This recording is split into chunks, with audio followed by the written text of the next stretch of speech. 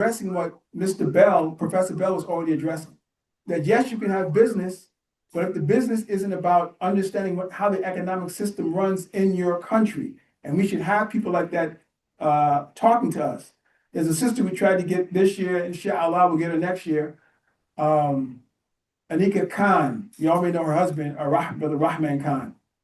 She's an economist, a Muslim African-American economist. So when we have business lectures or business meetings, we should have economists with us. Look out, find Muslim, especially in our association, Muslim African-American economists that'll let us know the trajectory and the scenery of how America is functioning and how the international world functions in economy. Then we can structure our business along those things. Because we can see ourselves as productive, but until we look out into the real, quote unquote, real world, then we'll know, oh, we're far behind, or we're going the wrong route. The only instance I'll say about this person is Bell. Him and his, I guess, associates are prone to be socialists. They're in Africa. They're in Africana studies. They study us. They study our people from Africa to America, and they love our people. And I'm saying they don't. However, two things: they haven't come up with a name for how we should function as a group outside of socialism. If we're that much into Africa, there should be an African name for what socialism does, but they don't have that. So that tells me that they're still functioning under a European ideology of what socialism is. And socialism started out of Christianity. The person that started socialism was a Christian, but he couldn't find his way through Christianity, so he went to socialism. Anyway, the end result is of this, Mr. Bell, he said, the billions of dollars that we make, or say America makes, the end result is the people that are in the power that disperse that money are the real ones that are shaping the economy. So if we don't have political people in those areas telling them how you want the politics to run and how we want our money dispersed, it's not going to be for naught. So his point is, but Bell's point is this, and his associates, they don't care how the money comes. They don't care. He didn't say it, but they don't care. As long as the money is distributed, free health care and other things you think, whether they're infrastructure and jobs, he doesn't care as long as everybody gets the fair share. Socialism. The moral part is not in his vocabulary really. He doesn't care if it comes from alcohol, cigarettes, drugs, strip clubs. As long as the money is equalized, it's okay in their mind. Because all they care about is everybody gets a fair share, and that the 10% or 5% that own everything aren't in charge of our money. But we care, and we don't want that to be a part of our economic wealth distribution. So we have to fight that too, as Muslims. So when we make New Africa, which is really a continuation of we should see it as that. This is serious. It's not our separate idea, oh, Africa is separate. It's a connection to what our parents, our foreparents, our people started. We're inheriting what they started. We didn't do Black Wall Street. There was no Muslim Black Wall Street. It's Christians. And there are brothers, Allah says in Quran, so we continue that. Now here's Al-Islam's opportunity to show how we can create cities and infrastructures and influence the economy. And that's what they had to say. We keep that in our mind as we talk, because if there are platforms and there are conferences and conventions where they tell us, oh, all you have to do is get so and so billions of dollars. We pull that together, and we don't need nobody else, and that's not true. If you read the book, you'll see it. Some of it's a little offensive to people that think it's just about money, but if I'm a business person, I'd read the book. Some of you may already know it, but I would read the book. It would help with our thinking. But definitely, man, Muhammad's book, Climate for Business Success, Islam's Climate for Business Success, will focus us as we read Mr. Bell's book. So with that, I'd like to bring back on Imam Mujahideen Muhammad, and inshallah, we'll learn from our speakers how we can improve ourselves in this international economy, but specifically the American economy, as Muslim African Americans leading the way for our African American brothers and sisters. Thank you. Assalamu alaikum. Wa alaikum salam. Check. Get louder. Okay, again, thank you for joining us. Thank you for that introduction to today's session. I'm going to have our panelists come up. We have Brother Amir Little, you can come on up. Brother Kareem Bayah, you can come on up. And Brother Earl Sadiq, inshallah, you could come on up. We also join online on Zoom here, Brother Yahya. He's also going to join us as well.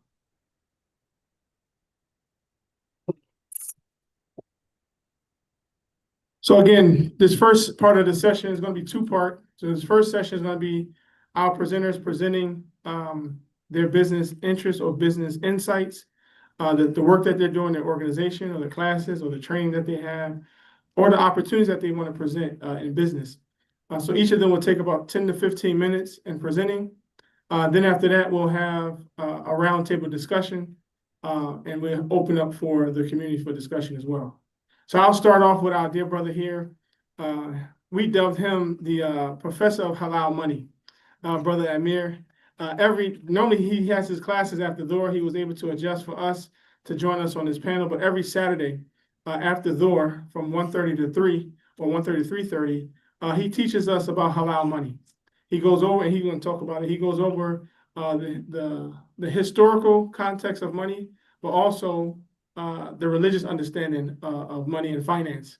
And then he has a whole lot of wealth of other knowledge in relation to the transition of the economy from the dollar to digital. And inshallah, he'll also address that. So I'll introduce him, and he can also further introduce himself, my brother Amir Little. Assalamu alaikum, family. Use this mic. Yes, I would like to first address the family accordingly. Assalamu alaikum wa rahmatullah. Like our Imam said, this is our opportunity to return to halal money. I'm gonna give you a small personal backstory so you can understand how we all got here, and alhamdulillah, why I'm here before you today. One of the things, the most important thing that we have forgotten as believers is halal money. All of the books that I've read from the 2008 crash to today, with the hundreds of books. There's some books on investing, business, economics, macroeconomics, microeconomics. And the one thing that most of these books do not touch on is the historical meaning or differences between money and currency. We have forgotten what money is, where it comes from, how Allah created it, and what we used as a community from ancient Egypt to today. I'm going to start off with this right here.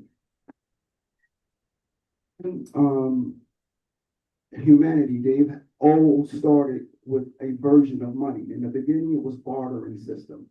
I had a specific weight of wheat. You had or dates. These are things on a halal scale that we use as money. Wheat, dates, barley, salt, gold, silver, and copper. Now, for all my life, I thought fulus meant money, right? What it actually means is copper coin. So once I understood that the money is the precious metals, Allah create certain principles in metals that makes it money, not paper. US dollar is paper currency. It is not money, right? It is, okay, it's not money. So this is where we fell off at. And what I've done and discovered over the last 15 years, there's a phrase they call financial literacy, right? They have a title that they use as financial literacy. But what I teach is not comprised in what they categorically call financial literacy, because that's dealing with banking, credit scores, buying homes of those nature. But that is deeply embedded inside a system that we don't control. You don't control banking, you don't control interest, you don't control any of those things. But the real control that we are supposed to have is over the money. Right? So in Arabic, the dinar is gold, right? In Arabic, silver is dirham. In Arabic, fulus is copper. This is considered halal money, but we don't say it. We don't use it anymore. Part of the reason why we're suffering as and economically, right, through all of these years, we've been suffering poverty outside of a base layer system called the banking system. So the reason for this is because we don't understand what money is, and what I come to call, what I teach, is foundational financial literacy. I teach the foundation of what money is. Once you learn the differences between a dollar, or what we should say, this right here, this is a Federal Reserve note. We don't control it, right? The Feds control it. The reason why our communities are suffering economically is because we're ignorant to what this is. There's a science behind money, right? That we have been categorically, I want to say, institutionalized not to learn, right? Because in the first, when we were Christians, the majority of us were taught by our leadership that, you know, it's what is easier for a camel to go through the eye of a needle than it is for a rich man to get in heaven, right? These are things that we were mentally conditioned not to become wealthy, right? But it's a direct contrast to everything that's in the Bible as well, because we know Abraham, Solomon, and all of those other righteous prophets were wealthy. Well, if you read scripture, it says that they were wealthy with what? Land, gold, and silver, right? In the verse in the Bible, it says, I think it's Haggai 2, verse 8, that the gold and silver is mine, saith the Lord, the host of the world. Basically, what I'm saying to you is we have forgotten and gotten away from what halal money is the reason why we economically struggle. You, as a business, you cannot develop, develop, and maintain a business with a currency that's dying. That's like building your house on sand. When we know the whole economic system, or we should know, the whole economic system is based on gold and silver. So let me give you this breakdown based on history, religion, economic law, and then the constitution of this country. We all know Prophet Muhammad sallallahu alaihi wasallam, and all the believers used the dinar. They used the fulus, depending on what economic structure they held in community. If they were wealthy, they had the dinar, right? If they were middle class, they used the dirham, and the fulus were for what they call the lower class who were not wealthy but used common currency. That's what the fulus was the copper, right? In our society today, it's supposed to, it quote unquote reflects the same thing. If I want the most valuable form of currency right now, according to economics, is 24 karat gold. Now people ask me, why do you carry around gold and silver? I said, for the same reason I carry an egg in my heart. Right? So this is this is dinar. This right here, each one of these square pieces is 24 karat pure gold, or what they call in countries monetary grade gold. This is not jewelry or any of that. Rings, bracelets, this is what they are made of. And this is why we have been conditioned to want the jewelry. Rappers, musicians, or people who are of stature, they want the jewelry, but we've been brainwashed away from the money. And this is our deen. This is our deen. Now, some people ask, say, well, Amir, and these are all valid points based on the knowledge and understanding of our community. I can't go buy bread or milk out the corner store with gold and silver. You're right. You can't. That's because the people who run the stores don't understand halal money. We're supposed to. So if we voluntarily go back to the money that was ordained by Allah for us, these have certain principles, and I'm gonna get into those principles, but I want to show you something real quick. I have 2, 4, 6 coins right here in front of you. And I need you to understand what I'm about to say, because this is very important. Every single developed nation in the world has 2 forms of currency, but their government and educational system only taught you about one. This is the US dollar, created by the Federal Reserve. But this is a US dollar, created by the US Treasury Department. The US Treasury Department is in control of the US money. The Federal Reserve is in control of US currency. This is what's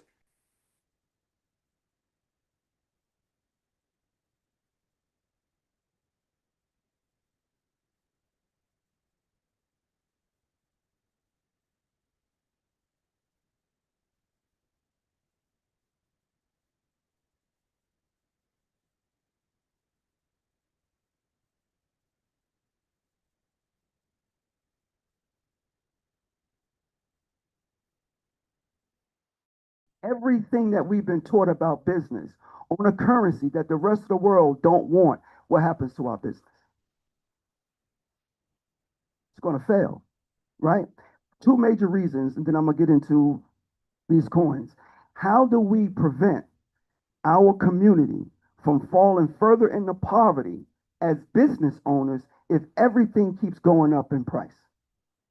So what begins to happen? We are going to categorically be pushed out of our communities due to gentrification because we don't understand money and value and assets, right? We are going to be economically pushed away from doing businesses with the Muslims that we supposed to do business with, because the prices and products are going to continue to go up. But the majority of the community, which are older, on Social Security and disability, their income will not go up. So we will watch 20 to 30% of our financial base get pushed out of the businesses that we are conducting. Do y'all understand that? This has absolutely nothing to do with anything outside of our decisions to know and return to halal money, which is our deen. Now, let me give you some historical context of what I'm saying, because we got some brothers in here that was around in the 60s. In 1964, 1 gallon of gasoline was 25 cents. It was 25 cents. So in classes, I always give these references because I need our brothers to be able to visually comprehend what I'm saying and then economically put it to real life. In 1964, the 1964 quarter bought 1 gallon of gasoline. Can I buy a gallon of gasoline today with a 1964 quarter? Yes. Yes. Why? Why can I take a 1964 quarter and buy a gallon of gasoline today? Because it's made out of halal money.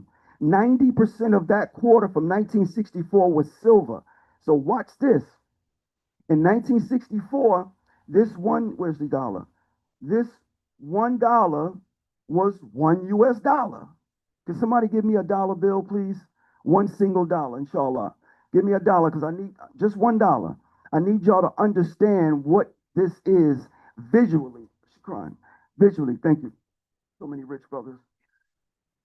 Okay, so this $1 purchased this 1 ounce of silver in 1964. Follow me on this. 1 ounce of silver contains 5 US 1964 quarters. Let's do some math. If the price of silver went from $1 to $40 today, it's $40 for this coin. How many times does 5 go into 40? 8 times.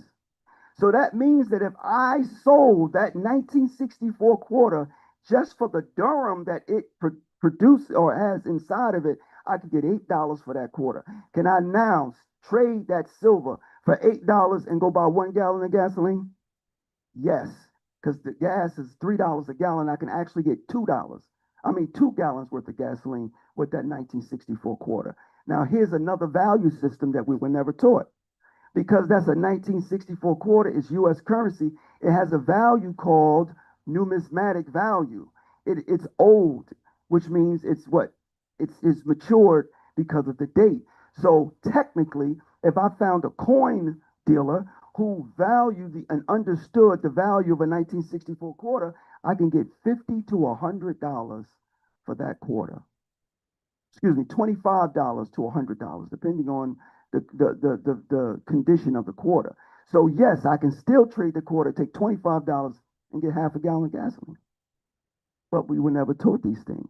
No one ever consistently gave us the science behind the money because we were too focused on the business.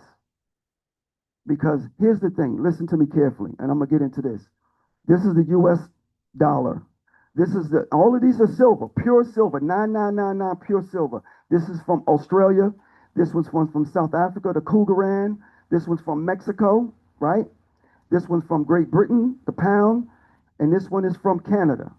Now they all have paper currencies that coincide with these countries, but they also make gold and silver coins.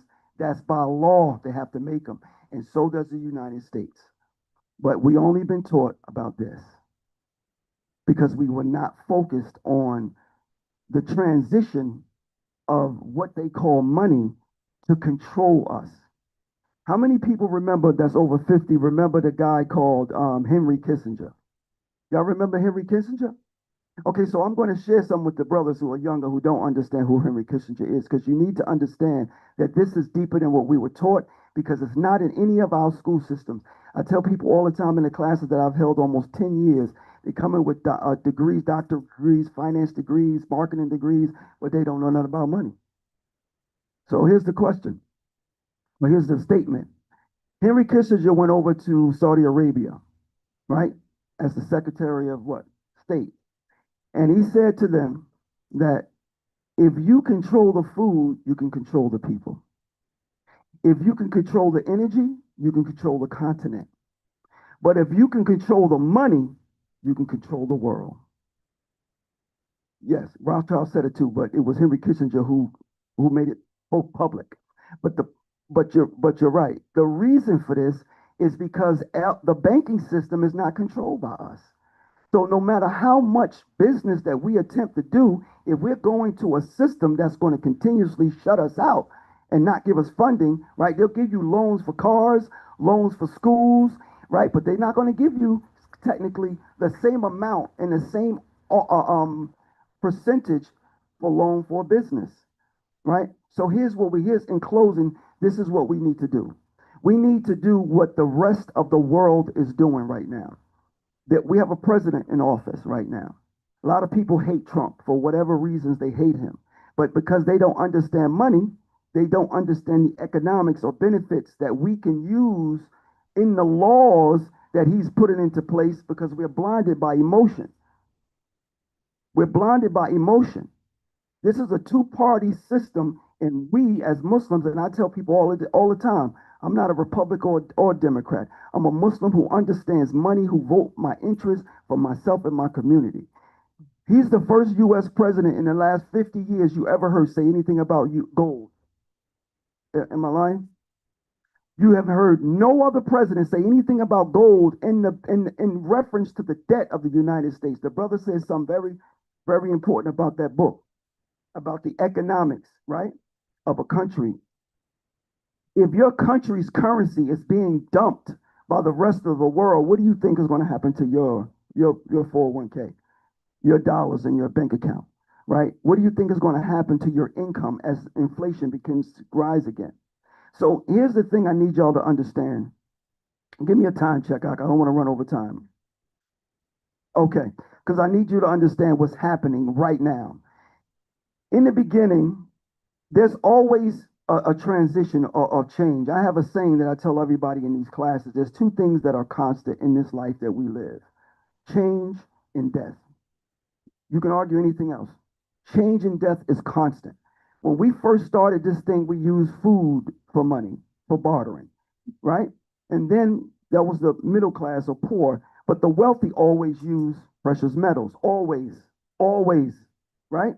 Then we went to this paper currency stuff because the dollar was backed by gold. Y'all remember that prior to 1971? And then the United States committed a fraud.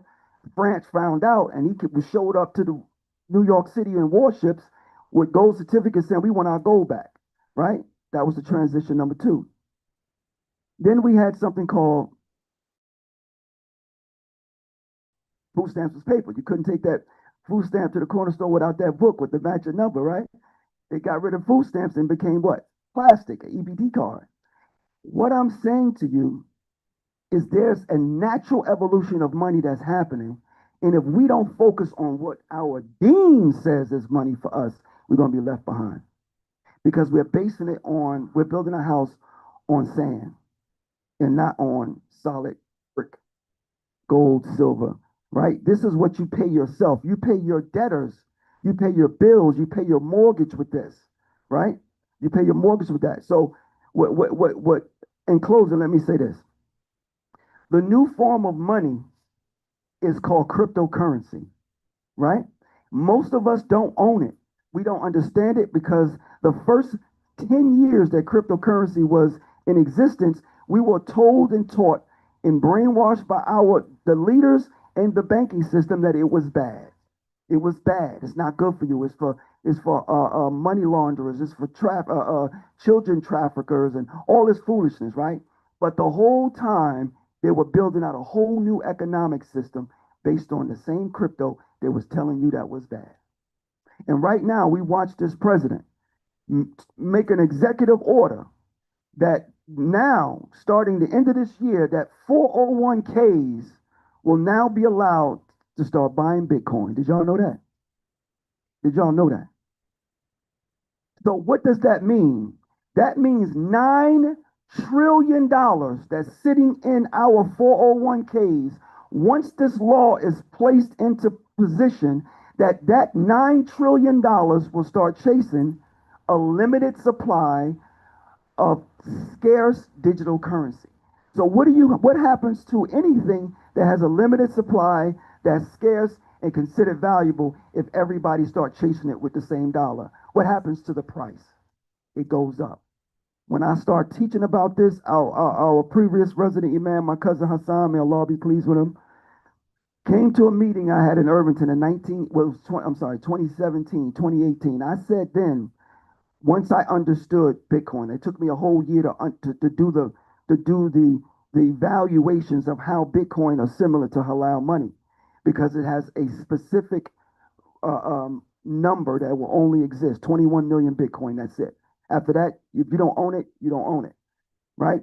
Same like gold and silver, it's limited. Only Allah can create gold and silver. They've been trying to reproduce this since forever, right? That's number one. Number two, when those things start to happen, it was in that year, it was $3,700 for one whole Bitcoin.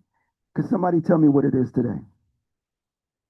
It's $118,000 6 years later. How many things in your life have you ever purchased that went up 200,000% in 6 years? Right? How many things? Let's get right back to halal money, because we ain't got to go far. We ain't got to go crazy. This right here, we are in August. Silver has went up this year 29% since January. Now let's look at our bank accounts.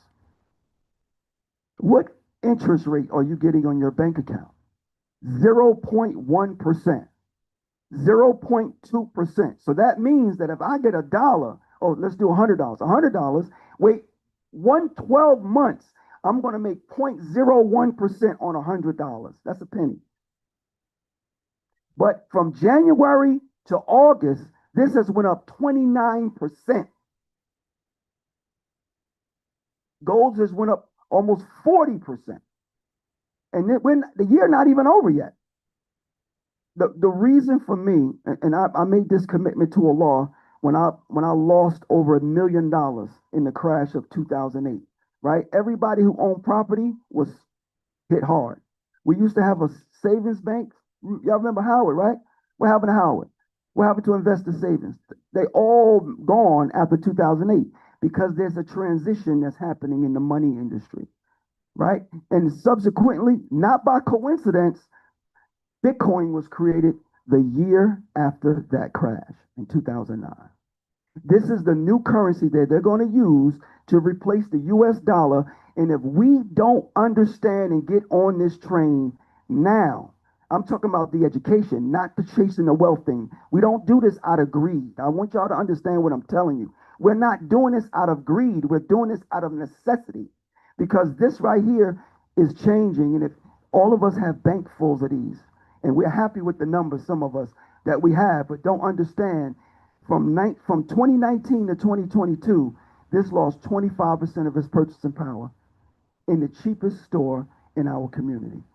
Everything in that dollar store went from $1 to $1.25. Is that true? So that means that the US dollar lost 25%. Did you get a 25% raise in that same time? No. So the younger generation, I'm pleading with our community to understand, to come to these classes to get a better understanding of what money is, because there's a large group of our family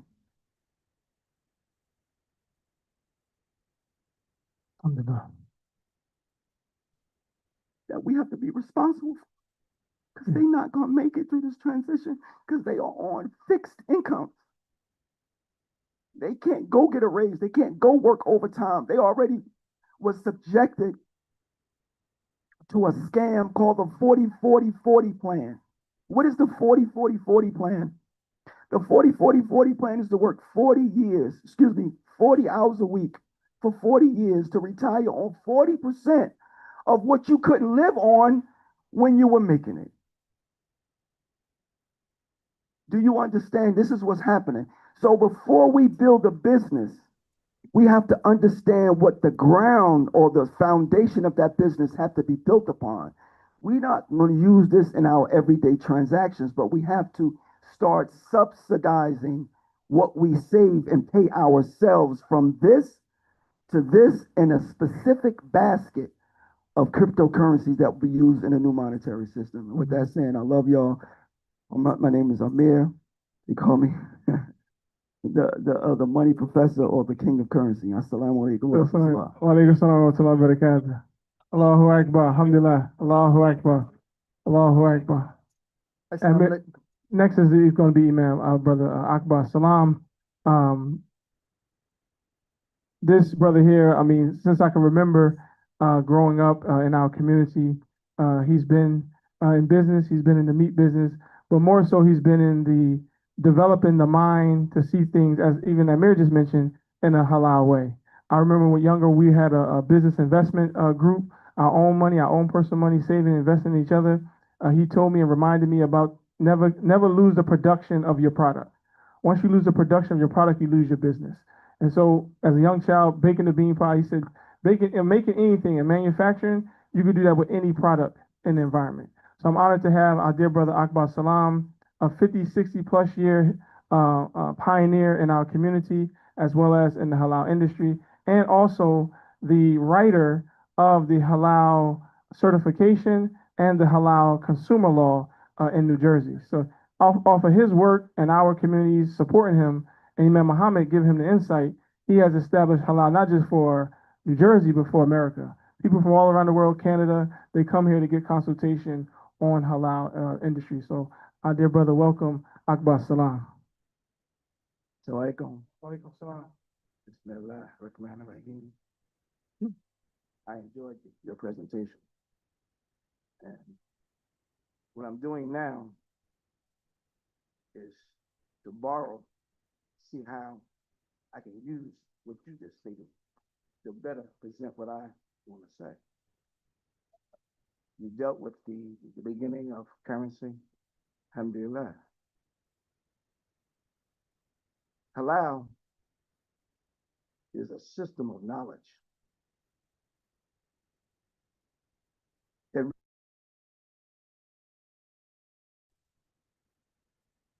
And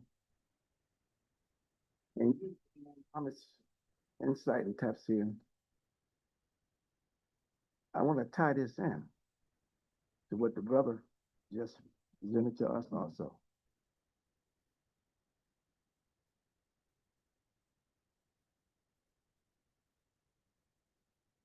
Starting with Unity Halal products. Prior to 1975, we knew very little about halal. Kosher was predominant in our community. In 1975, Imam Muhammad became our leader. And let me say this, a group of us before 1975 used to go to Chicago in 1971 and hear Imam Muhammad and benefit from his tafsir then. So in 1975, we were really just waiting for that new outburst of insight to come. So Imam Muhammad in 1976, he challenged us to establish halal in America. So we were basically serving kosher products and non-halal products, meaning all beef. So I went to Slaughter Halal, and I was told that I couldn't. They stated that the Muslims that were selling halal, what they were doing at that time, they would go and the rabbi would do the cut or do the slaughter process, and all they were doing was stand behind him saying Bismillah.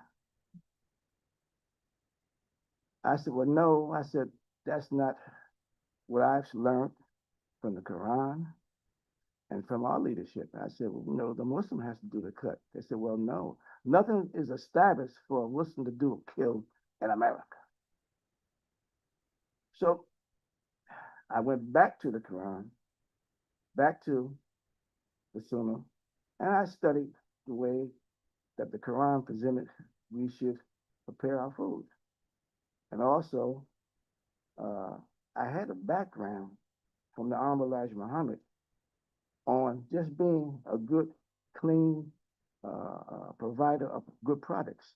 And I found that background that I learned from the Honorable Elijah Muhammad really was right in accord with the halal system. So in 1976, I wrote up some information for the USDA so I could slaughter.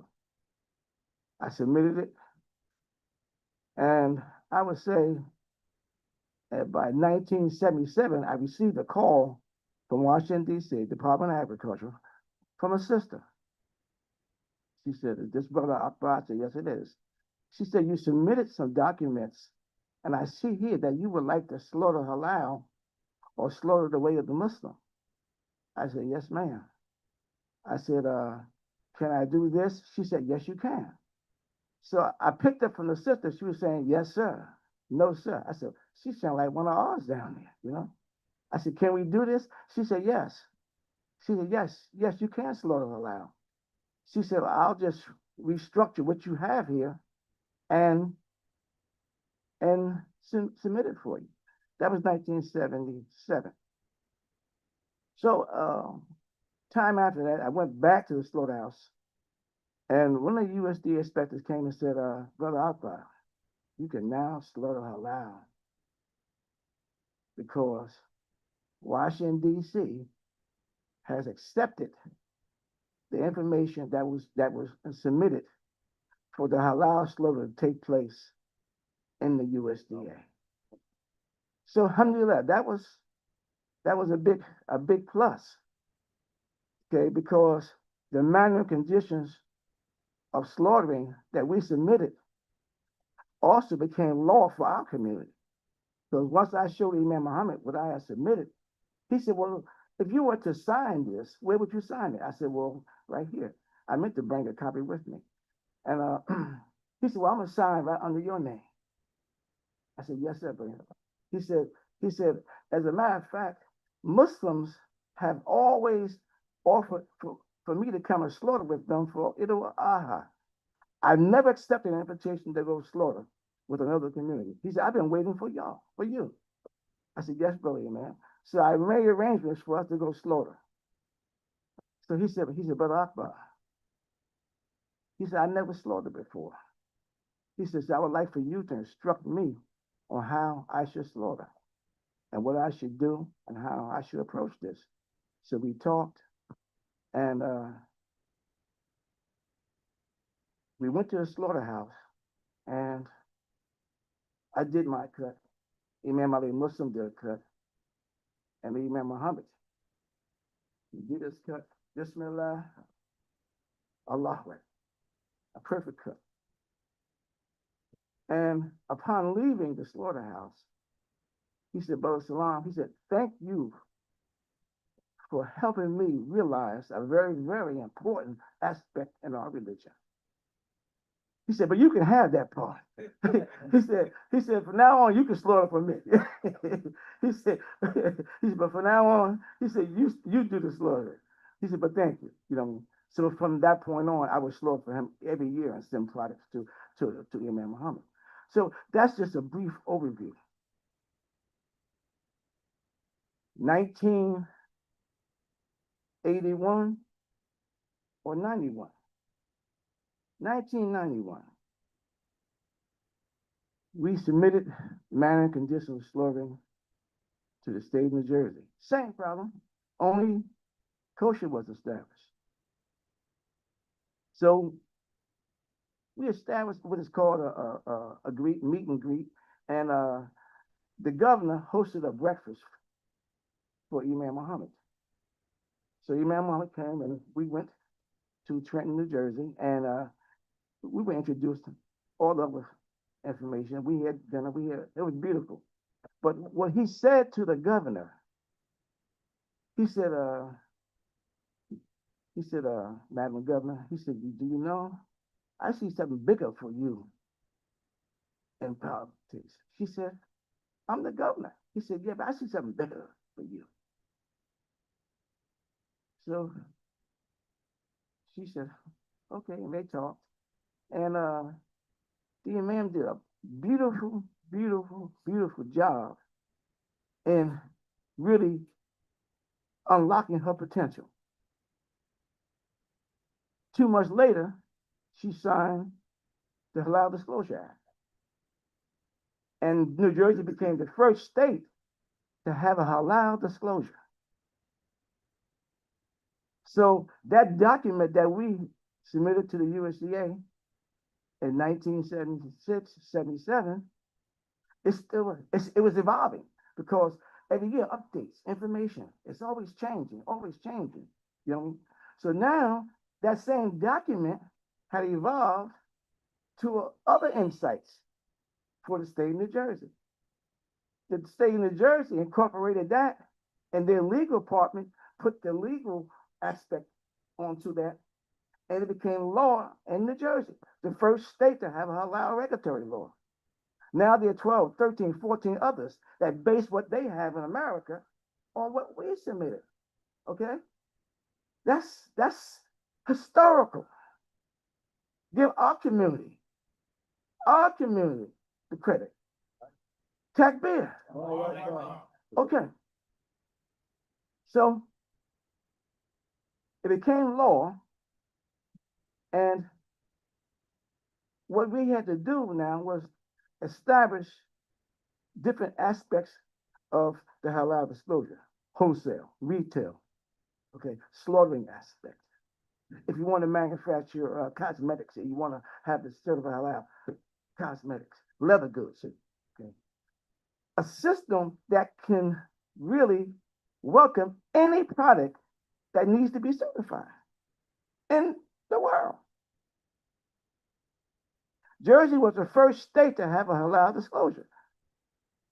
But also, what we did with the Council of Imams, Imam Earl Sadiq, and others, we also put some other changes in the disclosure.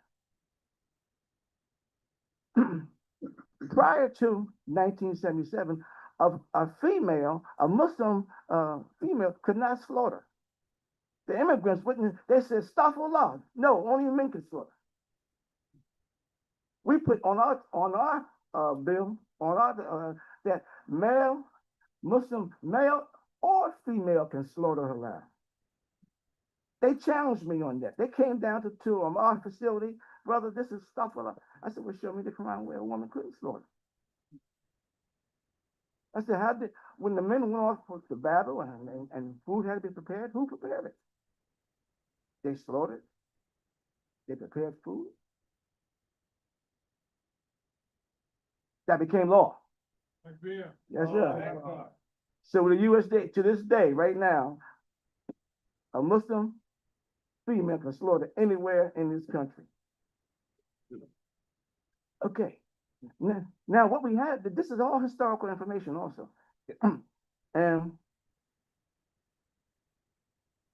I was approached about this presentation. I said, well, let me just step back and say this. I said, it was Elijah Muhammad that took the hog of my table. It was Elijah Muhammad that had us read How to Eat to Live. It was Elijah Muhammad that first tried to establish the first slaughterhouse in Chicago. I said, well, let me state it this way then. It was the Elijah Muhammad and Imam Muhammad that established Quranic and halal dietary law in America. Okay. So let that be our foundation. When we present halal, let's present it that way. Abba Salam happened to be blessed to be an instrument to make that happen. But my teachers were the ones that established. So in 1977 also, I met Imam Muhammad. Imam, I said, I have a business and we're doing this, we're doing that. He said, well, Salam, he said, can you meet me in Washington, D.C.? I said, yes, sir. Okay. So he said, I'll be in Washington, D.C. this next week. So I went to Washington, D.C. to meet him. I met him. I said, yes, brother, ma'am. They wouldn't let me in at first, but Brother Ehab happened to be present. He was one of the imam's security. He said, no, let this brother in. And I went to the imam. I said, yes, brother, ma'am. He said, can you meet me in Chicago? He said, we're having a program in Chicago. Can you meet me in Chicago? I said, yes, sir. I went to Chicago and I brought a package with information and all with him. And that was the first halal conference. So we attended there. I met all the brothers who I've known from the past who were operating the halal slaughterhouse there. And it was great. That was the first, I would say, halal conference. And but then Imam Muhammad, at that time, that group produced a book called Challenge. You have the book? Yes, sir. Meeting the Challenge. Okay. That grew out of that workshop that we had there in Chicago. Peace Group. Okay. So moving forward, Imam said, well, he said, well, Brother Salam, I went to Chicago. I went there and they were standing around, it was cold, it was standing around a barrel of it had wood in it, burning fire. And the brothers had a few chickens and they were slaughtered. I said, well, I was already killing beef. You know what I mean? They had some chicken. And the Imam said, he said, no, this gives me flashbacks of old days down south. You know what I mean? So, he said, Brother Salam, thank you for coming, etc. The following week, Imam Muhammad called me on a Jumat day. And he said, Brother Salam, I said, yes, sir. He said, I take Adam for my prophet any day. He didn't say halal. He said, I take Adam for my prophet any day. I said, yes, sir, brother, man. Following week, he would call maybe an hour before Juma in Chicago, but they were an hour behind us. It was Juma time for us. And he would talk about Adam.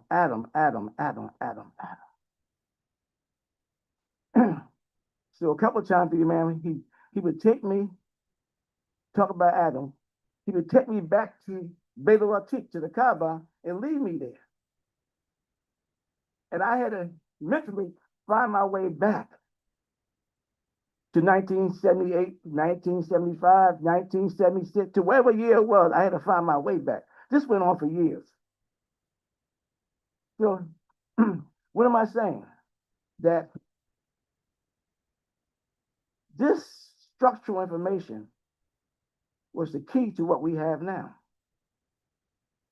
So, eventually, I went to a kosher slaughterhouse and I asked the rabbi, could I slaughter halal? He said, no. He said, only rabbis slaughter here.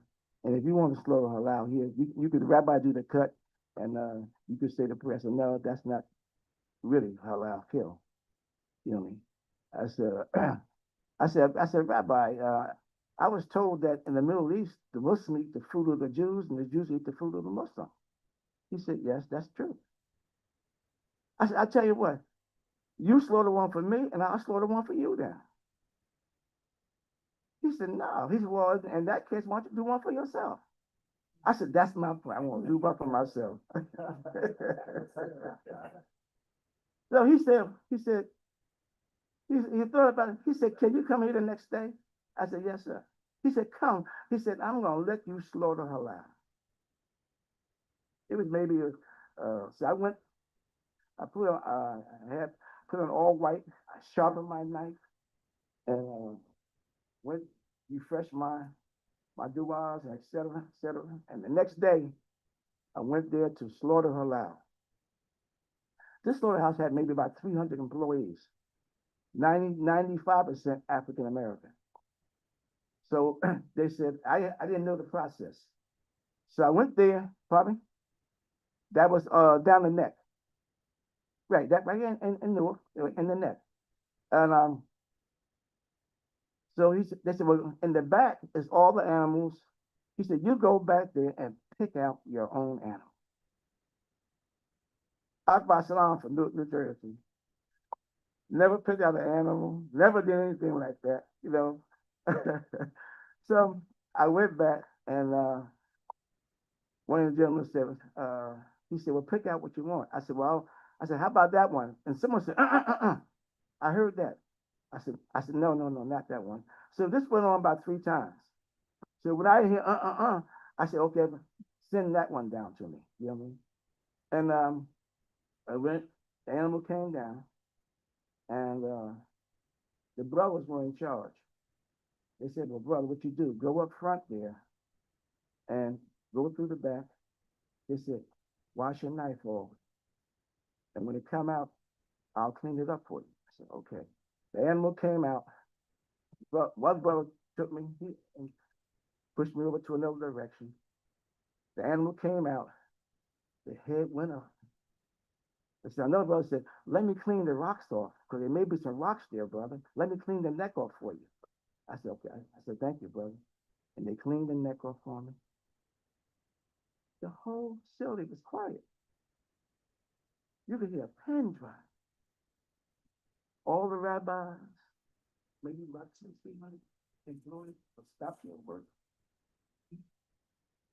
And I said, Bismillah. It rang out through the whole facility. And did Allahu Akbar. And all the brothers said, yay! You know what I mean? You know, perfect cut. The head went up, cut. I stuck my hand under there. I felt the hot blood, that sensation I never did before. I had did it before, but I never did. I felt that sensation. I made sure that the arteries are severed. And then the brother said, okay, it's gonna bleed, brother. He said, now what you do, you go around and follow your animal all the way around. He said, and at each stop, let's check out what's being done. Okay, thoroughbred. So I went to the next stop, you know, how everything's being checked, how the lungs are being checked, okay, how the spleen is being checked, okay. So I'm saying, I'm looking at this process, okay. You know, how air was put in the lung, how that's running up, okay, to make sure they want to procreate. I said, this is the process that we have to have to install outside. I said, because this is for the best and for the welfare of our community. So it went through that whole process. You know, I slowed it there 20 years. Okay. One particular time, I select. Oh yeah. I didn't mention this. The brother who in the back who's kept on saying, I said, I want to see who that brother was. So I went in the back, and he was a brother named Clarence. He was a master on selecting animals. Every morning, I would meet him, and he would teach me how to select animals. How to get this. He said, this one here will be a select. This one will be prime. This one will be here a choice. Okay. I became so good, whereas Clarence would say, go get one for me. Okay. So this one particular Friday, I selected an animal, black Angus. For I would say over a 20-year period, this was the most beautiful animal that I've ever seen. I selected that animal, so the animal came out. The rabbi, okay, this is my animal. They said, no, we want this animal. Any other time, I would say, go ahead, take it. I'll slow the next one, but not this one. I said, no, I selected this animal. I said, well, this is my animal, and I'm going to slow this animal. Yeah. They went and got the head rabbi. And the head rabbi came, and he had maybe about 10, 12 of the young rabbis. But they all came and approached me. And the rabbi stood like almost toe to toe with me. He said, kosher is first. He said, kosher was established by Moses, and kosher is first. He said, Moses was a teacher. He said, of the law, and that's why Jews are foremost in the law. He said, Moses was first in teaching about dietary. He said, that's why kosher is first. He said, Moses was a healer. And that's why Jews are foremost in medicine. And kosher is first. That's, oh boy. He's coming from a different aspect. I didn't expect this. But then I thought about our and my imam. I said, Rabbi, will you agree that Adam was the first man? He said, yes. I said, will you agree that God taught Adam the proper diet and what to eat and what not to eat? He said, yes. I said, halal means lawful by God. Or we say lawful by Allah. So halal was established first with Adam. And halal was first. I said, halal evolved from Adam to Ibrahim, from Ibrahim to Moses, from Moses to Jesus, and from Jesus to Muhammad, and from Muhammad to us. And halal was first. Brothers, the rabbi stood there. He said, smart man, turn around and walked away. And brothers and sisters, I went and I slaughtered that animal and kept it for us. I slaughtered that animal and brought it back to our establishment, broke it down, and fed it to our community. Okay, now, so what do we have there? We have new insights. Imam Muhammad, over all these years, taking me back to Adam, what has happened is me saying that gave me insights. I used Imam Muhammad's tafsir to unleash my potential. All this time, I'm watching the industry. And I'm writing down different things, different procedures for halal. So now we have a halal system of knowledge for our community based on those two great men and Quran and Sunnah, of course. Now, I say that to say what? That brothers and sisters, food, halal, is food, clothing, and shelter. Those are fundamental basic things in life. And Imam Ahmad came and gave another powerful piece. He stated that the first door of knowledge is Rahman. He said that's the first door that the human mind walked through. It was Allah's mercy.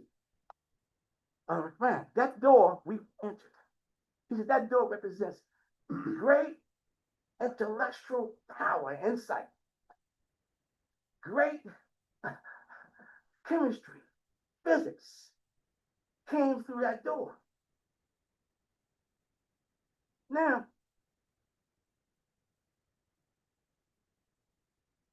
and also, those who were living in that day and time had to use great mental power to take advantage of what was happening at that time. Of course, we didn't have technology when Adam was slaughtering. But the mind of that time, whatever how great it was, found ways and methods of slaughtering food, clothing, and shelter to make it possible for the humanity at that time. Great insights brought that level of insight from Adam to Abraham.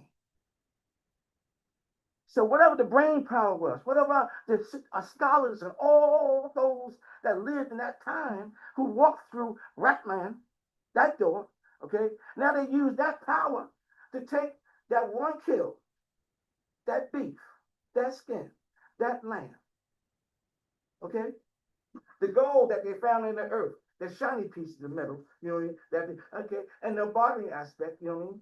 You know what I mean? That copper, that silver, you know what I mean? Those that were using those items in that day and time, okay, they took that and elevated the halal process.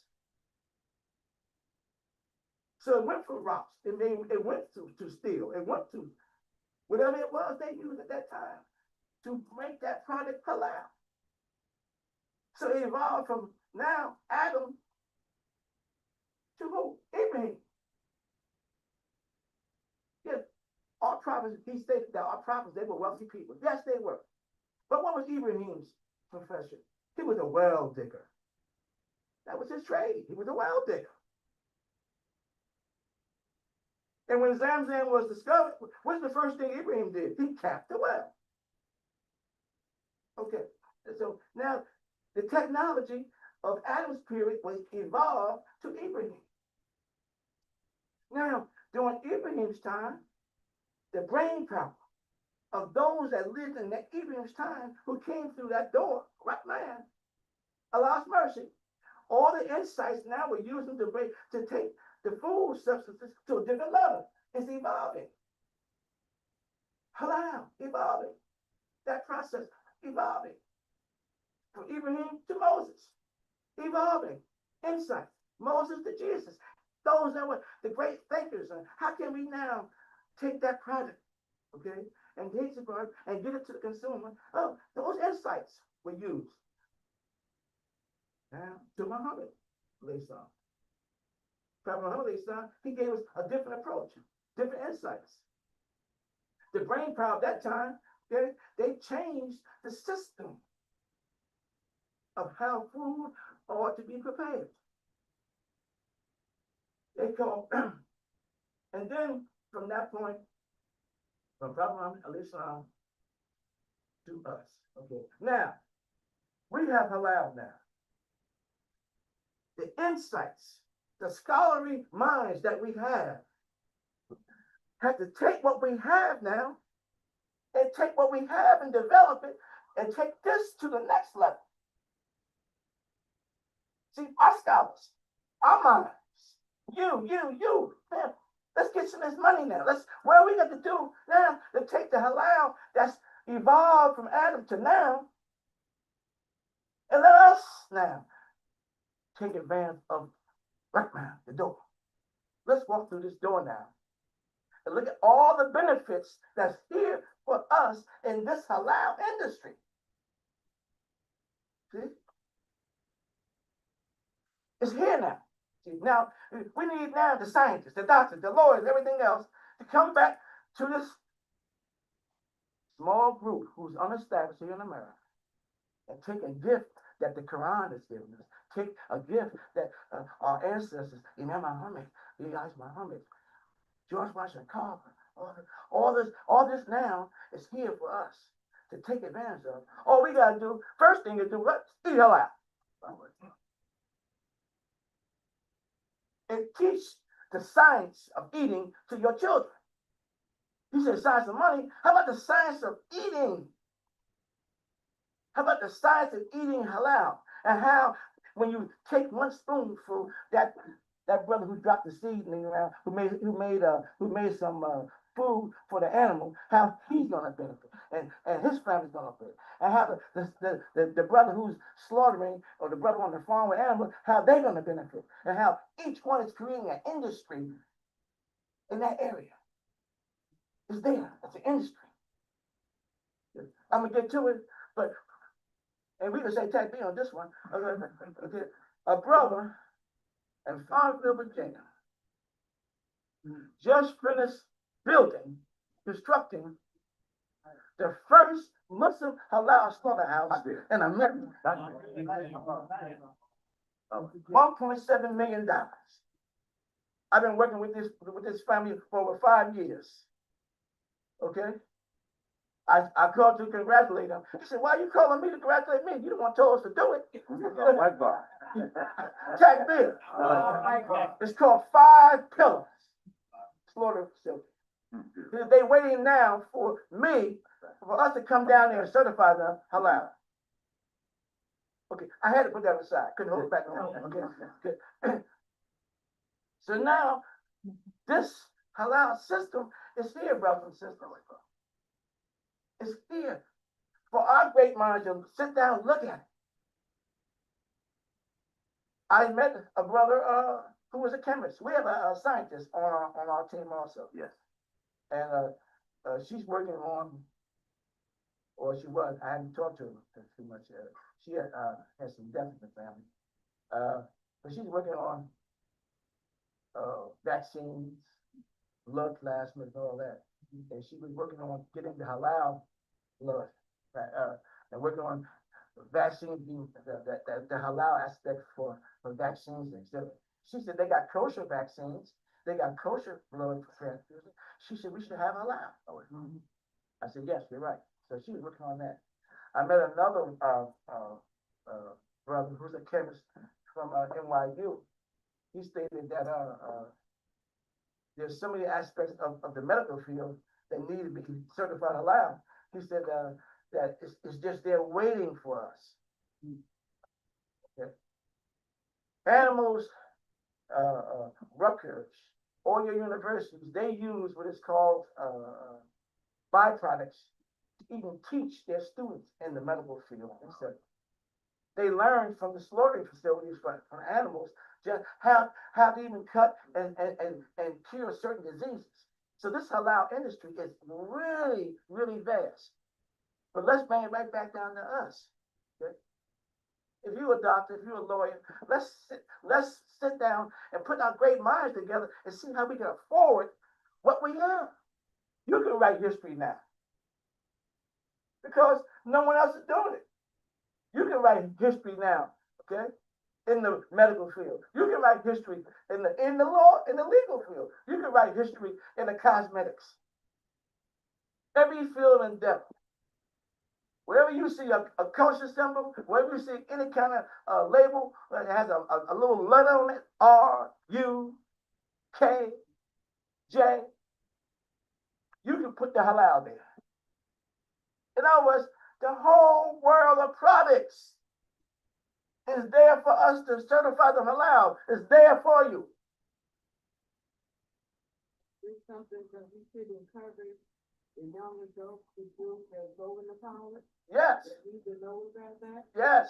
Well, they need I to have know questions. that, Let me finish my presentation, okay? They're not sitting in here. Okay, They have to go back, you know, for the young adults that go in the college to talk about some of this. yes, Cause they're not sitting in here. you're right, You know what I'm saying? right. You're right. This is what I was saying last night, like, you know. Exactly. Let me finish this, okay? I'm Yeah, sorry. because we have one more presenter, Okay. Kareem Baya. So Akbar, you could just finish up with your Okay. thought. Yeah. So I say that to say this. That out of all of this, what did we recognize should be done? We established what is established as the New Africa Halal Certifying Agency. The New Africa Halal Certifying Agency is a registered agency that can slaughter, that can certify any product halal in the world. As long as it meets it dictates the Quran and Sunnah. Okay? We can certify, if you have a product, our agency can certify it as long as it meets certain conditions. If it's cosmetics, it can be wood, because people don't understand that there's a thing called kosher wood, because it doesn't have to hop in the process. Everything in this country is based on inspection. You have your own. What we've done is we have certified a system of knowledge that belongs to you. Because in the future, if you want to do something halal, you will have to go to someone else or somebody else. You probably the immigrant community, and they're gonna and we'll have problems there. Okay, because we are starting out. Okay, we have the people, we have the structure, we have the law that we've established. All we have to do now is implement it. Okay, we need halal businesses. Okay? We need you to do what? Just come together. Let's unite and see what the needs of our community is, and let's structure our economic base for our community. And we have to do that. The brother that opened the slaughterhouse down there in Farmville, he opened that slaughterhouse based on our potential. Now, how can he get that product that he has to us, to you? Distribution. Yeah. Not trucking. Yes. The whole industry opens up. We need insurance. You say we need it. But he can't do anything right now until I go down there and certify him. And then he sends that into the USDA. The USDA says, okay, now you can put halal on your labels. Okay. You can put halal on your store. Okay. And go forward. I gave him a verbal for his retail store. I gave him a verbal appeal, not appeal, verbal approval for his retail store. That's how powerful this agency is. Imam, he went out with us. Wherever we saw the word halal, we walked in, introduced ourselves, and asked, could we just check their facility out? We were received. But let me say this here, brother.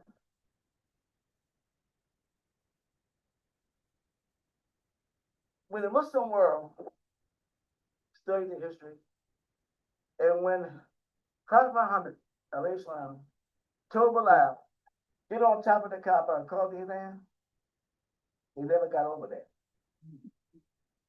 He never got over that. And when you go into an establishment for inspection and halal, there's some kind of resentment. Thank you very much. When you go to these facilities and when you see this, that, there's some kind of resentment. How you get the law? I wrote the law. Takbir. Takbir. Takbir. Alhamdulillah. We have one more presenter before we open up for Q&A. Testing. That's our dear brother Kareem Baya, inshallah. Yes. You want to say something? You want to present on the inspection? I'll let him go and come back to you, inshallah. Just have you touch it. Yeah. let him. Go ahead, go ahead. You want me to let him go? The singer, yeah. He's our part. Yeah, I'm here. Assalamu alaikum. Bismillahirrahmanirrahim. My name is Imam Earl Sadiq. I work out of Masjid Ashif at 922 Bergen Street in the city of Newark. Who's with the Imam is Imam Akil Mateen. I, along with Imam, I'm with Akbar Salam. You know, people say, you know, Akbar don't talk much. I say, don't get him started. Alhamdulillah. Unity was started with 7 brothers almost 60 years ago. Halal actually started with Akbar about a little more than 50 years ago. One of the Imams said, make your business halal. And we have evolved during that period of time. And this month of March in the year 2025, the Halal Consumer Protection Act has been established 25 years in this state, the first in the nation. Takbir. Now, you got to keep in mind that we are 400 years out of the mix, meaning we've been here 400 plus years. We've been out of Deen al-Islam. For a short period of, say, within 50 years, and Nabi Muhammad said, make your business halal, we established laws. Negroes running through the city of Newark, New Jersey, hustlers, drug addicts, pimps, lowlifes, and etc., accept this religion. First, Allah Nabi Elijah Muhammad, of course, and to evolve to WD Muhammad. And look what has happened in such a short period of time. So we thank Allah much for Dr. Farad Muhammad, the Honorable Elijah Muhammad, Imam al-Sadiq Muhammad, and Akbar. The reason why I say Akbar is because he jumped in out of nowhere and started halal. This society will get the benefit, especially in the Newark, New Jersey metropolitan area, long when people are dead. But we have to write books and establish institutions to perpetuate the knowledge of how these things started, because we didn't fall out the sky. We evolved out of something. And I'm proud to be a part of that evolvement. I'm a halal inspector. I was an inspector for the city of Newark for 15 years. Nobody likes inspectors because we're like flashlights. We see that darkness, that thing that shouldn't be there. We bring it to your attention, and oftentimes you don't like that. Why? Because you have to repair it. And what does repairment cost? Money. Money. Any repairs cost money. So when I walk into a facility, it says allow, that's my invitation. So they said, well, how did you get it? I said, I've seen allow. I'm an inspector. He said, what do you want to do? I said, I want to inspect your facilities. Now, like Akbar alluded to a few moments ago, it's a light resentment there. Manyfold. I'll use 2. Hey, I'm a black man coming to your Arabic establishment, imparting to you a law that you must respect. You may not like that. You don't have to like it. I'm an inspector. This is my job. Your job is to comply, to do the things that the laws say. Now, oftentimes, they don't know that there's allowed consumer protection that in the state of New Jersey. They don't even know. So I don't take a hard line with them. I try to explain. Oftentimes, it may not my explanation. So what I do, I call the state, and there's a representative from the state of New Jersey, because we have those type of representatives. And he's a little different than I am, because he comes representing the state. They see enforcement with them. They don't see that much with me. This is something that over a period of time that we will have to overcome. And once we begin to do things to inspect, they will see that we are legitimate. This law, first in the country, keep in mind now, the first in the country coming from us. Bubba. How did Bubba get this? How did you even get something like this? We didn't know we had it until Allah showed us that we had it. And now we're going to let all y'all know how we got it and what you have. You're not complying with me. Now, in Surah number 5 in the Al-Quran, Surah Ma'idah, the table spread with food, Ayah 3, 4, and 5 explains so many things about halal, just those particular ayahs. 3, 4, and 5, make sure you go home and you read that. And it covers food in so many different ways. We have the Food and Drug Administration. This is the evolution from Prophet Adam all the way down to current. We have the Food and Drug Administration, who's supposed to monitor the foods that we eat, the waters that we drink, the supplement dietary pills that we take. Honorable Elijah Muhammad, Allah bless him, forgive him the paradise. He said in 1965, he said, water should be 99.95% pure. You think this water pure? Do you think it's pure? Hypothetically, yes, I think it's pure. What about the container, the plastic? The worst in the world, plastic. This is the worst in the world, and everything is imbued with plastic. It destroys us. So for you, exercise people that can get out and exercise and drink your water, get a container that doesn't have these type of plastics and drink your water out of that. Because the water, even if it may be pure, which we know it's not because it's not 99.9 pure. So, and when you drink out of the plastic, you're drinking this now. Alhamdulillah, what could I say? I got mine over here too. So you have to be conscious of these things. So this comes from the Food and Drug Administration to let us know the harmful things, but they don't. Why? Because Big Pharma is a multi-billion-dollar institution. It's money, too much money involved. The brother was talking about money. There's too much money involved. So if I put you on the right path, Mustaqim, that you're supposed to be on anyway, don't fight me. Comply with what Allah tells in the Quran. Now, I don't know, about a couple of years ago, Chipotle, you know, the Mexican big time restaurant, they had a $25 million lawsuit against them. That never been done before. Now, by them being such an institutional restaurant and chain, they overcame that, paid the fee, overcame it. Why? Inspections. You had these immigrants coming there working for little or nothing, not paying them, and they weren't aware of the training and the health standards that they should have. They spoke a language, bring them in here, work them overtime, work them to death, give them X amount of money, and that's it. So now thousands of people got sick, and it was in Southern California, in that part of the country. But they were fined $25 million. Now, they overcame that because there were AAAs all over the place. But they weren't abiding to inspection laws. This is the purpose of having an inspector, and people don't like inspection. Why? Because I see, or she may see, things that you don't want us to see. So that's very important that you have inspectors. And a Muslim inspector is supposed to be double conscious. As I said, I was inspector for the city of Newark, New Jersey, in public housing. I've seen a lot of things, but I learned my inspection techniques from that and brought them to the house inspection. So when I go into a facility, have on my uniform, have my badge, have my Cooper, whatever it looks like. When I walk in the door and I got my white on, they say, "Oh Lord," they know what it is. I come to inspect. Now, oftentimes they're the one that, no problem. I'll come back maybe twice, no problem. After that, I call the state. I'm at so and so. They don't want my inspector. Don't worry about it, Sadiq. We got this. Now, we charge for our inspection. The Caliph Imams came with a nice fee that people have to pay us. This ain't no charity. This is about business, and they got money, so we ask for money.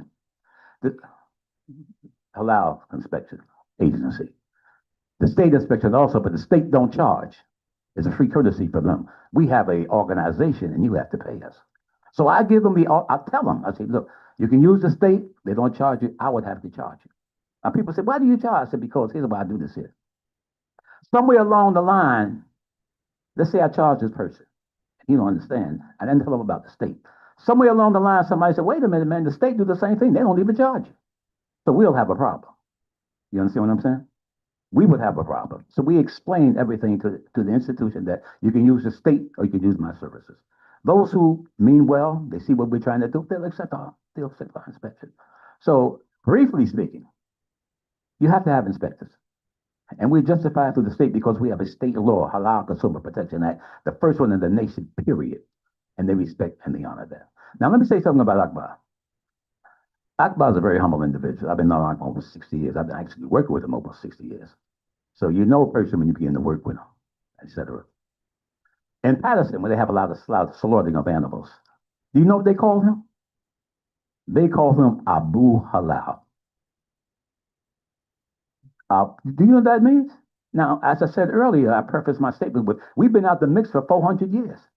50 years we come in and they call him Abu, the father of Halal. You see what Allah has done for us? Takbir. That's a great honor because it's not him, it's us. They're talking about us. So our responsibility is to what? Eat halal as much as you possibly can. And tell the people to eat halal. Oh, they charge a lot of money. Have you seen the prices of things today? You talking about charging a lot of money. We ain't seen nothing yet. This brother explained about money to us. We ain't seen nothing yet. We're going to wish for the old days. But there'll be no more old days. It's the new days now. And we have to be a part of the new days. So I want to thank Allah much for Dr. Farad Muhammad, Imam Muhammad, Muhammad, and Akbar Salam, and all of us who heard this message and accepted it. And Allah put us where we are today. Thank you, may Allah bless us all. Halal inspection. Assalamu alaikum. Allahu Akbar. Allahu Akbar. I'm gonna stand up if you don't mind. At this age, you get a little crampy sitting down so long. My name is Kareem Daya. I'm an old soldier, been around for a while. Muslim since I was 18 years old. I'm 28 now. I come to my community to, as you know, part of Islam, we have four birds, and one of the birds are economics. And we've been hearing economics this evening. The part of economics I like to bring to you is to develop a credit union, a federal institution that we need and we can use as halal products and services through our credit union. Okay.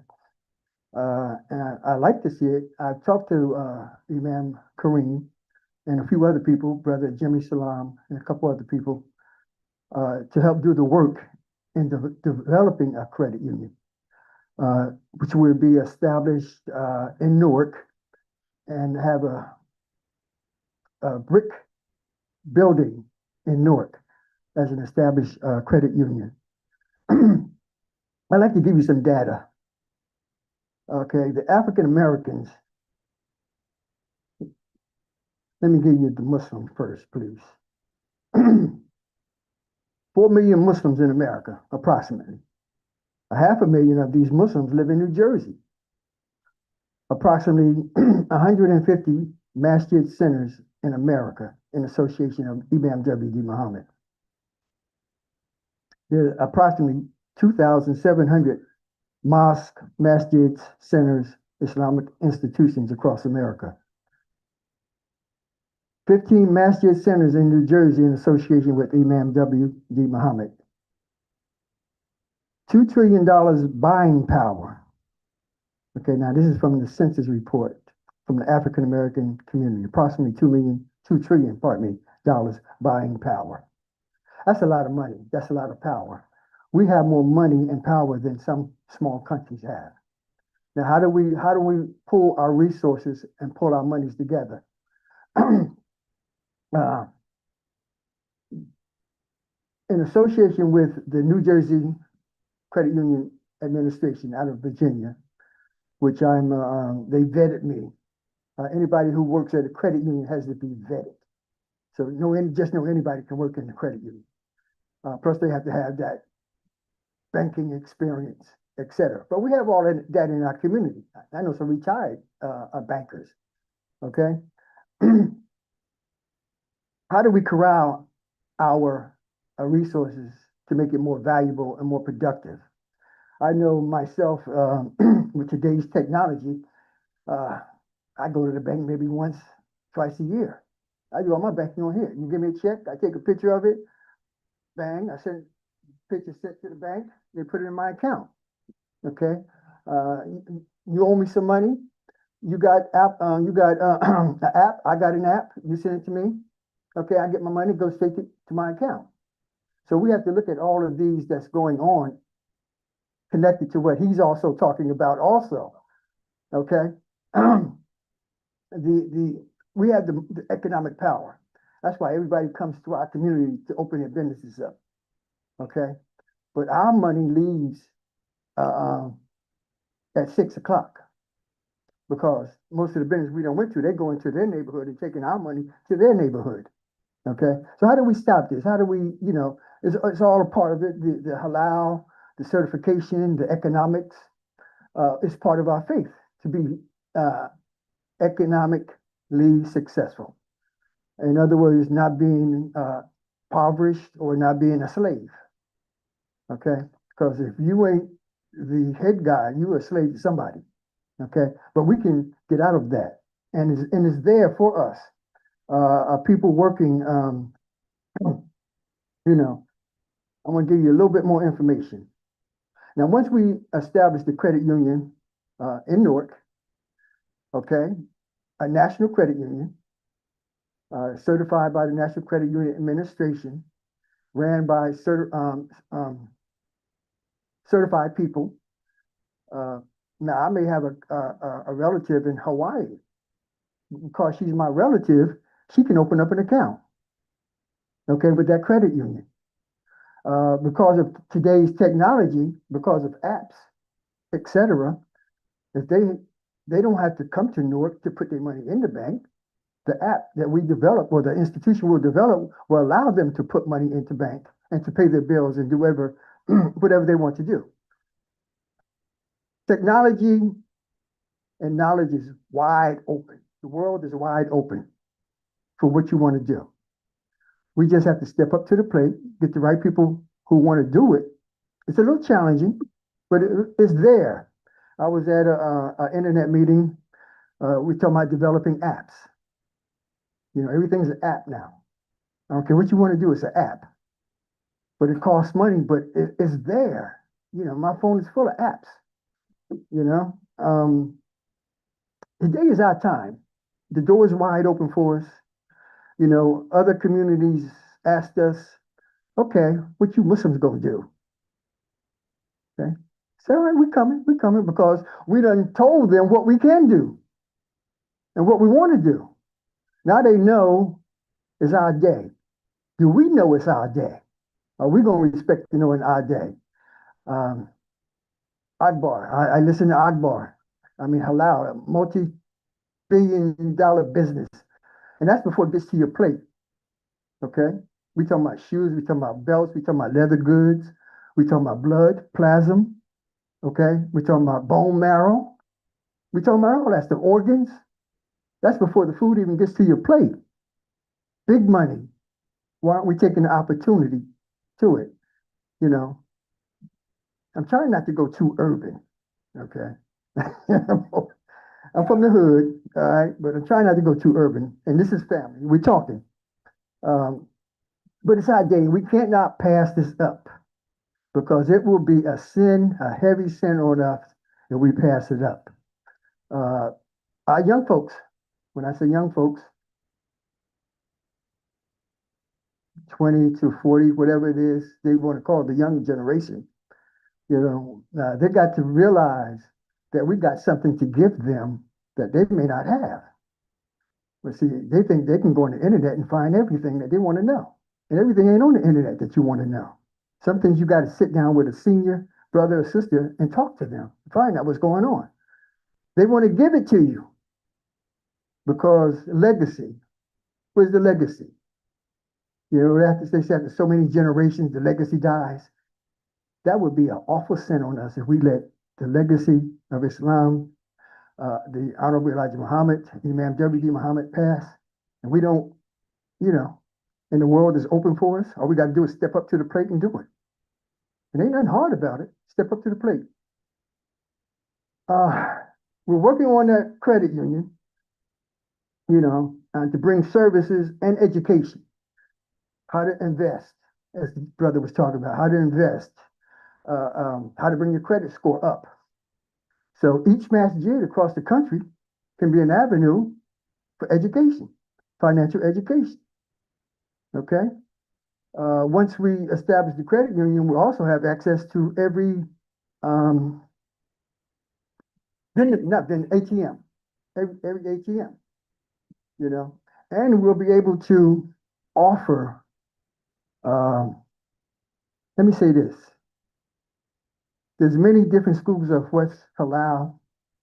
You know, one say 1% is non-halal.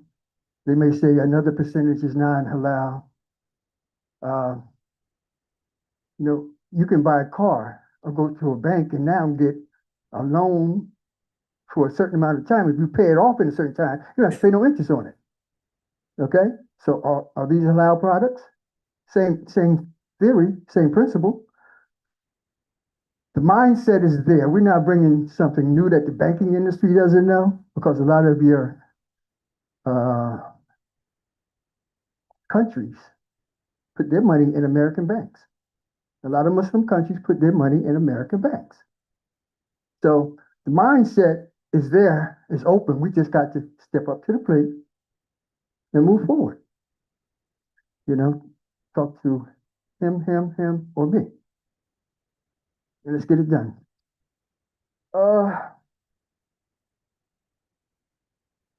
I got a lot of data here. You know, there's the unbanked,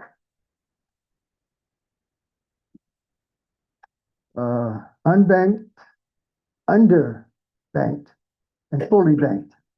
So those are the three categories that the banking industry put people into. Do I have to tell you what category we're in? You know, 14% of blacks and 11% of Hispanics are unbanked versus 4% of whites. Most of your white Caucasian people are fully banked. Okay, what we'll do, we'll go and take our check. Not saying just, you know, I'm just talking about our community. We'll go take our check. We'll go take it to a check cashing place, and they'll charge you 20%, but there's no benefit other than you just got some cash money. Okay, it doesn't help your credit score. It doesn't do nothing for you. We want to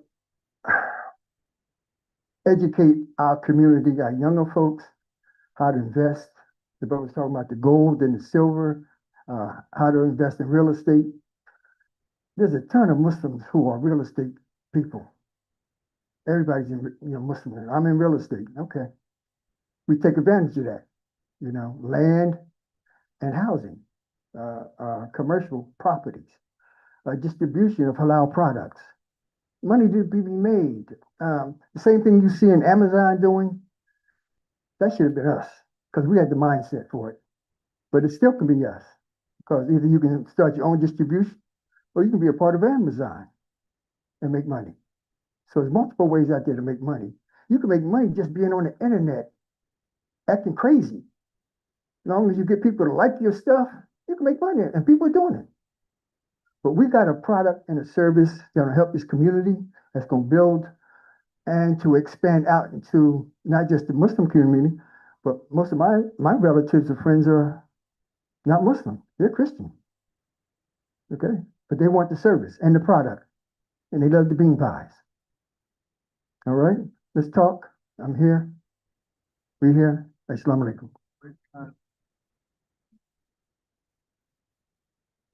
Talk there. Talk there. I'm gonna see if we can get one more presenter. He's online. Yahya, you still there? If not, we'll go into the Q&A. Okay. Hey, I'm sorry. Assalamu alaikum. I'm here. Right, son. Hold on. Go ahead.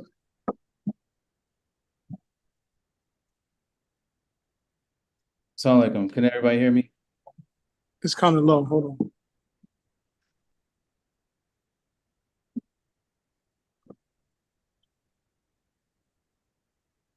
Go ahead now. Assalamu alaikum. Can y'all hear me? Flat. All right. Alhamdulillah. والأحسن إنسان لا في خسر الذين آمنوا عملوا الصالحات وتواصوا بالحق وتواصوا بالصبر. Thank you so much for inviting me, and it's been great just being on Zoom, listening to everybody, listening to us talk about economics and wealth and bringing prosperity to our masses is so very important, especially during this time. I find it.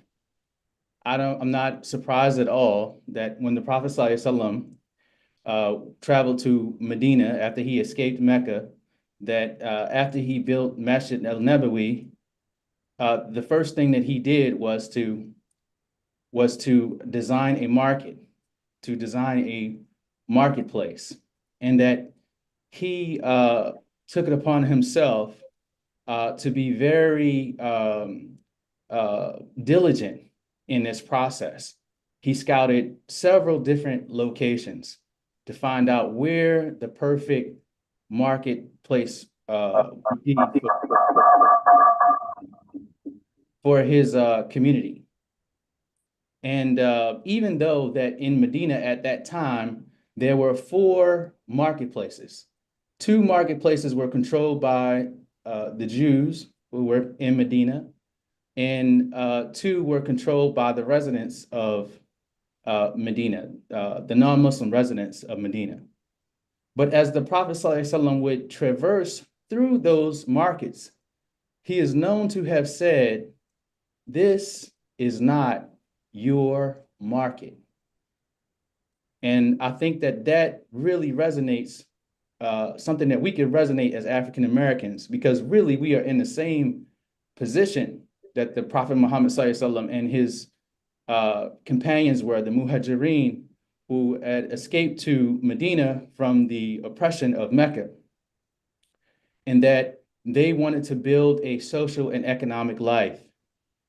And him saying that this is not your market really echoes and resonates with us as a people, because if we look and pore over our history, we could say the same thing, that this is not our market. And so just like all the brothers had said, I want to echo that sentiment that we have to self-determine our social and economic life. And a part of this, or the perspective, or the pathway that I'm trying to take, in contributing to this effort, is to focus on designing markets in the way of the Prophet Sallallahu Alaihi Wasallam, to bring back this forgotten sunnah. And so the way that I'm trying to approach this is to use something that is age old, but that is synonymous with innovation, synonymous with designing the future. And that is something we call now design thinking.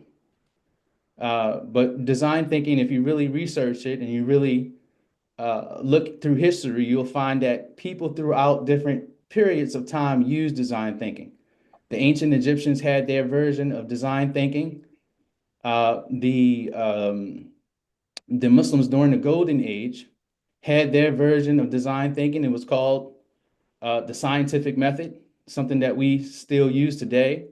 But anybody who knows their Islamic history knows that the scientific method really was brought about from a man who came from Iraq, who was imprisoned in Egypt, who wrote a book explaining how the eyes work. And to explain that, he used several different experimentations, and he documented how the eyes work, called the Book of Optics, 1,000 years ago.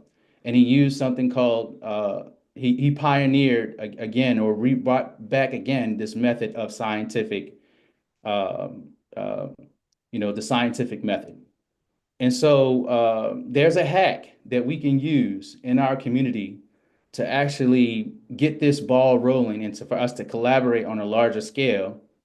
And that hack is, if we come together, if we get into the same room and we collaborate around our customer experiences that each of our businesses create and that we could create together, we will find out that we have done 5 things through that one activity.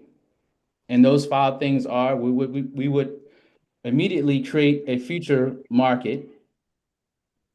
We would have a blueprint for us to design our future consumption. We would come up with the ideas to accelerate each business within that market. We would leave behind a beautiful cultural expression that is unique to us. And I want to mention too that all markets are all cultural expressions. And this is one of the reasons why we have so much difficulty in this environment, is because our cultural expression is not represented. When we look at Black Wall Street, when we look at the success of all the different markets in the African American community, they are all come pre-integration. And that's because when Black people were together by themselves, we could easily express ourselves in a way that would attract not only our people, but white people as well. And if we really look at when we travel, when people go to different places, the first thing that they want to do is visit other people's market, because they want to eat their food, they want to buy their clothes, they want to listen to their music, they want to enjoy their culture. And so markets are always cultural expressions, and we have to express ourselves, through our market to have a social and economic life. And the last thing that we can do if we collaborate around experiences or designing customer experiences together, is that it will leave us a blueprint for a future production, distribution, and trade. And the fact that we are coming together to design customer experiences together, we are already designing our consumption. So we have all the pillars of not only designing the market, but we are meeting all the pillars for a future economy itself. So this is very important work, something that we are trying to do with the design tree, trying to bring back this forgotten sunnah. We'll be at Masjid Kuba tomorrow in Philadelphia, and we'll be working with that masjid to facilitate this collaborative process.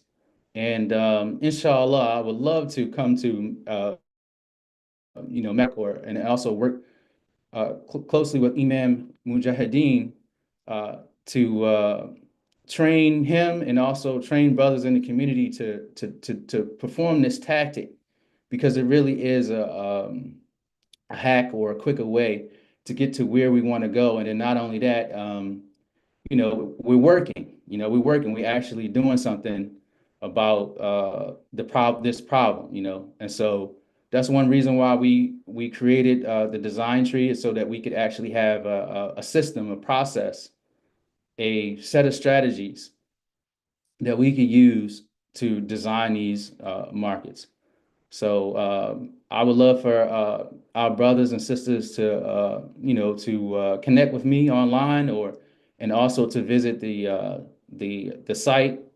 It is thedesigntree.co, and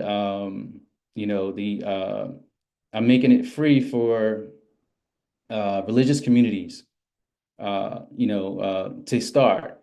And so if your masjid wants to bring this system to to their masjid, and I'll definitely help to train and facilitate those design thinking strategies and processes. But I just wanted to thank everybody, and let's keep each other in prayer and keep encouraging each other and keep working on solving this problem. Assalamu alaikum wa rahmatullahi wa barakatuh.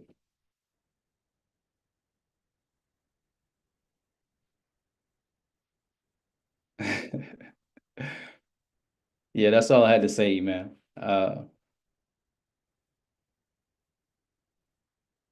Well.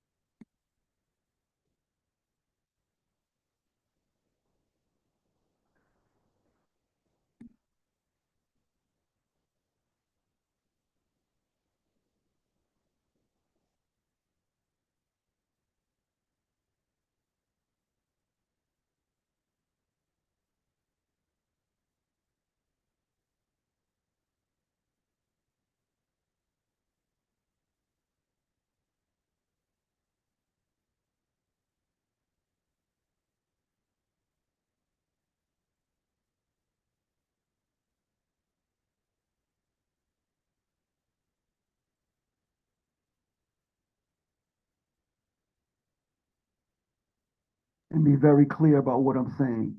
Most of our community associates with cryptocurrency either a get rich quick scheme, right? Or it's a scam, in which it's not. It is, for those people who don't understand, it's a new technology that governments around the world are using right now. to answer your direct question, I don't own any of Trump coin. I never bought it and I never will. The coins that I own is based on a utility that they're using around the world and in America, all right?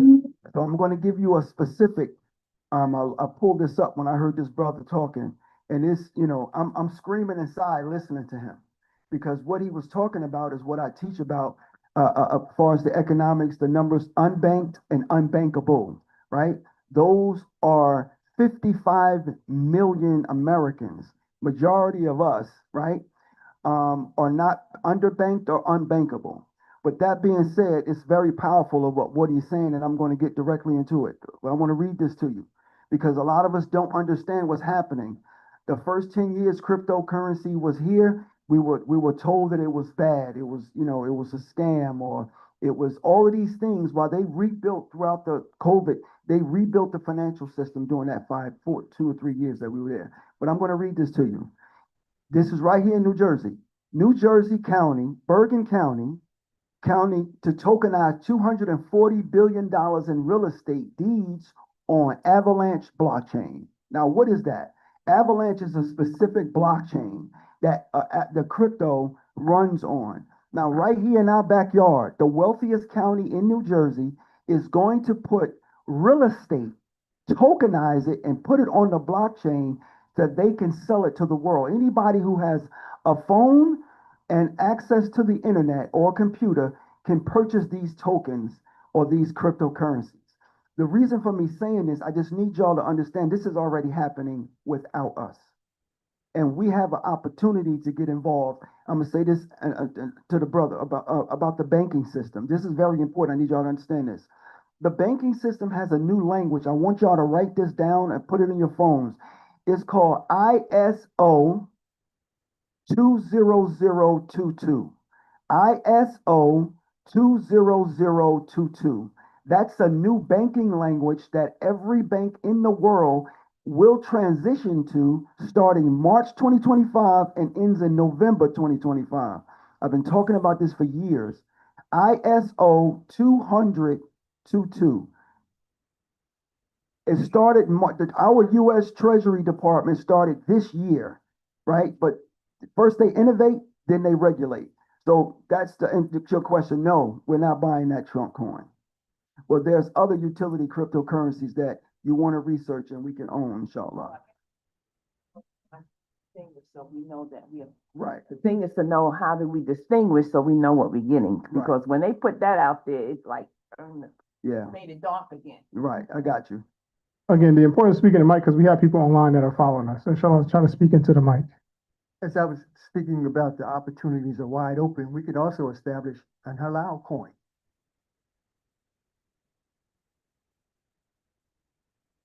That's true. So, but go ahead. Alaikum. Wait, Sam. I would like to know, if you can address the portion of how to avoid riba or interest.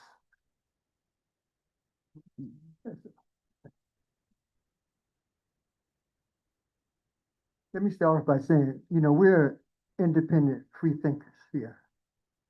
And most, we can establish how we want it.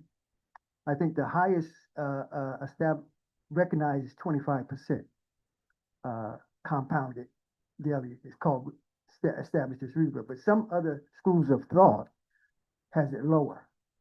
It will be up to us to decide what standard we want to set ours at.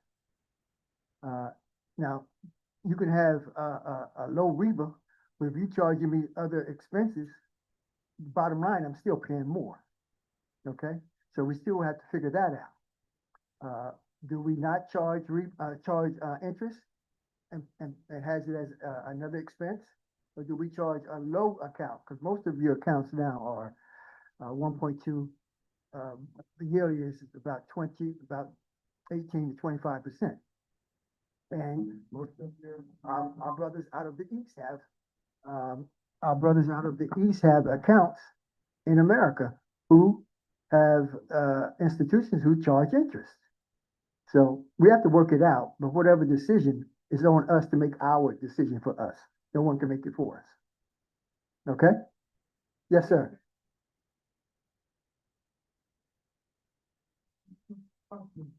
Most of the populations in the country are moving toward, interest-free, banking. So, because there's a market for it. Yeah. But people have to make money in business. They may not, Fall flat. yeah, they're gonna make some money some type of way. Okay? So that's our choice. We can set it up the way we want to set it up. I know you can buy a car now, as long as you pay it off within the time, they won't charge you interest on it. But I guarantee you, in that cost, they are making a nice piece of money. Okay? Thank you. Yes, to piggyback off that, Aki, according to what I've researched, and you know, y'all can do the Hickman and the research on your own to clarify and verify what I'm saying. It was like the brother said, Reba, to my knowledge, is an excess amount of interest. So anywhere between 1 to 5% or 1 to 7% is not considered excess because most of us can't qualify for a 5 or 8% loan because we don't have good credit. But what's happening right now in the banking system, let me be very, very clear on this because I need us to understand that there's an opportunity for every living soul who've been impressed for any reason to participate in the largest wealth transfer in the world. What that transfer is they're moving away from fiat currency.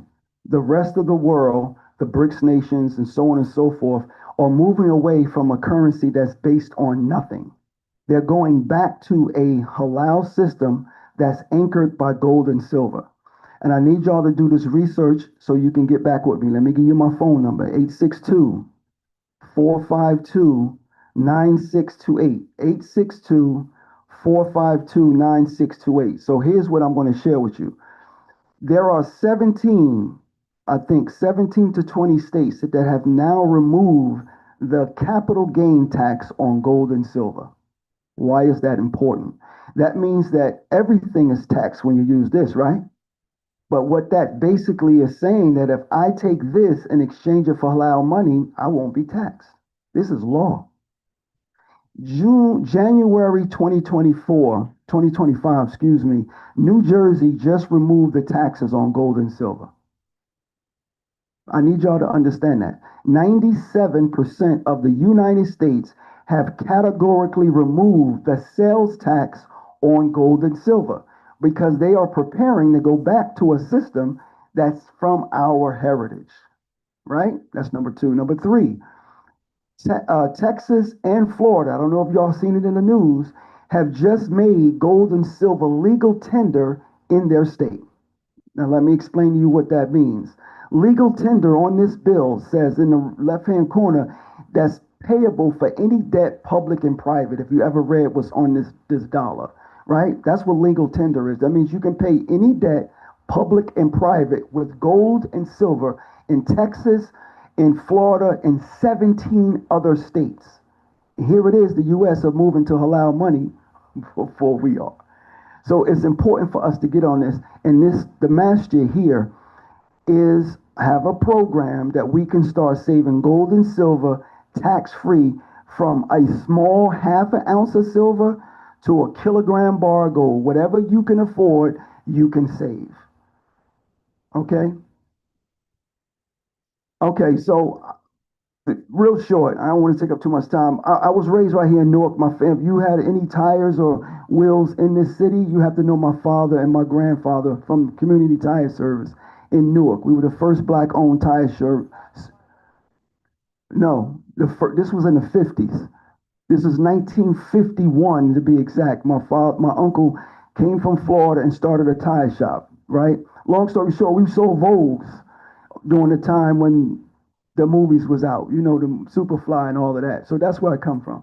But I got into real estate real early because my mother and my father passed They left us a legacy, a life insurance. It's important for us to understand that life insurance is the cornerstone of international, generational wealth. We all gonna die. There's no reason why everybody in our community should not have a life insurance policy, because if we all leave here and we benefit financially through that, that's how the Rothschilds and every other wealthy family, generation to generation, has done this. Of course, with assets. But that's the background. My family lost over $1 million, and I begged the law to allow me to learn what happened in this financial system that I did not know, I did not see coming, is the reason why these financial crashes, boom and bust cycles keep happening. And this has happened from the 1800s, when we all got out of slavery. We have started the Freedmen's Bank.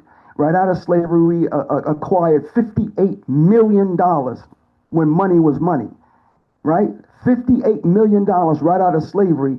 And within 20 years, it was gone because it was lost through what? Wall Street and the stock market. They tricked us out of our money. So once you understand what money is, really is, we're not going to use this and put it on the stock market. We're going to use this and put it in our safes. Same way you put your rings and your bracelets and your nice watches, you got it at home in a safe, hopefully. When we need to start holding, inshallah ta'ala, start saving this halal money again, because the banking system that he's talking about is already happening in the United States and around the world. If we establish the credit union or other Sharia compliant banking system using gold and silver as the base layer of the wealth, it will now grow in value when this stuff loses value. So if you have any questions, yes, Whole number yes, is the new banking is the new banking language. yes. What is that translated to? International standard of organization. Basically, every industry in the world, or should I say in America, has a standard language of organization. Halal, that's a standard, right? Well, what they're doing, if you ever notice, how many people can identify getting a check and gotta wait 3 to 5 days before it clear? Okay. Now, here's how many other of us can identify if you have family out abroad and you want to wire transfer money from your bank to their bank in another country, it takes 3 to 5 days.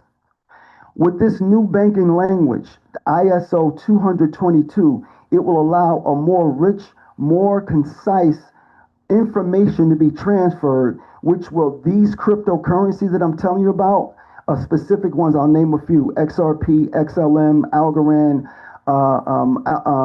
Quant, and a few other ones. These digital currencies will be used as a bridge currency. What does that mean, Amir? It means that I can, from my bank, purchase a digital currency with this, send it anywhere in the world, and it gets there in seconds. Then on that side of the world, or anywhere in America, they can then sell that crypto back into dollars and use it what they want. That's what's happening right now. That's what's happening right now, right? The new law, I'm gonna give you another law that just passed in July, right? I need y'all to start, researching the stuff I'm telling you. And inshallah, come to class on Saturday, because I'm doing this for free, right here in this masjid. July 18th, a law got passed called the Genius Act. Genius, like genius in the mind, Genius, right? The Genius Act basically allows corporations like Walmart and Amazon to create their own stable coin, which is a cryptocurrency, a digital representation of the dollar, right? And when they create these stable coins, they're going to use them as liquidity. When you go to Walmart, instead of using this, they're going to eventually transition into this digital currency. It's happening now, family, and we got to get on this train before it leaves us. Inshallah. Two more questions and then we'll close out. Amir, yes. I heard when he asked you, what is it that you do? You mentioned your family, mentioned insurance, but I don't think you said what you. Okay. So he asked me how I got in it. So what I do personally, my background. Okay, so that was my background. In other words, I got started in business real early as a teenager, right out of high school. Right, I went to high school. My education as a law put me on this path. I'm going to tell you exactly. Alhamdulillah, my mother taught me about the value of the dollar when she was ill.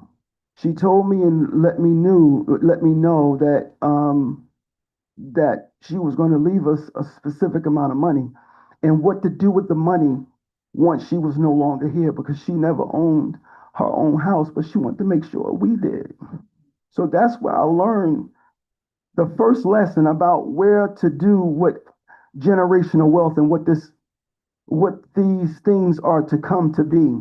There's no reason for us to live generation to generation in poverty when these things exist. For $25, $35, $45 a month, you can get a term life insurance policy.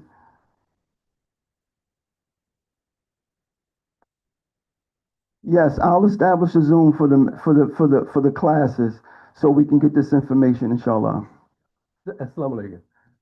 I don't want to take too much time, but I just want to ask you, what is the transition period from Bitcoin to, not the transition period, but the nature of the transition from Bitcoin to the active dollar or active money today? How do you go back and forth with that when it's not established in a solid way yet? Well, see, that's what you don't know. It's already been established. And No, I know it's been established. I'm talking about like where everybody, like those guys over there, Mhm. just walk past the window where they got Bitcoins and they're spending it on paying their rent. That's what I'm telling you. It's already been established. Let me give you some history real quick. In September 2015, the United States listed Bitcoin as there's the regulatory clarity by an organization called the CFTC, right? That's the Commodity Future Trade Commission. In September 2015, the United States classified Bitcoin as a commodity equal to oil, gold, silver. So that was where the regulatory clarity happened in 2015. Every single app that the brother was talking about, there's apps that you can use to purchase goods and services with crypto right now. I have several videos, and I had to do this because our community just don't, we're from a place where you have to see it to believe it, right? So Barnes and Noble accept Bitcoin, AMC movie theaters, Starbucks, Chipotle, all of these organizations have already established a network that they can use Bitcoin right now. I just paid my PSENG with crypto. I was last night at Wawa. I paid that with crypto. It's because you have to understand that it's already here. It's already here. And by the time it transitions to a point where you see it on TV, it's going to be too late for us. So to give you a more specific question, between 2025 and 2030, the entire financial system will have been completed to go from where it is today to a new digital system and the base layer of value will be halal money. And the BRICS nations are leading that charge because they're dumping U.S. Treasury bonds and buying gold and silver at an astronomical rate. Gold and silver, Bitcoin. Well, gold and silver is what they're going to use to anchor the system. In other words, the digital currency will be backed by this. It's going back to a system here in the U.S. and around the world backed by this, and they're going to use blockchain technology to deliver that value. Real estate, cars, titles in California right now. You can do the research. California no longer issues paper titles. They use digital titles on the same blockchain that Bergen County is going to use. It's called Avalanche blockchain.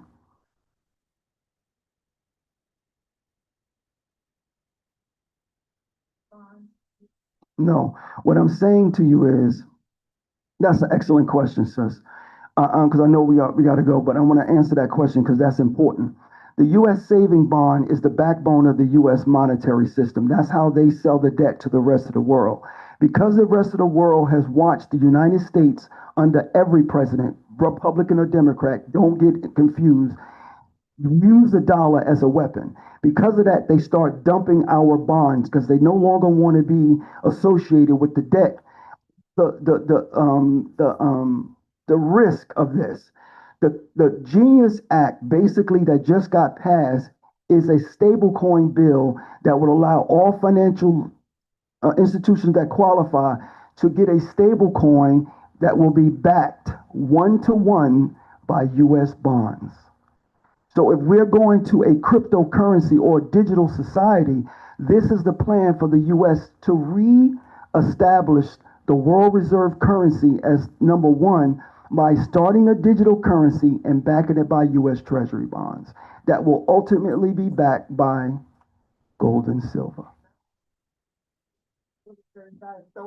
Ibrahim Traoré, Mali, Niger, all of them have come to the conclusion that we've all should have came to 100 years ago, is that this colonialism in the minerals in that country belongs to the people that Allah blessed it with. Right? That's the reason why all of this is going on in Gaza and in Congo. These gifts from Allah, right, that we have been categorically led to be bushwicked, brainwashed that this is money. But our people know what real money is, and they're fighting to retain the value of what Allah gave them. And we got to return to this thing on our own, inshallah. It's happening now, Aki. Right now, like you and he is, right now, there's 150 businesses around America that accept crypto right now. The largest bank I want you to write this down. JP Morgan is the largest bank in America, right? Jamie Dimon is the CEO, right? The company called BlackRock. Larry Fink is the CEO. They all said they didn't want nothing to do with crypto, nothing to do with Bitcoin in the beginning, 10 years ago. Now, they are now released publicly that they will start accepting cryptocurrency for mortgage payments and credit card payments publicly, but it's not on the TV because they don't want you to know. Do you understand me? I need y'all to understand this is happening right now. This is happening right now. And Allah has blessed me to learn these things and to teach our community for the last 8.5 years. But now it's time for us to take full stage. I can't give you that. I'm not a financial advisor. I'm a monetary historian. So I'm going to give you the facts or what's happening, and you decide what you should be doing based on our deen. Yes. We missed the internet when it came, right? Yes. We can't miss this. Yeah, it's the second coming. Right, and it's right at our doorstep. Also, we didn't talk about it, but AI is another thing that we can't play off, okay? But we'll talk about that. Pardon me? Good brothers in Islam.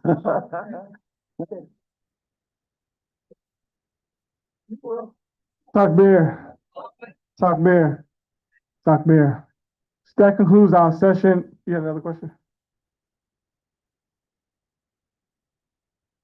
1968, if I'm not mistaken, but Richard Nixon was president, and I've heard that he was the one that took his money off of the gold backing.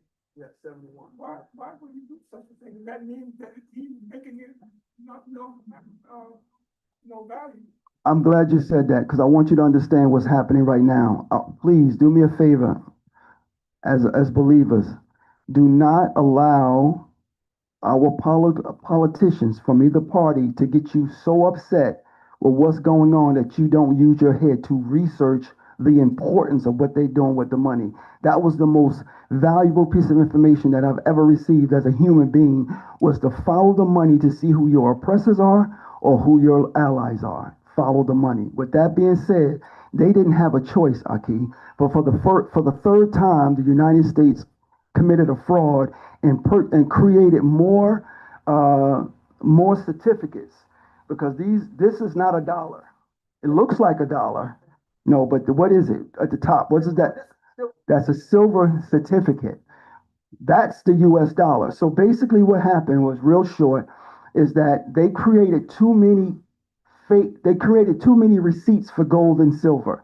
And when the rest of the world realized this, they came to the United States with warships with these certificates saying, we want our gold based on what the law states, that this certificate represents silver. Every one of them represents an ounce of silver. The gold certificate represented physical gold. When they gave them certificates, the system was set up to get your money back, which was the gold. When they took us off the gold standard, the United States basically robbed the world of their wealth and the citizens in the 1930s when they outlawed the U.S. citizens from owning gold and silver. Here we are today, right? There's a president that's in office now that's going to reverse these things. Regardless if you like him or not, everything he does is not good.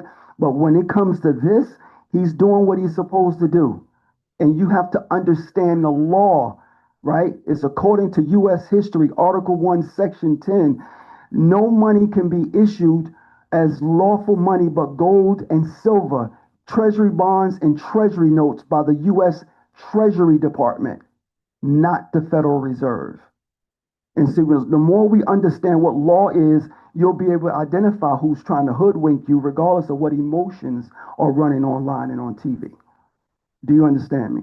That's the reason why, because the world has lost the one thing that we do in a law. What do we do with a law? Trust the law, right? The world has lost trust in this. Tie your camel. Tie your camel, right. But that's the part of tying your camel, because the Prophet Sallallahu Alaihi Wasallam said, tie your camel first and then trust in Allah. So that's what we're doing. We're going to tie our camel, inshallah. You could bid on Bitcoin. What do you have, like ATM card or something? He got it all. Alhamdulillah. Yes, sir. Crypto card. If you ever watched UFC fighting, I'm not going to promote that. But if you ever there's a new arena that they renamed for 10 years called in LA called the crypto.com arena, right? This is a debit card, a Visa card for crypto.com. They have a system all over the world where Visa, MasterCard, and American Express are partnered with specific cryptocurrency companies to use crypto on their networks. How do I do it? I use US dollars to purchase whatever crypto I want, right? And then over time, because the adoption of crypto is starting to gain traction, the crypto goes up in value. When that happens, I can take this, put the crypto on the debit card, and use it anywhere in the world that they take MasterCard and Visa. It's also a card where if you purchase something, some of that money can also be used to buy. They do it automatically. They use crypto for you. Right. I can't think of the name of it. It's a BitPay. It's a BitPay. But this is happening right now. This is not like 5 years from now. It's been happening for years.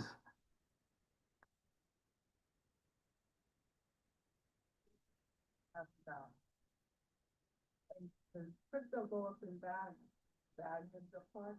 No, your car's a liability. That's the reason why I don't own a new car. You said a card. Okay. Yes. Okay. So the answer to your question is yes, if you leave it in crypto. In other words, your US dollar is designed for the last 52 years is designed not to go up in value, because every single day they're printing more money. Right? Every day they're printing more US dollars. The more dollars come into existence, the less valuable they are. Crypto is the opposite of that. Each cryptocurrency has a set number of coins that will ever exist. Because of that scarcity, the more people buy it, the more the price goes up. Just like anything else we do. If 100 million people went out and bought gold, the price of gold would skyrocket. If 100 million people went and sold gold, the price would plummet. That's the same principle that Bitcoin work on. The same halal principle is that. It's not based on riba. It's based on buy, sell, use, and demand. The same way oil, rice, beans, anything else, it works the same way. But to answer your question, if you took $1 or 10,000 and purchased Bitcoin in 2019, you would have 1,000% more in value today. 1,000. So that 10,000 will be 100,000 right now in 6 years. That's the reality of it. And based on what the brother's talking about with this credit union, they're going to be forced into that ISO 222 if they want to do business. And we have to understand how to benefit from this international change in our monetary system because it's happening. And yes, this is the brother. If y'all got Cash App, in 2018, what they call, what's that guy's name? Jack Dorsey, right? Never been to college, didn't graduate college, I should say. He's not a college graduate, but he created him and, the other brother? Elon Musk, right? Came up with PayPal, right? This app, what is this? Cash App has Bitcoin on it since 2018. So that's when I realized, I said, wait a minute, this is changing. Now I can use Bitcoin. I can buy Bitcoin in Cash App, right? And then use, when the Bitcoin go up, sell the Bitcoin for cash and then put it back in my bank account? Wait a minute, something's changing here. And that was it. That's what's happening right now.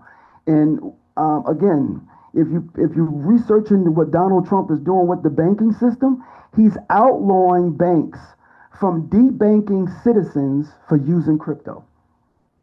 You gotta do the research. I'm here to do the research for you. I'm telling you because we don't have, we all don't have the same skill set and the same, you know what I'm saying?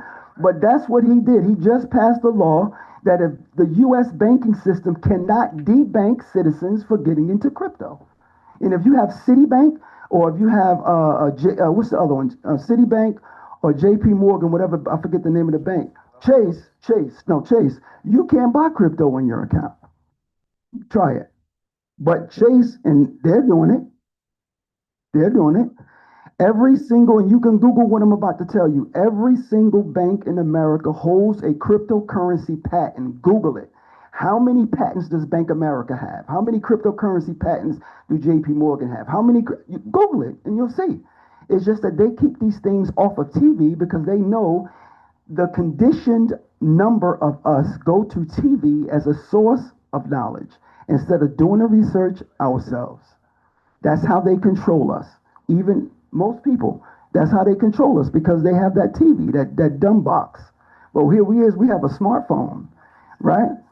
It's smart when you're smart enough to know how to use it, right? When you're smart enough to know how to use it, instead of being entertained, you educate yourself. Yes, sis.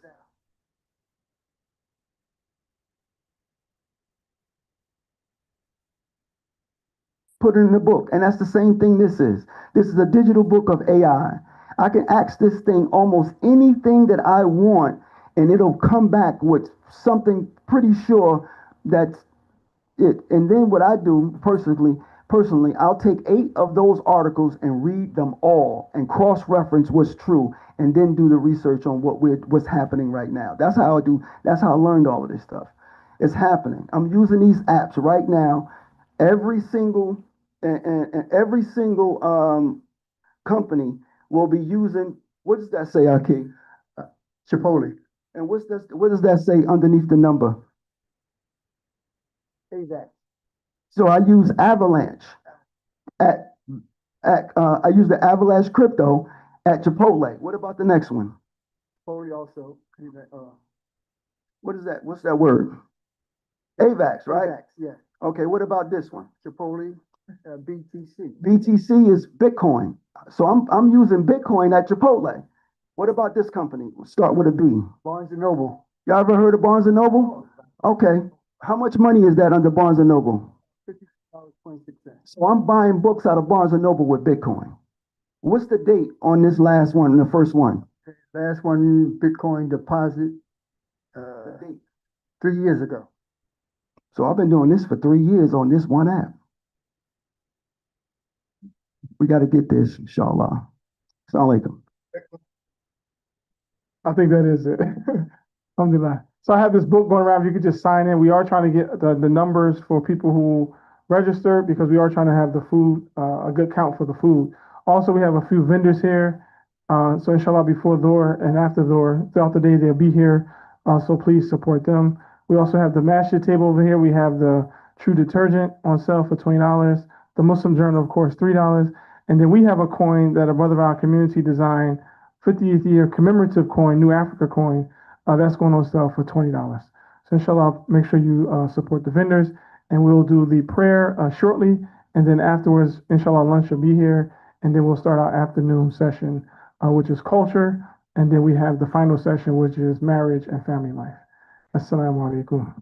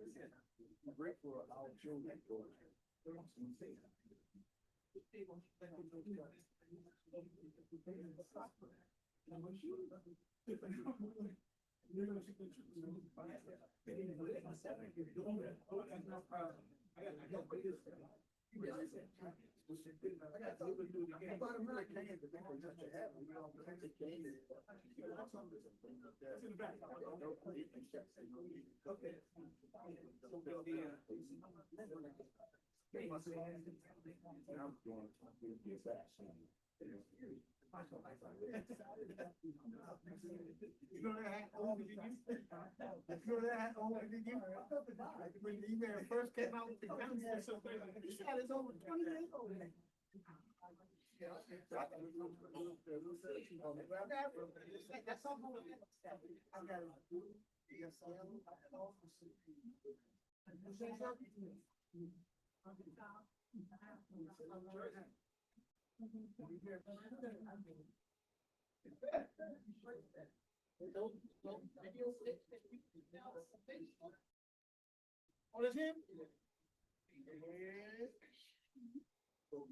Made the mistake. Now God called all nations to forgiveness.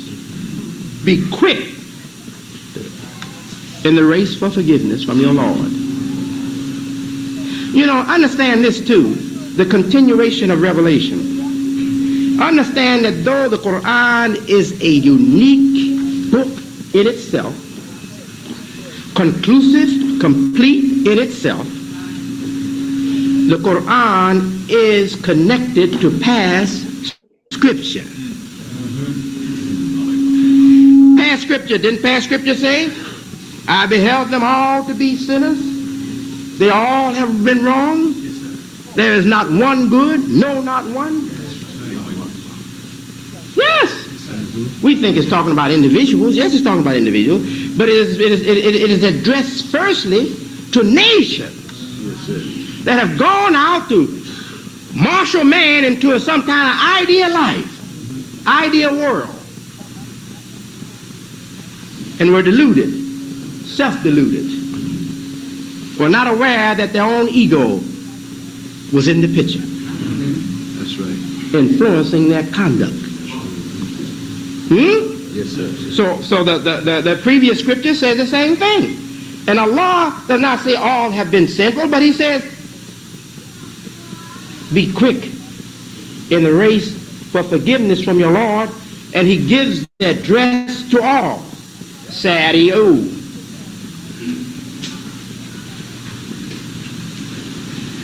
And then the qualifications, and then finally, Allah says, for such, if they meet these qualifications, providing they meet these qualifications, for such the reward is forgiveness from your Lord. For such who meet those qualifications, the reward is first forgiveness from their Lord. What does that tell us? Allah is saying that nations that are trying to gain dominance on this earth, they do not have his favor. They will not get his favor until they meet these qualifications. Having met these qualifications, they will get his forgiveness. And only when he has forgiven them will they get his favor. Right? Yes, sir. All right. For such the reward is forgiveness from their Lord, and gardens. Again, garden, right? At first the garden was just one. Now the garden is in the plural. And gardens. Jannatun tajri min tahtiha al-anharu khalidina fiha. So what is the promise of these great men who envision bringing in the ideal world order for man? Their promise is that it will be an abiding order. It will be a sustaining order, an abiding order. It will be an order that will endure the challenges of other nations, the challenges of competitors, the challenges of enemies, the challenges of foes, the challenges of change. An abiding order. God promises an abiding order.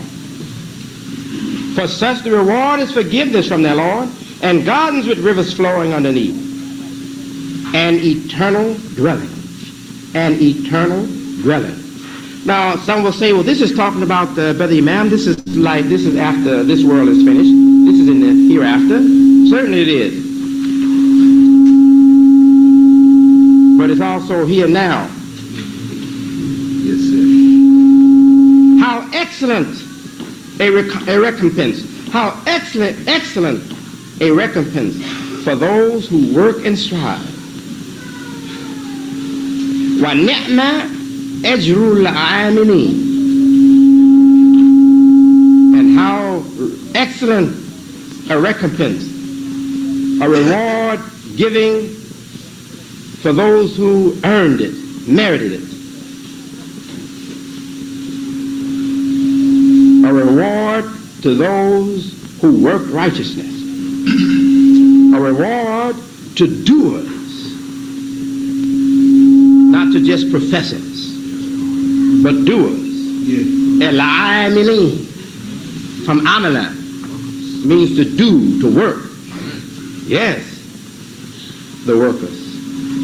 Plain and literally given, yes, how excellent the reward for those of the workers, or for the workers, those who work. Now, we have completed that reading from Quran. Now let us continue our subject today. First, we have to see the situation that is enveloping every other situation. Now, no matter what kind of problem we have, politically, economically, socially, or morally, there's a situation that envelops all the other situations. The situation influencing all the other situations is this situation that man brings about in aspiring world dominance.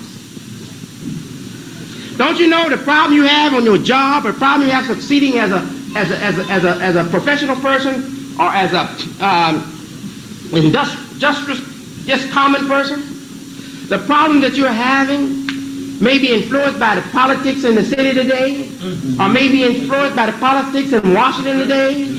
But what's prevailing over all that is this great, stupid, foolhardy ambition on the part of man, that he decides what should be the state of life for the whole world, without consulting his Lord, without himself being obedient and submissive. So with that out of the way now, seeing what is the real situation, now let us look at the individual in the success of society. Not the society in the success of the individual. And many will argue from that point of view. In fact, that argument has gone backwards and forwards, hasn't it? In the history of American social sciences and research. It goes back and forth. Which one is more important? The environment as a consequence in the life of the individual, or the individual himself as a factor for change in the environment? Which one is more important? They've gone backwards and forwards. Allah has decided which one is more important. The individual. The individual is more important. Though the environment is a bigger influence, the environment is a bigger power, the environment is greater in its influence and greater in its whatever motivation in the life of man than man is, still the individual is the answer for bringing about change for the society. Still, even though the society is bigger than the individual. Allah says, think not that you're bigger than the creation. He patterned, he gave us a religion that satisfies the pattern of man, right?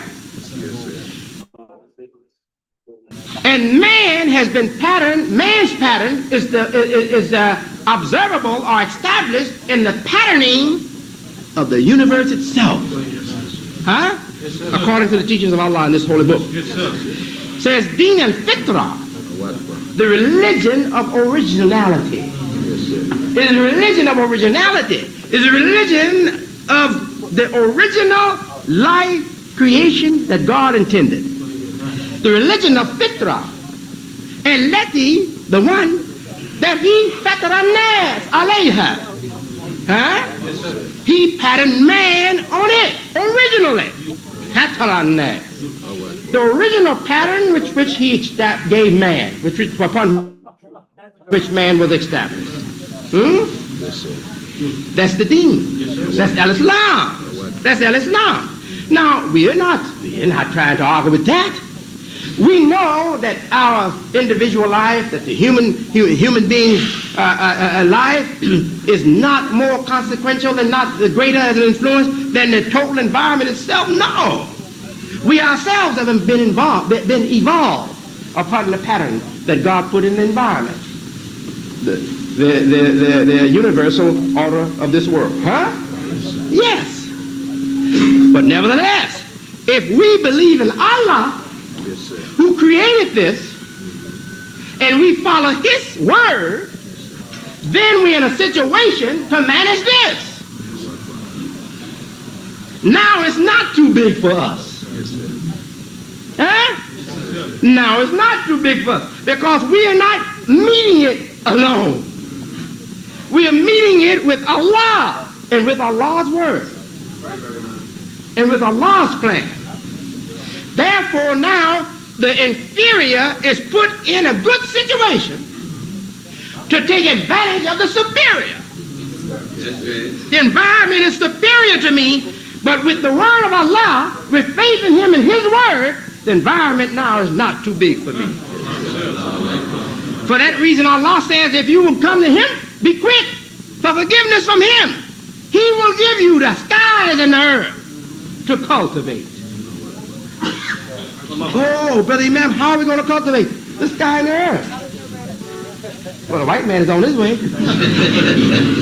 He's on his way, I don't know. But the white man is on his way. Yes, sir.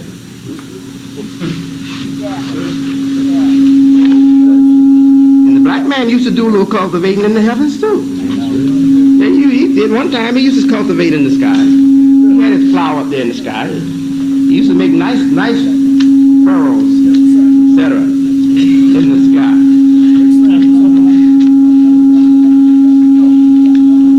Used to grow very nice crops in the sky. In the sky of his potential. But now he can't even get his feet clean. That's right. Bad shape now. He can't perceive his great capacity, his great potential, and where really he should be motivated. He can't perceive it, and will never perceive it without the guidance of Allah. Yes. Now, addressing this subject, the individual in the success of society, that the individual must be responsive and responsible. The individual must have desire and healthy desire. The individual must be aggressive in the right way. Aggressive for the things that are approved by his Lord. He must not be complacent, satisfied with the situation as it exists, satisfied with what they call the status quo or status quo. No, he must be fired up by this great opportunity that Allah extends to him. Fired up to not be satisfied with yesterday's performance. Wanting to do bigger things and better things today than he did yesterday. Even bigger tomorrow than he did today. We have to find some way to bring a situation to the individual so that the individual will not be dependent upon external circumstances. What do we say? Allahu Akbar. Huh? We say Allahu Akbar. What is Akbar? Akbar is a degree of Kabir. Isn't it? An intensified degree of Kabir. This thing is Kabir. This thing is big. This thing is Akbar. This thing is bigger. Allahu Akbar means Allah is bigger. Allah is bigger. Consult any dictionary and look up the word Kabir. It means big. Consult any grammarian in Arabic and ask him, what is the relationship of Akbar to Kabir? He said, Kabir is big, Akbar bigger. It's simple as that. It's as simple as that. Now, we say Allahu Akbar. You look out there and say the environment is too much for me. Allahu Akbar. Yes, Allahu Akbar. Certainly environment is bigger than us. Allah says that the creation is a bigger matter, Akbar, than we are. But when we say Allahu Akbar, now we have what it takes to meet the challenge of the bigger environment. Because Allah is bigger than the environment. Yes, sir. Huh? See? That's it, brother.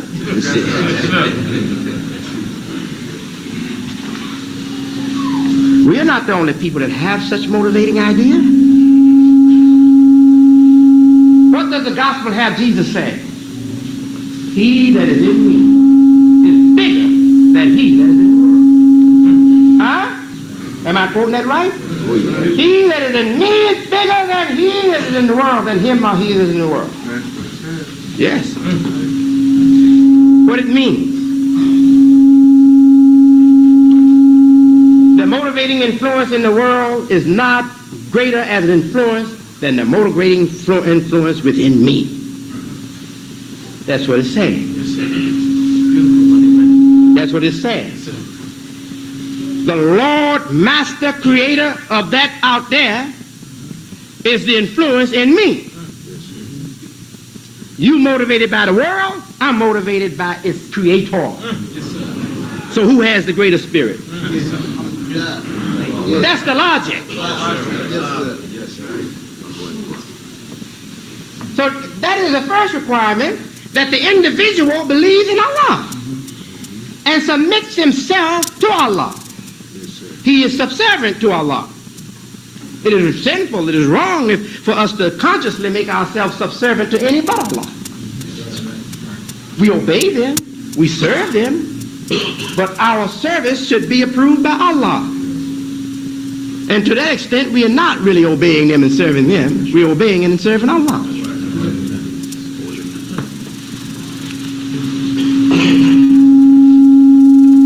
Now let me read from this book,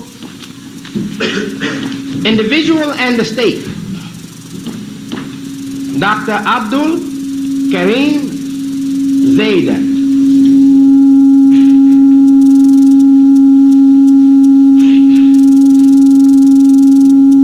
Rights of the individual in Islamic State.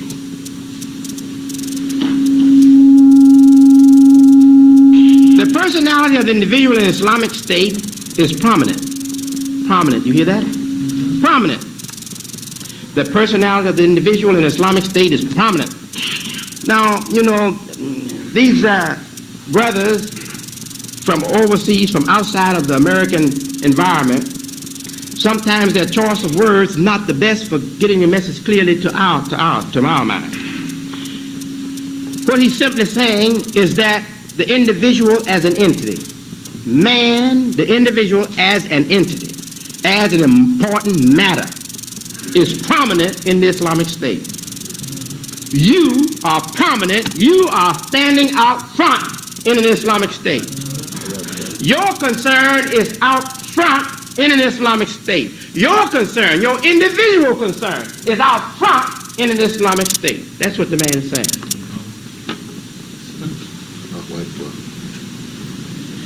It does not vanish in it, rather it develops face to face with it. It supports the Islamic State, work for its perpetuation and for its betterment. So is the state working for the individual or the individual working for the state? Certainly we know it's responsible for the state to work for the individual, but the success of the state's efforts depends upon the individual being the focus. The individual must be the focus, not the state. Just as the Islamic State itself works for the perpetuation of the personality of the individual and for its betterment, this is because the perpetuation and improvement of each one of them is necessary for the other. The success of the individual is necessary for the success of the state. And in turn, start with the individual, not with the state. And in turn, the success of the state is necessary for the continuation of the success of the individual. Begin with the individual and establish the state. And then have the state come to the aid of the individual.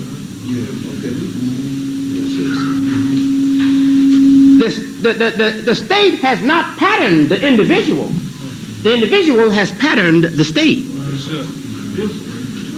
The state has not decided from day one what is good for the state. What is good for the individual has decided from day one what is good for the state. All right. This is because the perpetuation and improvement of each one of them is necessary for the other. There is no hatred nor any conflict between the two. There should be no conflict between individual interests and state interests, individual interests and the interests of society. There should not be any conflict, because what the society is should be established upon what the individual should become.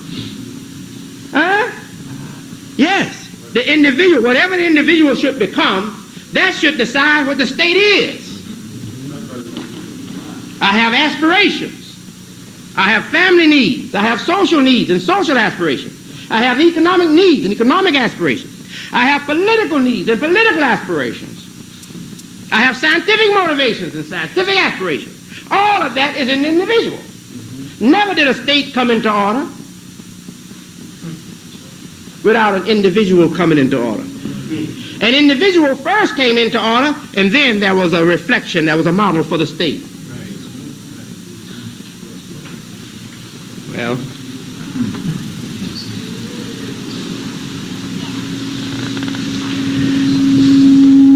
the individual's fullest enjoyment of his rights is considered to be the greatest safeguard for the survival of a strong and sound Islamic state. You hear that? That's not me talking. I'm reading. So don't put it on me. So they try to make it look like everything I say comes from me. I'm talking about my enemies. So that the people won't give it credit. Say the Imam said this, the Imam said that. They never say the Imam quoted such and such authority. Very seldom will you find those that like to come behind me and tell you what I said, acknowledging that I quoted authority. Just say the Imam said the Quran, Allah said. No. Yeah, the Imam said such and such. Did you hear the man? The Imam said such and such. What do you think about that? That's right.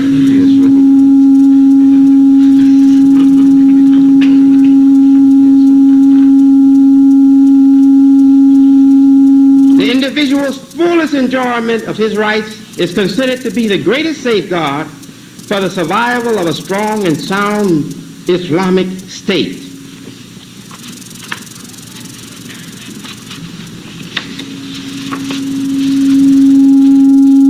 The reason why the third world is in its situation, way behind the superpowers, in industry, etc., is because they don't have this kind of motivation. They don't have this kind of motivation. They're still off track. They're still on a job of building glory to themselves or for themselves. Small nations of Africa, most of their leaders just want to build glory for themselves.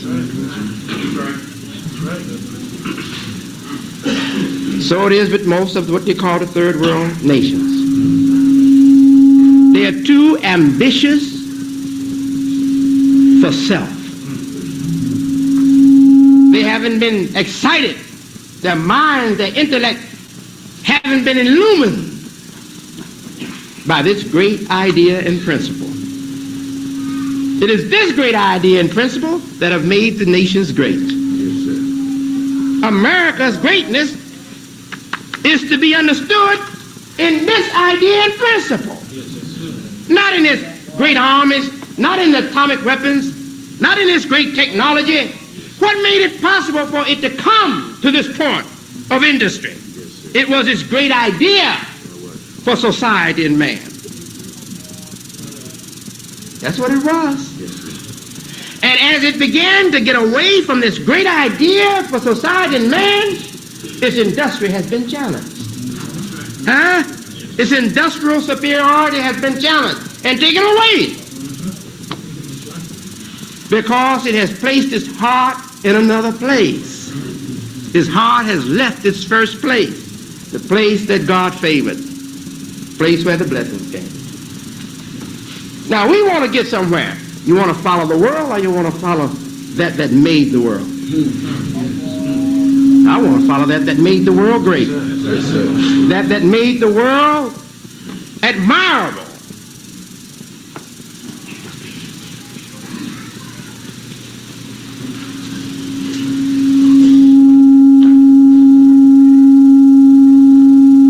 Again, a problem with the third world people, because they are too ambitious for self, they're distrustful of their fellow man.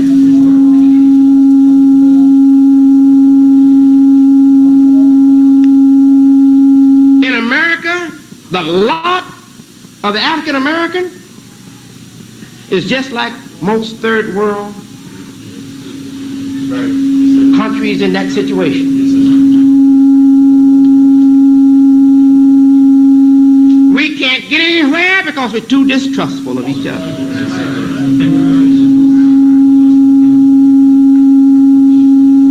We fear another one of our own lot succeeding. We think his success or her success threatens our future. Too distrustful. We're not going to bring about change. We're not going to get the trust of our people by addressing this problem of distrust in us. We have to believe in Allah. That's the only thing that has redeemed man. Believe in God. We have to believe in a superior force over us. And become trustworthy, become trusting people, trusting Allah. That's the first step.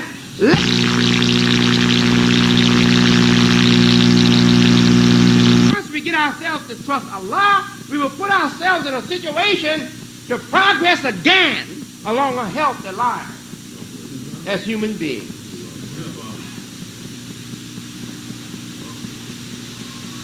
ومن يتوكل على الله فهو حسبه. Whoever will put his trust in Allah, Allah will be sufficient. So Allah says this in the Quran. Allah says this. So if we got a big problem of distrust among us, we miss all of us, then if we're Muslims, we can solve the problem now.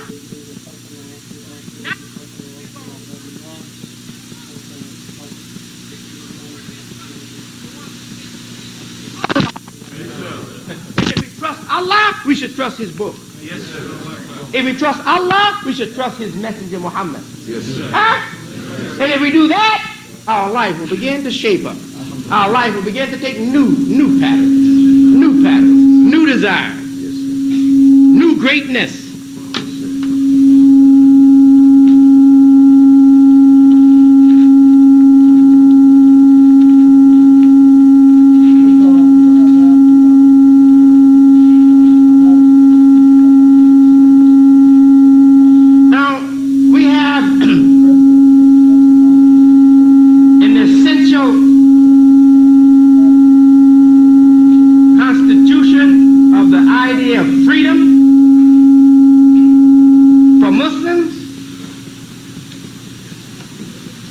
The principle,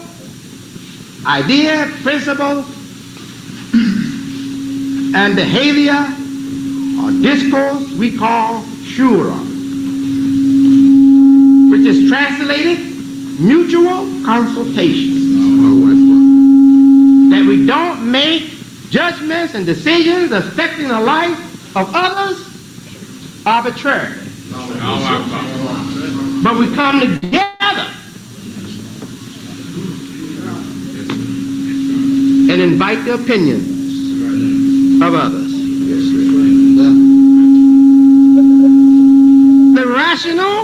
The Islamic rational sound opinion of others. Don't mean we invite crazy stuff. No, you don't have to listen to crazy stuff. That's right. Come from some sound base.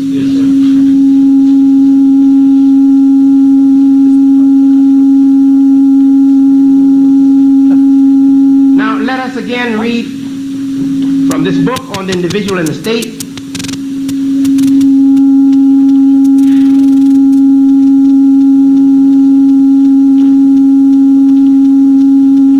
There's a question came up in Medina. The Prophet was in Medina, peace and blessings be upon him. How to fight the enemies, deal with the opposition in the battle of Uhud. In Uhud. Prophet didn't move without consulting anyone, and this is a prophet.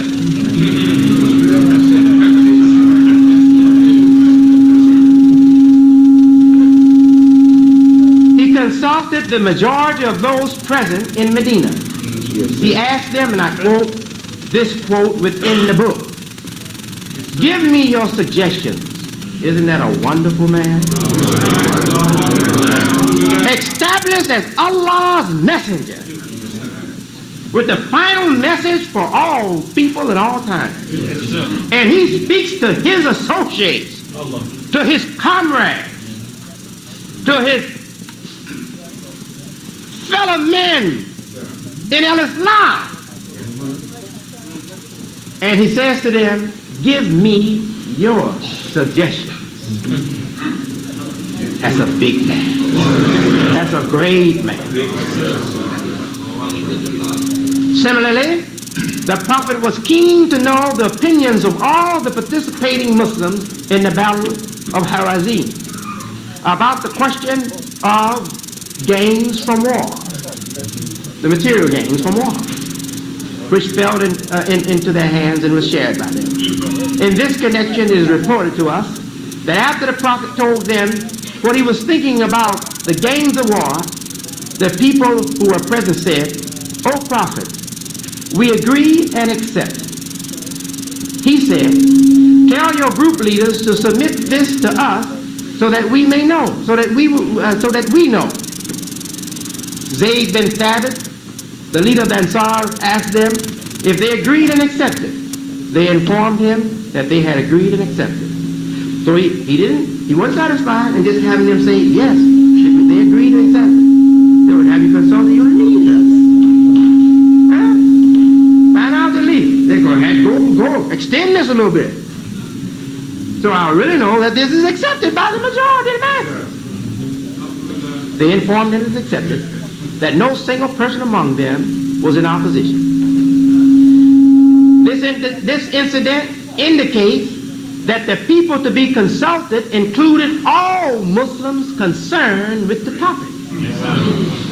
Now we know there are certain Well, let's continue. We'll just continue, and you didn't understand. Because somebody said, oh, yeah, only the scholars.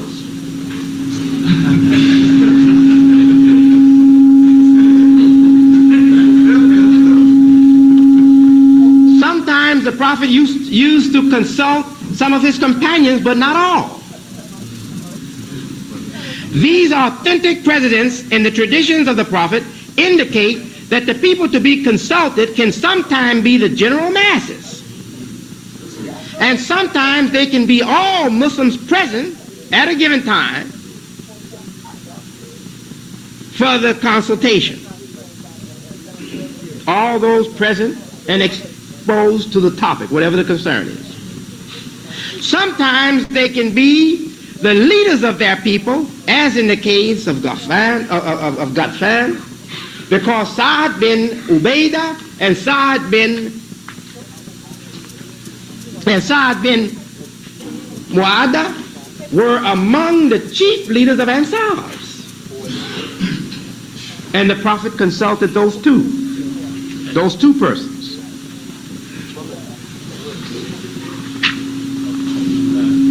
In light of these precedents, we can say that the people who are to be consulted by the head of state differ depending on the topic of consultation. What is the topic for consultation? The topic for consultation will also tell us or indicate what the involvement should be. Right? Right. So if you want to know, should the electric bill be paid? We're going to have to call a meeting of all the members of the community to decide that. You know? All we need is one person other than ourselves, if we ourselves in doubt, one person other than ourselves, to do what we should be able to do. And that is read the due date on that and say yes.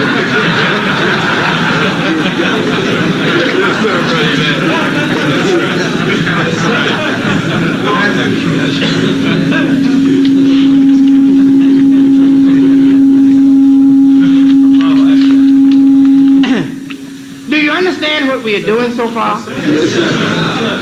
We are showing the importance of the individual. The importance of the role of the individual in the success of society. For a free society, for a democratic society, a free society, and the Islamic society is a society based on the purest concept, the idea of freedom. It's the best freedom. And the most complete freedom. Yes, the most complete freedom.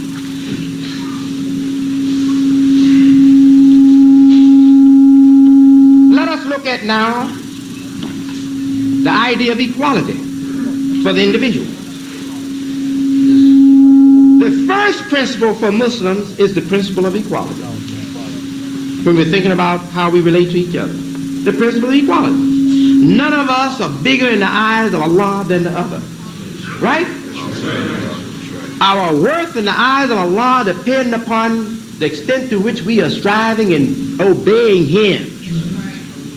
That's what decides. Not who I'm the son of. Not how much money my father got. Not who my boss is. Or how many degrees I got. No. It's not that at all. First of all, it is how well I perform my duty to Allah. The idea of equality. But is it based only in that? No, it's based in nature. That Allah, who created the whole world, created all men the same. Gave them all the same capacity, same potential, and the same means for attaining the greatness that He created them with. He gave them all that. Circumstances may work against some and work for others. So the inferiority in certain situations of some people does not mean, is not a basis for us to conclude that they are inherently inferior. We just need the wisdom to know the difference in circumstances. This is Al-Islam, not Morton Western science. They got it late. This is Al-Islam. Now the principle of freedom is second. first we accept the equality of men in this religion. Now the next is freedom. That's what justifies the freedom. If I am equal with you in my creation, then what right have you to tell me that you can do things that I can't do? That's right. Or I have to hold back because you say so. No, once we accept this equality, the equality is the basis for the freedom. Equal essence, equal freedom. Now he says, this writer says, of the book, The Individual and the State, he says, equality is of two types. There's equality before the law and equality before justice. Because sometimes the law is blind in the wrong way. So when the law is blind in the wrong way, then we demand our equality before justice, right? Because many courts have to be corrected.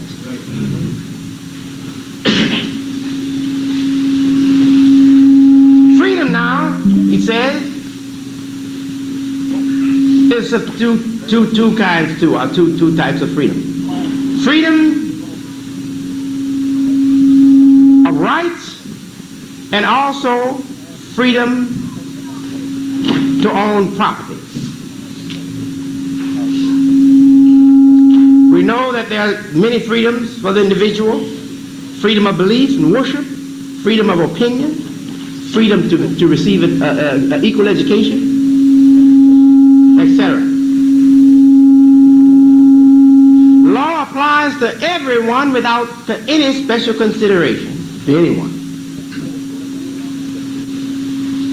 The prophet, peace and blessings be on him, said, quote, "Destroyed were those among you who, when a highborn among them committed a theft,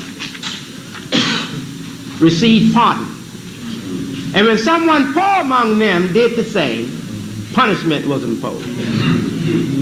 By God, even if my daughter Fatima, the daughter of Muhammad, were to steal, I will cut her hair."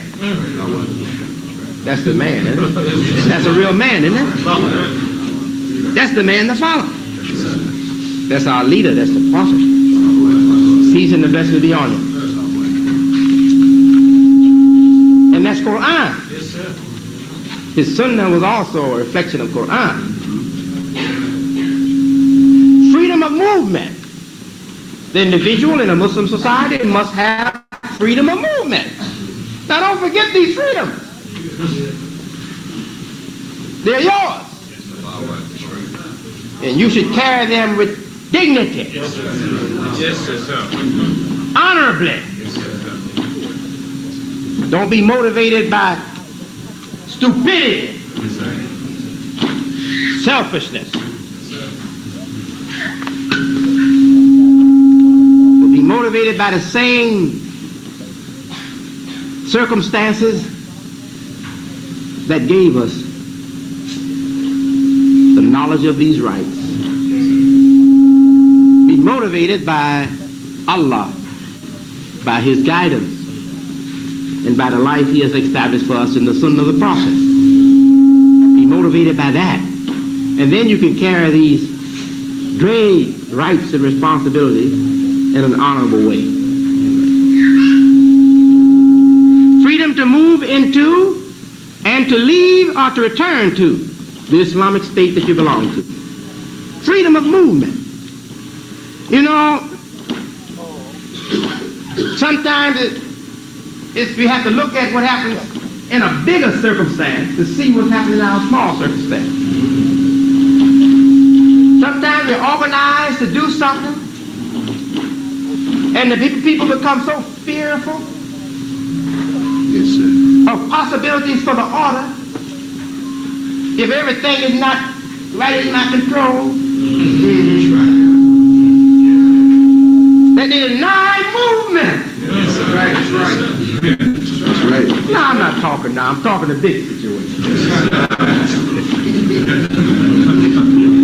Get nervous if you go from their boundaries into another boundary.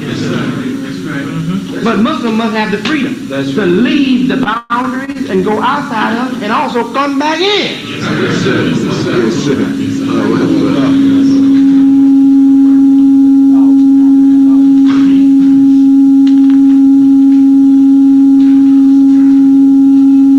Now let us change the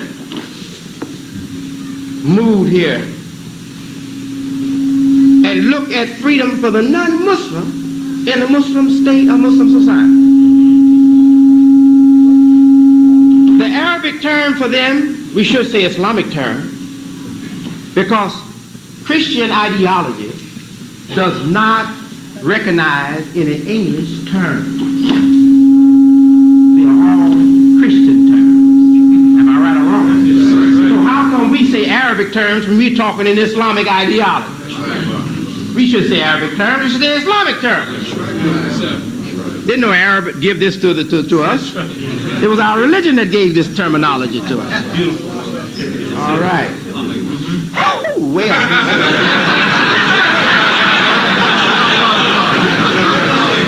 It's good to my bones.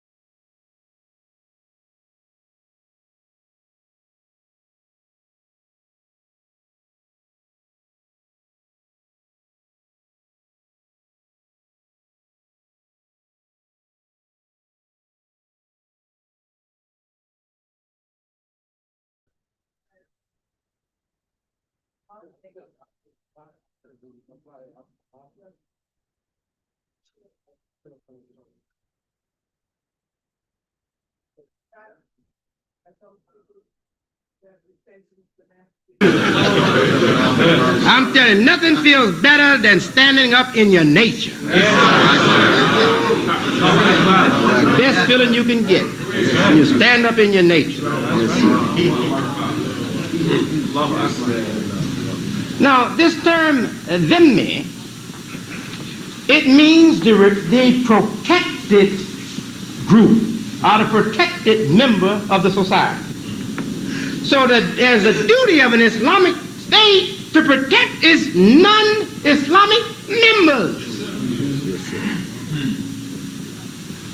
Let us see how far that protection goes. If they accept to pay the common tax, and shouldn't they accept that? Yes, sir. No state will allow you to live in it and you don't accept your share of the common tax. There are public works and etc. that they have to provide, all the residences, all the citizens, the homes. There's defense they have to provide in case of attack, and it's the defense of the whole land, not the defense of just some. And on and on and on we can go. And that burden must be accepted. That's the common tax, common burden. As long as we accept the common tax burden, their blood is like our blood. Their property is like our property. Now, this is not me saying this. This is me quoting the great companion of the Prophet and quoting this book, Imam Ali bin Abu Talib. He says their blood is like our blood. Their property is like our property. That means you cannot treat him differently under the law than you treat your own self. And you cannot treat his property any different than you treat your own property. Not under the law. Huh? But some tyrannical states, they will, in times of difficulty, go to the non-member of the state who's given a protection there, take his property. And all the time violates his rights because he's not a member of the state. Not a member of their order, their specific order, but a member of the state. Now, look again what the prophet says. One who vexes a dhimmi, I am his opponent.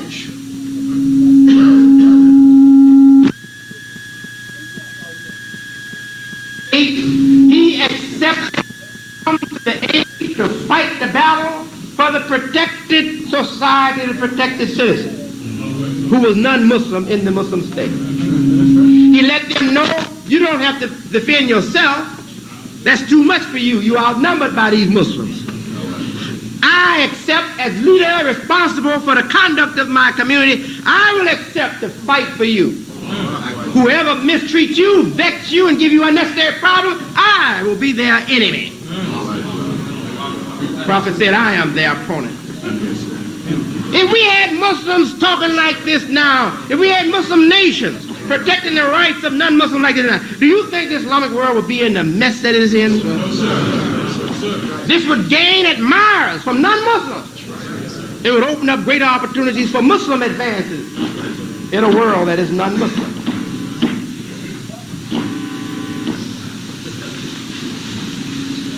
Freedom of belief again in worship. Freedom of belief in worship. No compulsory in religion. La ikraha fid din. No compelling people in religion. Don't coerce them. to do that is to take away his sacred freedom, to violate his sacred freedom if you do that.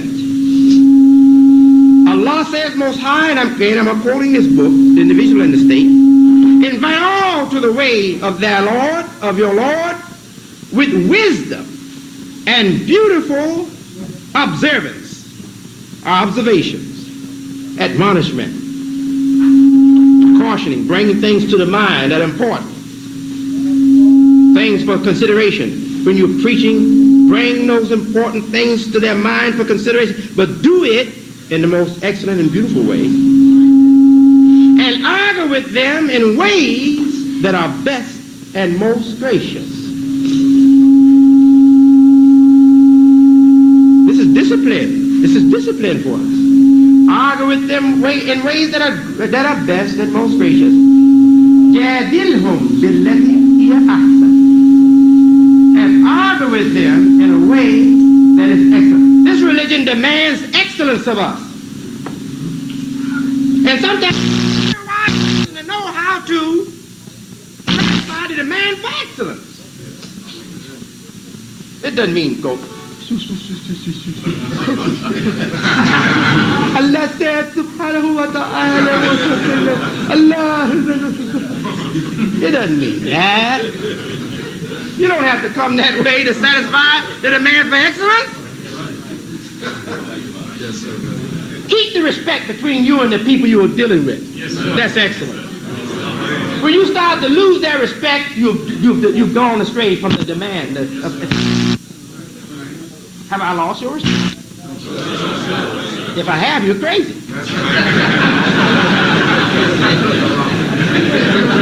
Yeah, you got a serious problem if I've lost your respect.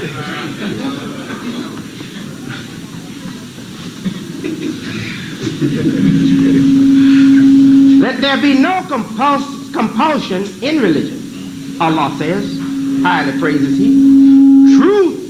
Now, after saying that there not be any compulsion in religion, to make it very clear to us what this means. Truth stands out clear from falsehood. So you don't have to compel them and pull them, but grab them by the neck and push them to be Muslims. This is a clear religion. It's a clear and to them in its clear and rational presentation, and trust their intelligence. Allah made them with brains. Respect their intelligence, that they can grasp it, and when they walk away from it, they walk away from it knowingly. They walk away from it of their own accord.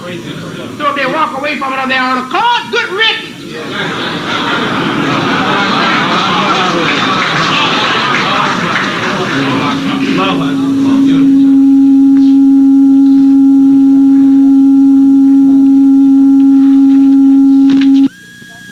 Allah says in the chapter, the Kafirs.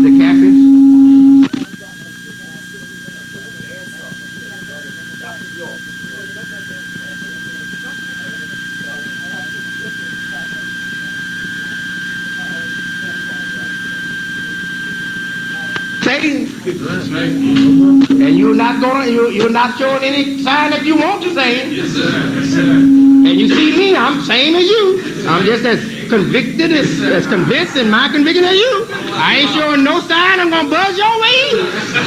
So for you, yours, for me, mine. Bye-bye. Now that's dignified people, right? That's dignified people. Wait a minute, prove it, man. Wait a minute. You got to admit that. I ain't got to admit nothing. I'm free and crazy.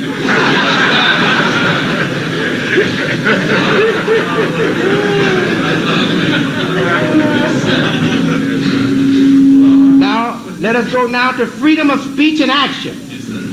And don't think that this country, that American democracy offers us a greater freedom than Al-Islam. Al-Islam offers us the greatest freedom. But it's the fewest. It's the fewest in obeying the excellence of human nature and ability. Allah designed it for the excellence of human nature and the excellence of human ability. The believers quoting Allah Most High, the believers, men and women, are protectors of one another. They enjoy what is just. They enjoin, it should be, what is just. They insist upon what is just and forbid what is evil or unjust. And again, the prophet says, the one among you who sees evil or wrongdoing should change it with his hand. That's action. So Allah, through the Quran, his own word, and through our prophet, has established for us the freedom of action. Nobody is to give me a license to speak out against injustice. Nobody is to give me a license to act against injustice. This responsibility in my religion is placed directly upon me. And I must answer. That's serene.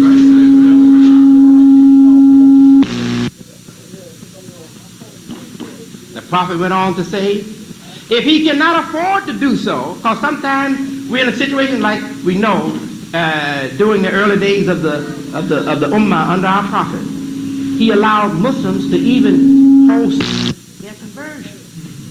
Because the heathens, the idolaters, they were so savage, so ignorant in their customs and in their behavior, that they might kill a man just because he believes in Allah. So in the early days of the Ummah, the Prophet allowed the Muslims to keep even their conversions. Better circumstances should be had. Oh, I'll tell you found the fool, please.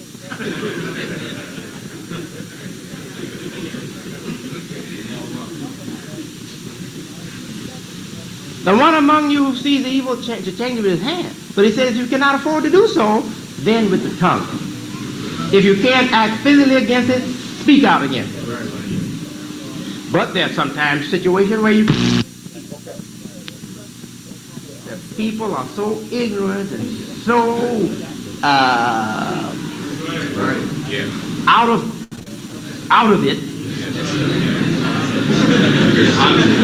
that you can't even speak.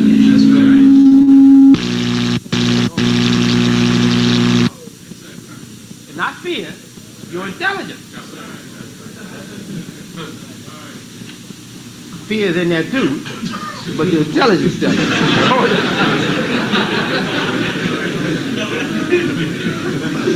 If he cannot afford that, then he should at least resist it in his own heart. And to protest the heart is the weakest of faith. So though we allow this, it's made clear to us that we shouldn't give ourselves to the habit of just walking around silent protest. That's the weakest of protests. It's better to speak out. Better still to act against it physically if the situation calls for that. A certain person said to Khalifa Omar, to the great man Omar, the companion of our prophet, peace and blessings be on him, and may God be pleased with the companion. He said, fear God, O Omar. Because Omar was officiating as the head, as leader. And in doing so, he awakened some concerns in one of the that Omar perhaps is taking on a little bit too much for Omar.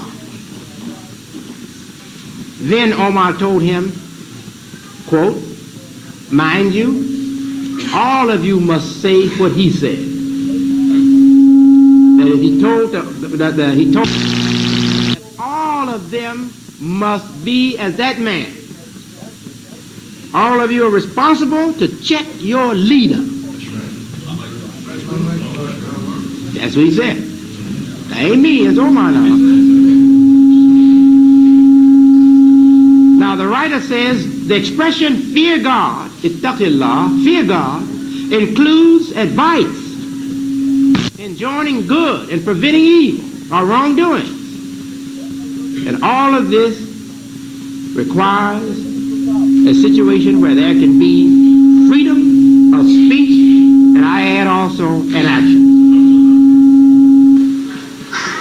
Not that he didn't intend to lead for freedom of action, but right here he did not just mention freedom of speech. The prophet said, peace and blessings be on him, we quote, when you see my ummah, my community, my society, scared to call a tyrant to good behavior, then it is a sign that Allah has forsaken it. That's what the prophet said. When you see my community afraid to call a tyrant's attention to his own behavior, that is a sign that Allah has given up on that community. Now we are looking for a way to come into the real concept of Islam and community rights. Here it is. It begins with the rights of the individual, responsibilities of the individual.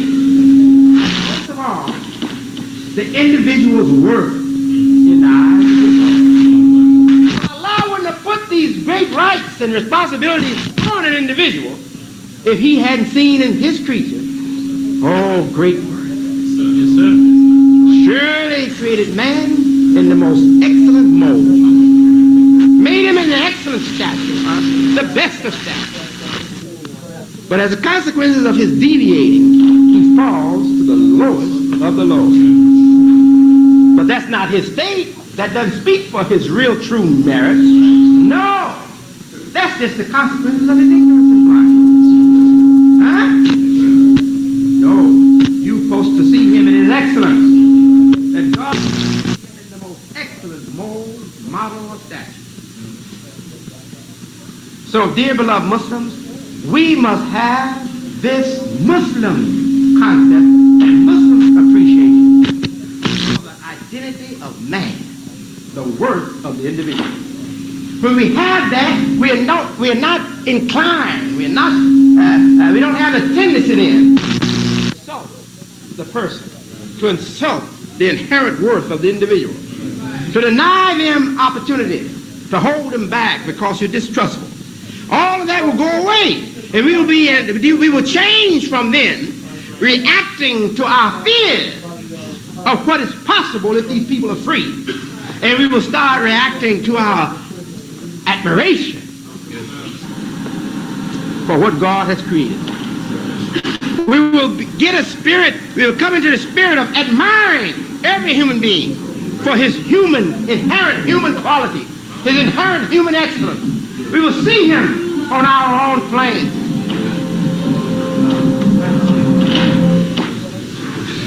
Yes, just a moment, it's coming.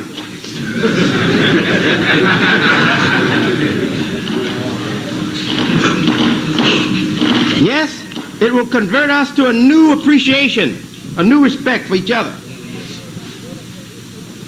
Not that we have never believed it or never known it or anything, but we have to adjust our life to it, where we don't abuse what we are supposed to be about.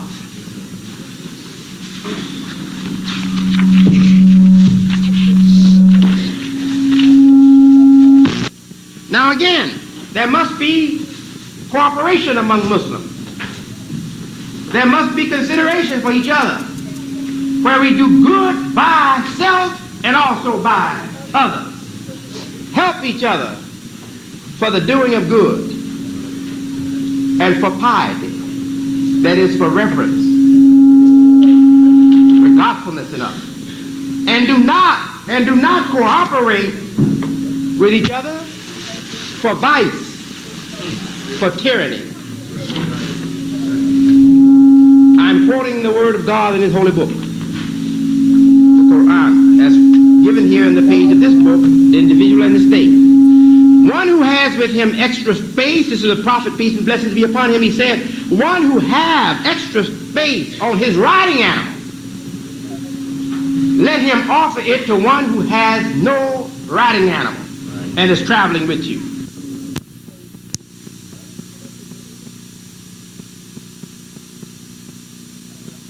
Home situation that are pleasant for us. They are, where you going? Are you going my way? Oh, get in my car. Come on. Right? You know the person and everything. So you say, hey, are you going my way? Now, you think he's going your way. And if he happen to catch you and ask to get in the car, you say, well, hell, I got to pay for this gas. Prophet didn't say, share the riding animal with him, and then ask him for 5 dinars to buy the next corn or wheat that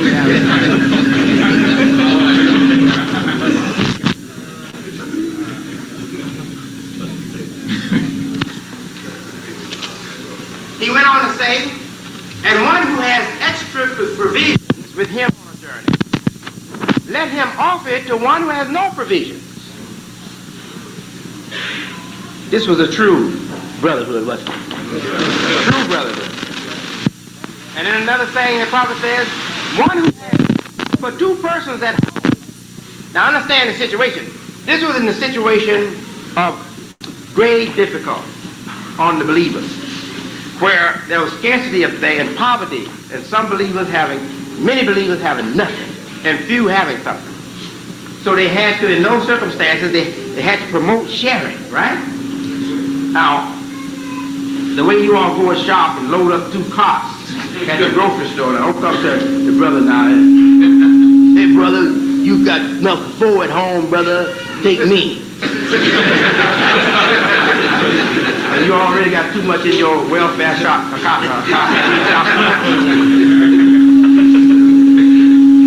he said, one who has food for 2 persons at home should take 3 with him.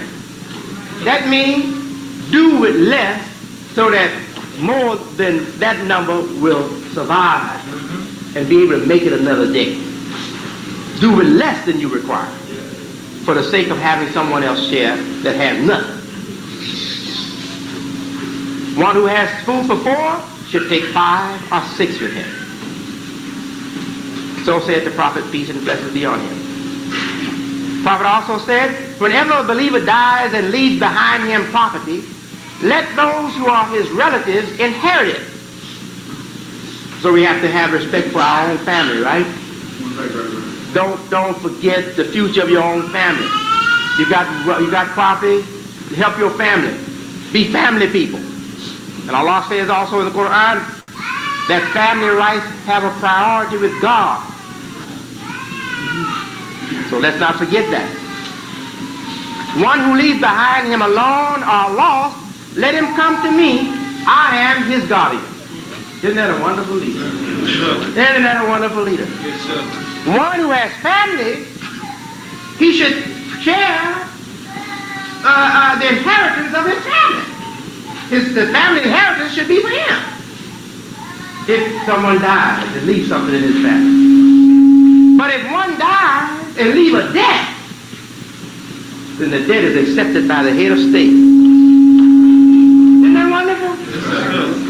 If the debt is not accepted by the head of state, the person is poor. Who's going to take care of it? Somebody got to pay his debt. He dies with a debt. If the debt is not accepted by the head of state, now this person carries the burden that my father left all this debt. The burden is now on me. I'm the successor in the family, huh? I'm the remaining part of the family. So everybody look at me and don't know. But he look at it, he said, his father left me and owed me such. That's a great burden for that person to carry. If he's not able to pay his debt, the state accepts to pay his debt. Free that man from that debt.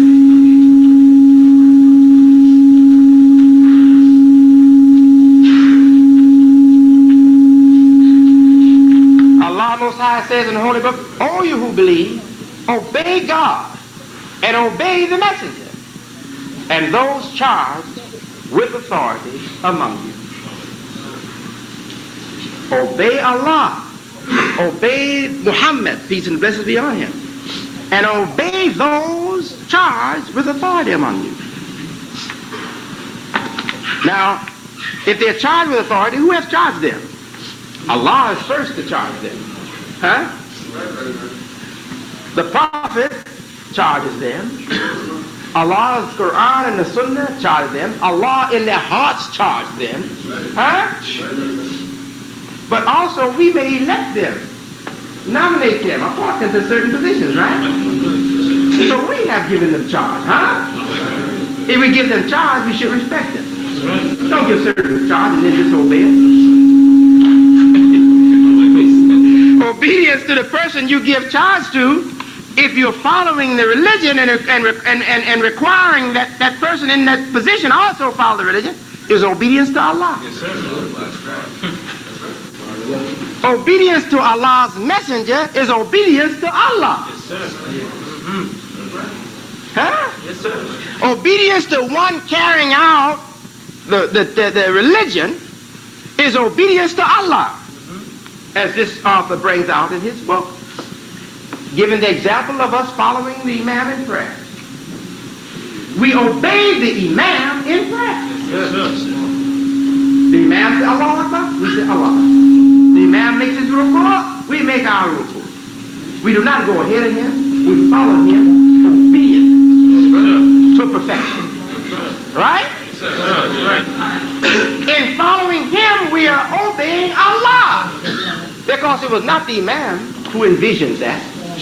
Allah revealed that and established it through his prophet, that we should pray that way. So the Imam leads us and we follow him to the letter. We follow him obediently to the letter. In pious, humble spirit, we follow him.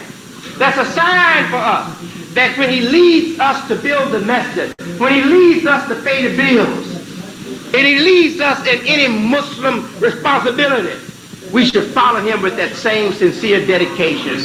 That shouldn't be a spirit to rebel. Following him is following Allah, as long as he's doing what Allah requires of us. And not only for him, for you too. If any Muslim invites us to do what Allah has invited us to do, accepting the invitation is accepting the invitation from Allah. And the extent to which we insult him, we insult Allah. Yes, he invites us to do something that Allah has established for us, and then we act ugly to him. We are acting ugly to Allah, because Allah has required that, not him.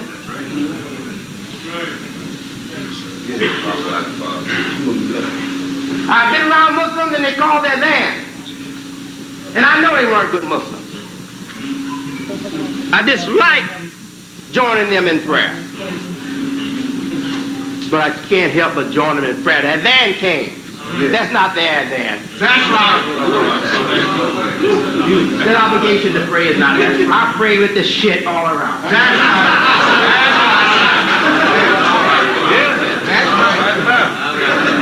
So in concluding this, in our religion, the Prophet, his companions, the learned in this religion, the scholars have established, as Allah's word has given to us, that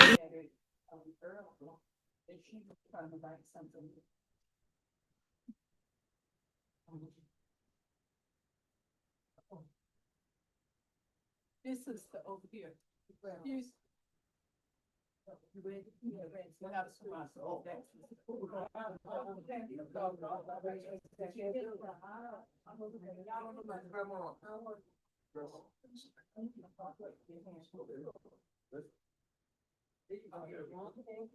is that yours? Yeah, I'm trying to put things out. I don't know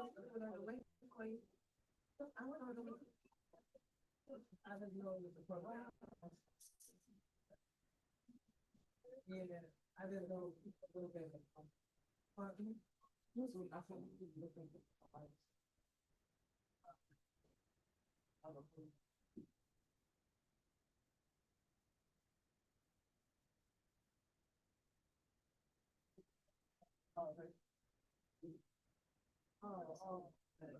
Alhamdulillah, again, welcome back.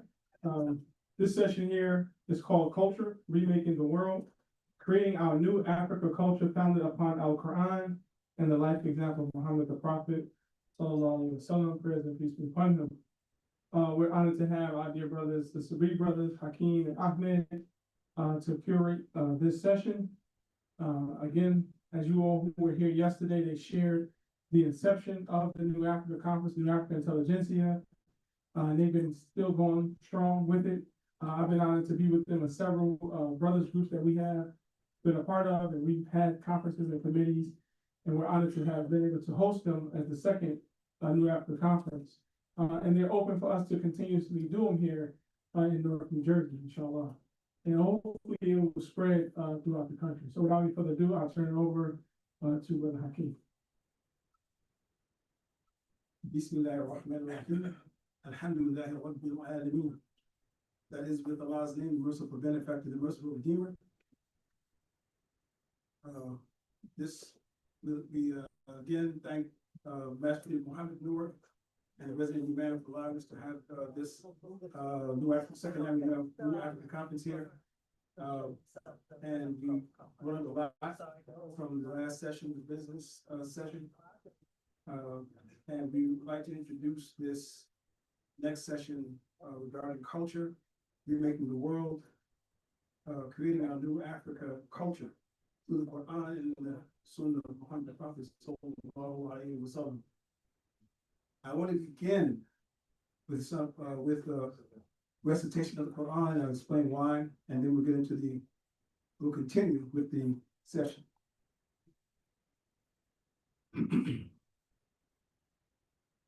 Bismillahirrahmanirrahim. La uqsimu biyawm al-qiyamah.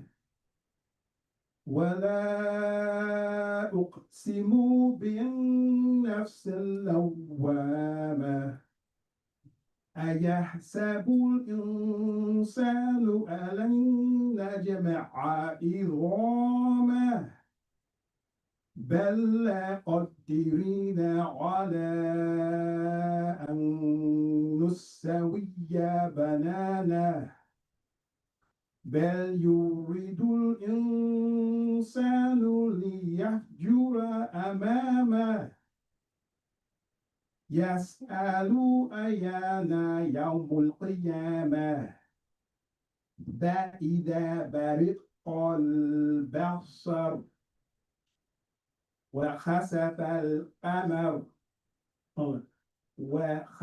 القمر وجمع الشمس والقمر يقول الإنسان يومئذ أين المفر كلا لا وزر إلى ربك يومئذ المستقر ينبأ الإنسان يومئذ بما قدم وأخر بل الإنسان على نفسه بصيرة ولو ألقى معاذيره لا تحرق به لسانك لتعجل به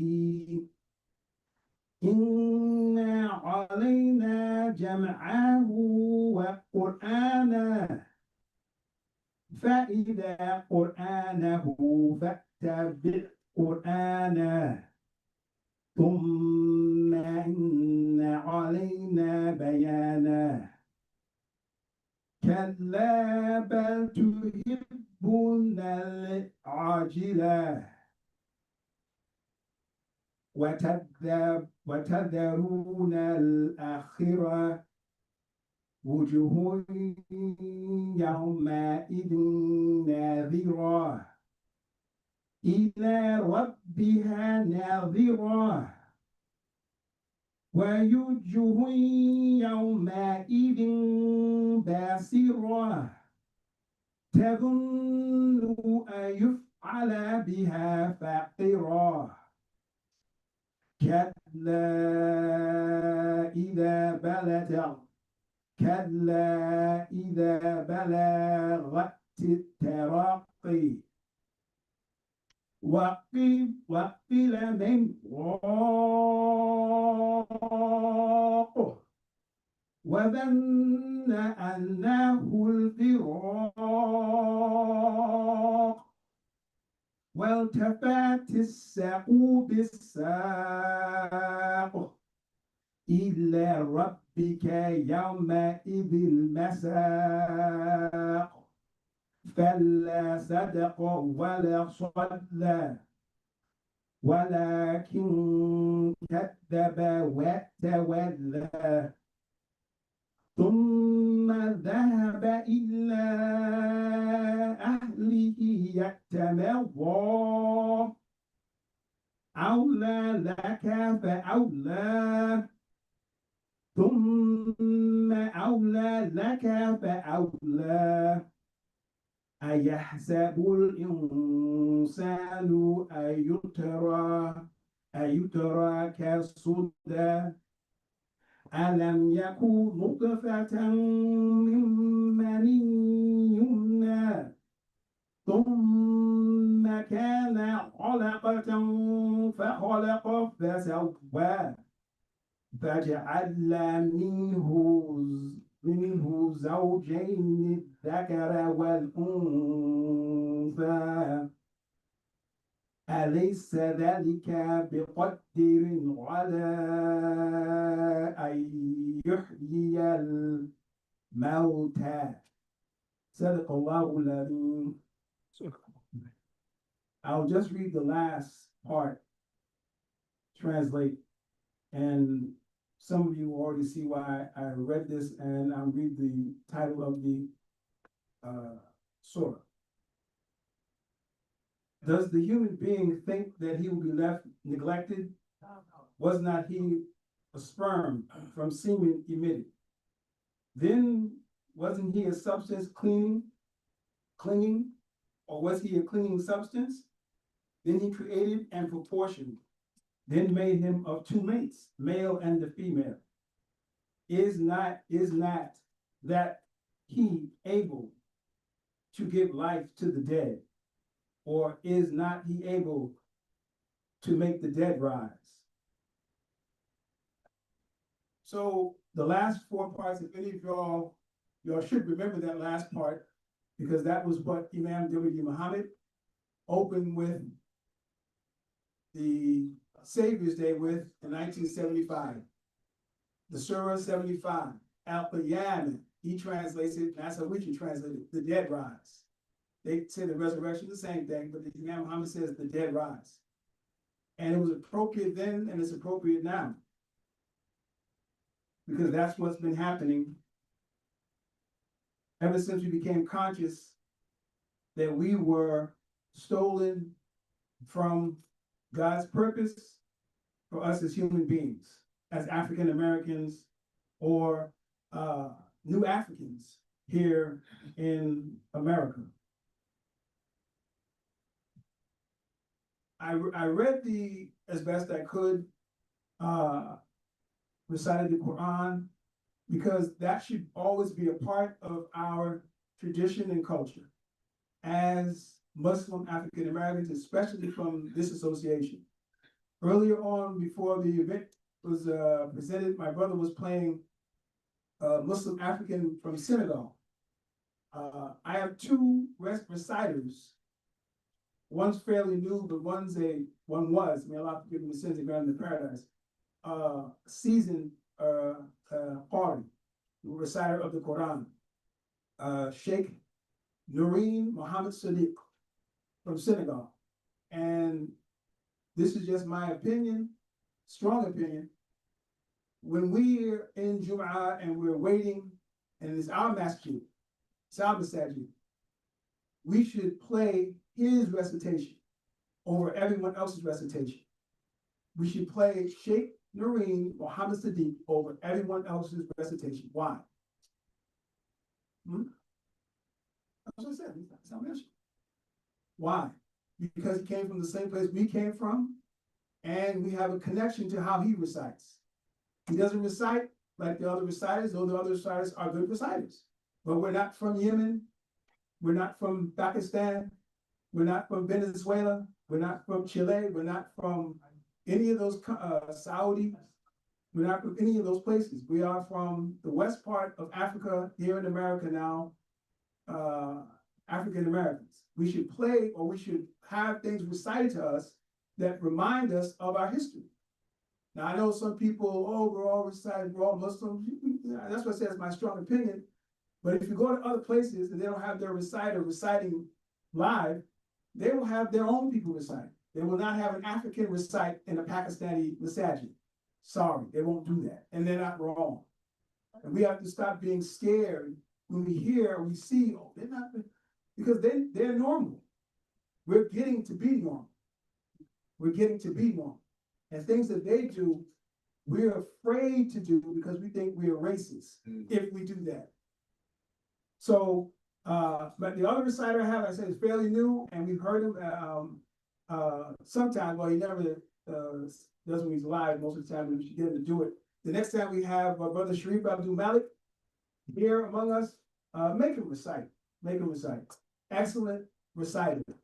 It touches you. For those of you who don't know, he's the founder of Diaspora, formerly We Buy Black. And I don't know if you had a clip, there's a clip he had on his page a while back. He went to some part of Africa and was reciting, and the reciter was reciting with him.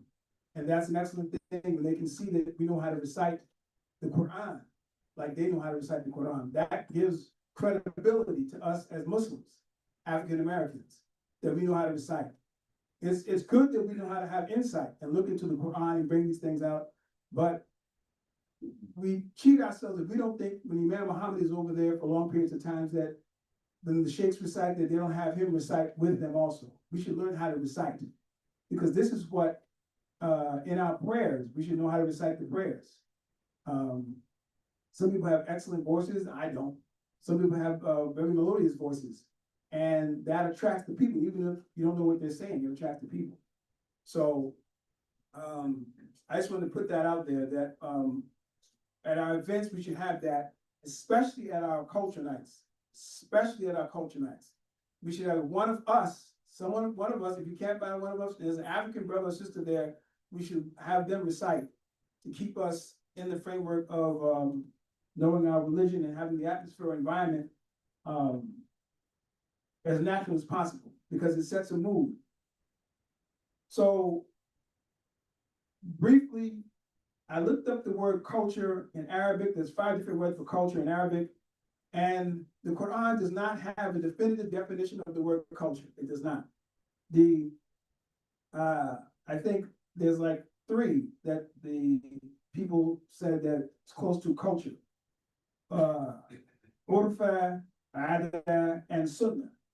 And those are the things that, again, it's not, you can't say, well, that means culture. That's what the writers of the Quran say close to it. Culture is described as the tradition of recognizable patterns observed over a period of generations among a certain group of people. So it's a pattern of continuous observances by people, and by people watching them, that they know, well, that's that group of people. They have those customs.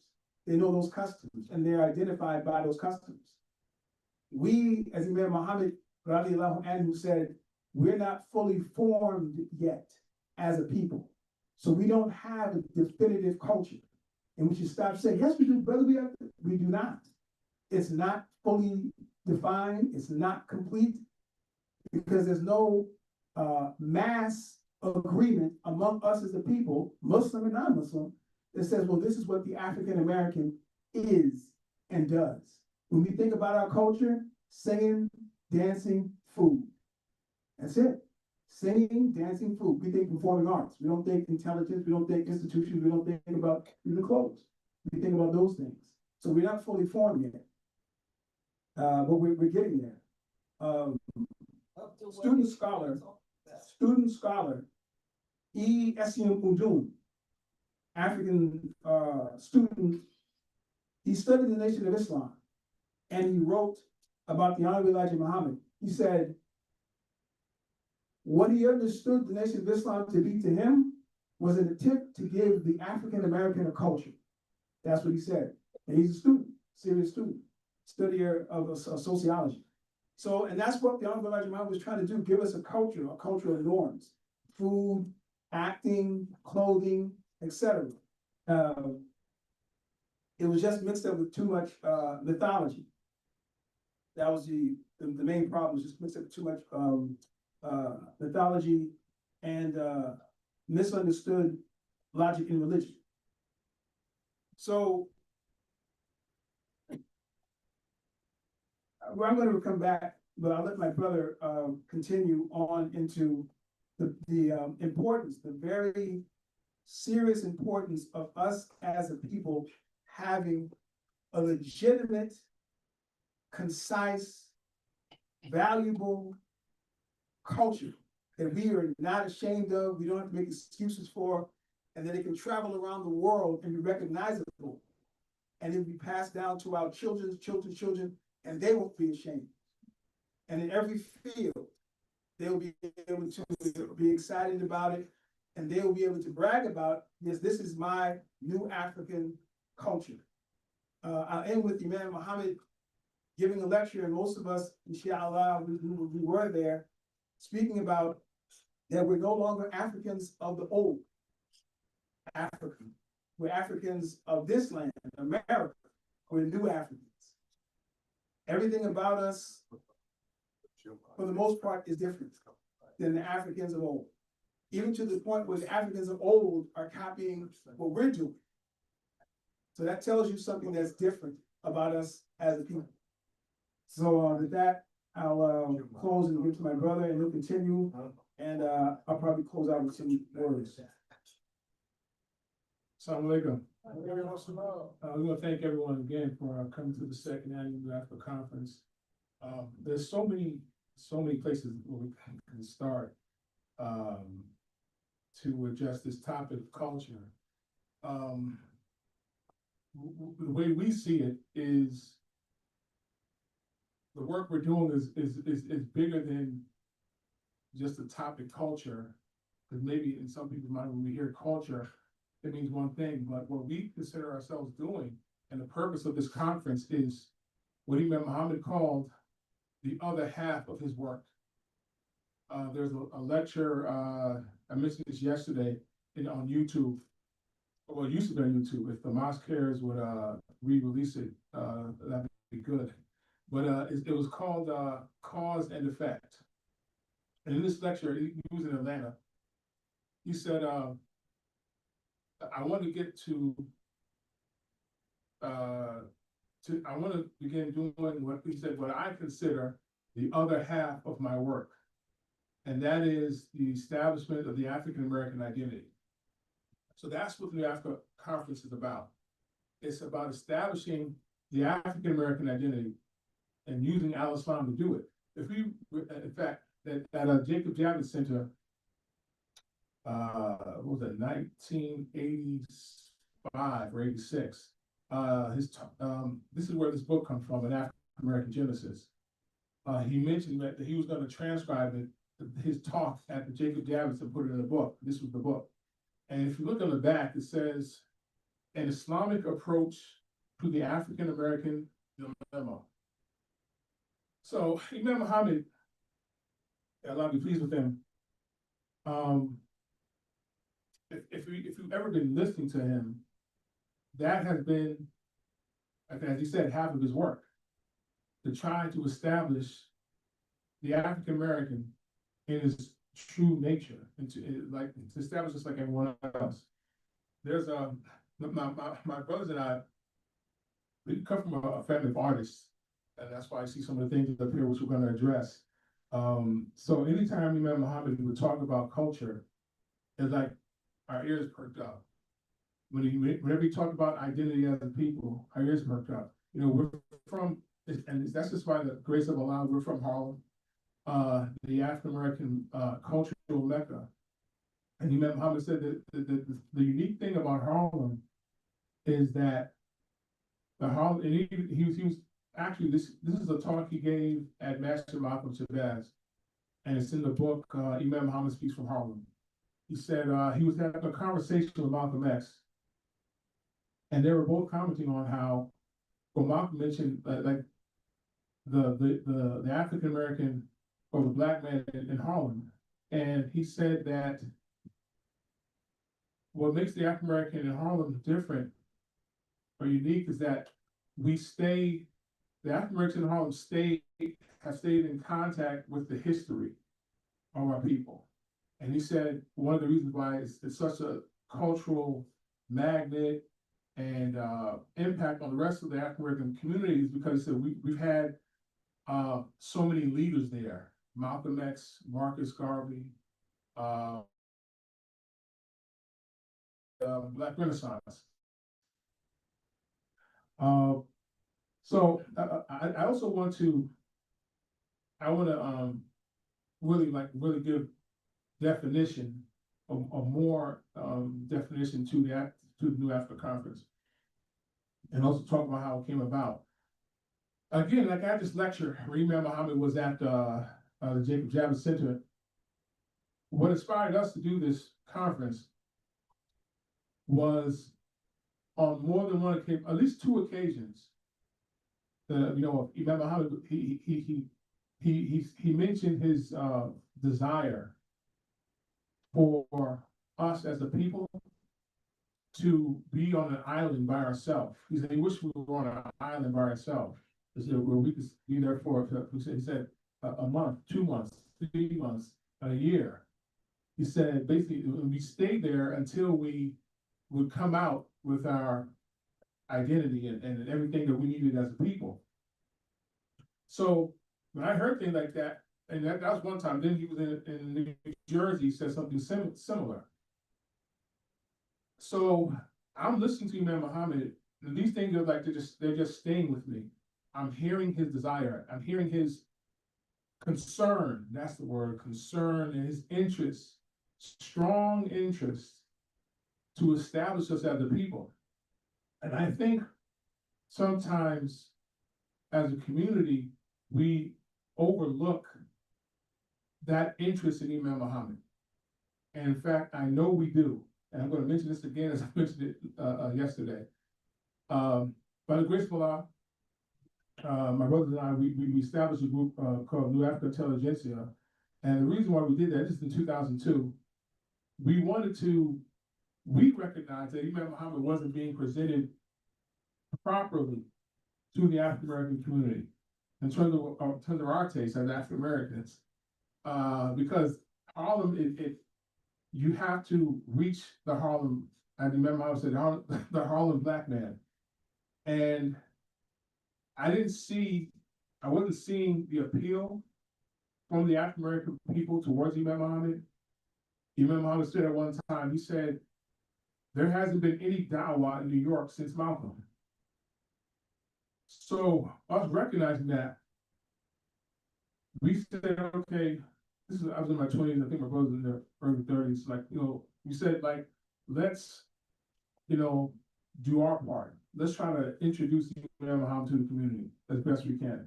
We're not lecturers or teachers or anything like that, but it's like, that's how we love our leader, and we wanted him to reach the audience and he wanted to reach. So we were going to have our first lecture at the National Black Theater in Harlem, and we were going to do it once a month. And we'd invite people, we would hand out flyers once a month.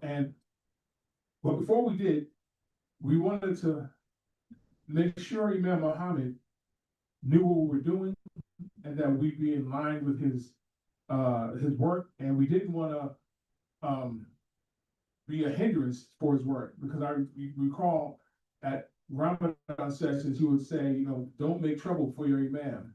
And he was telling us, basically the thing that I'm teaching at the Ramadan session, basically you have to know how to deliver to the audience. So we didn't want to go out and just say anything.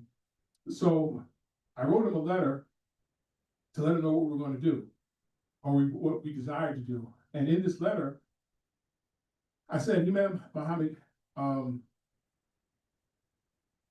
your imams, or the imams under your leadership, when they present you to the public, they present you as a Muslim leader, which you are. They present you as a scholar, which you are. They present you to the public as a humanitarian, which you are. I said, but they neglect to present you as an African American leader. And we said, that's what we would like to do. And I forgot the rest of the letter. But so like a week later, now I'm expecting a letter in correspondence, but he calls my phone. This is the first time I ever had a conversation with Imam Muhammad. So he called my phone and I was so surprised.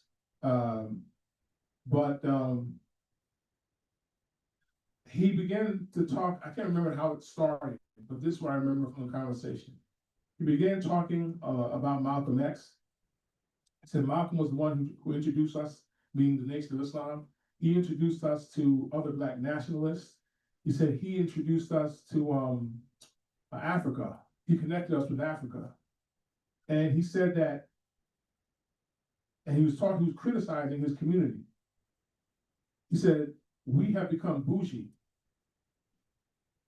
aloof, basically away from the people. And so when Imam said that, it's like, he was aware of like the sentiment or the feeling that I felt. It's like we weren't reaching the people. And Imam, he wasn't pleased with that. And the fact that he, like within a week, called, he could have wrote me a letter, but he personally wanted to call. And because he was excited, he was interested. In fact, he told us that he wanted to, our first lecture was going to be, I think May 19th. And it was a coincidence, that's Malcolm's birthday. We didn't even plan it that way.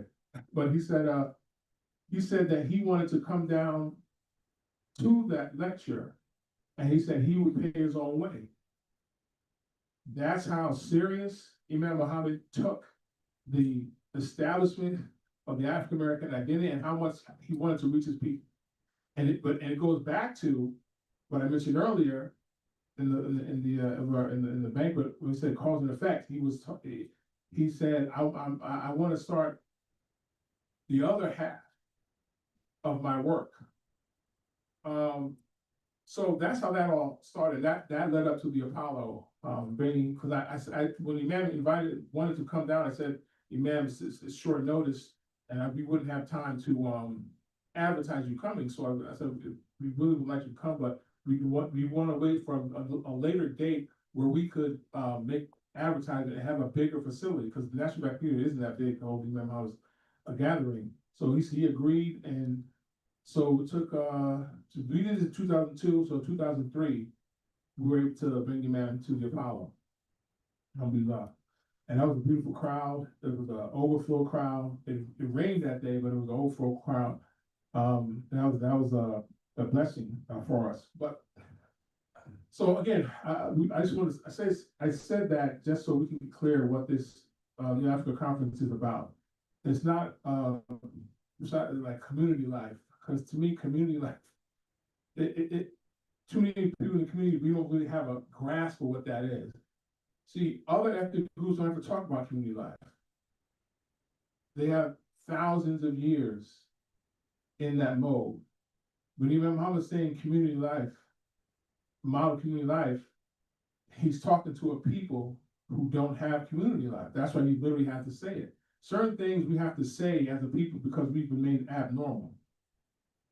I want to read, I'm going to get to the specific topic, which is culture.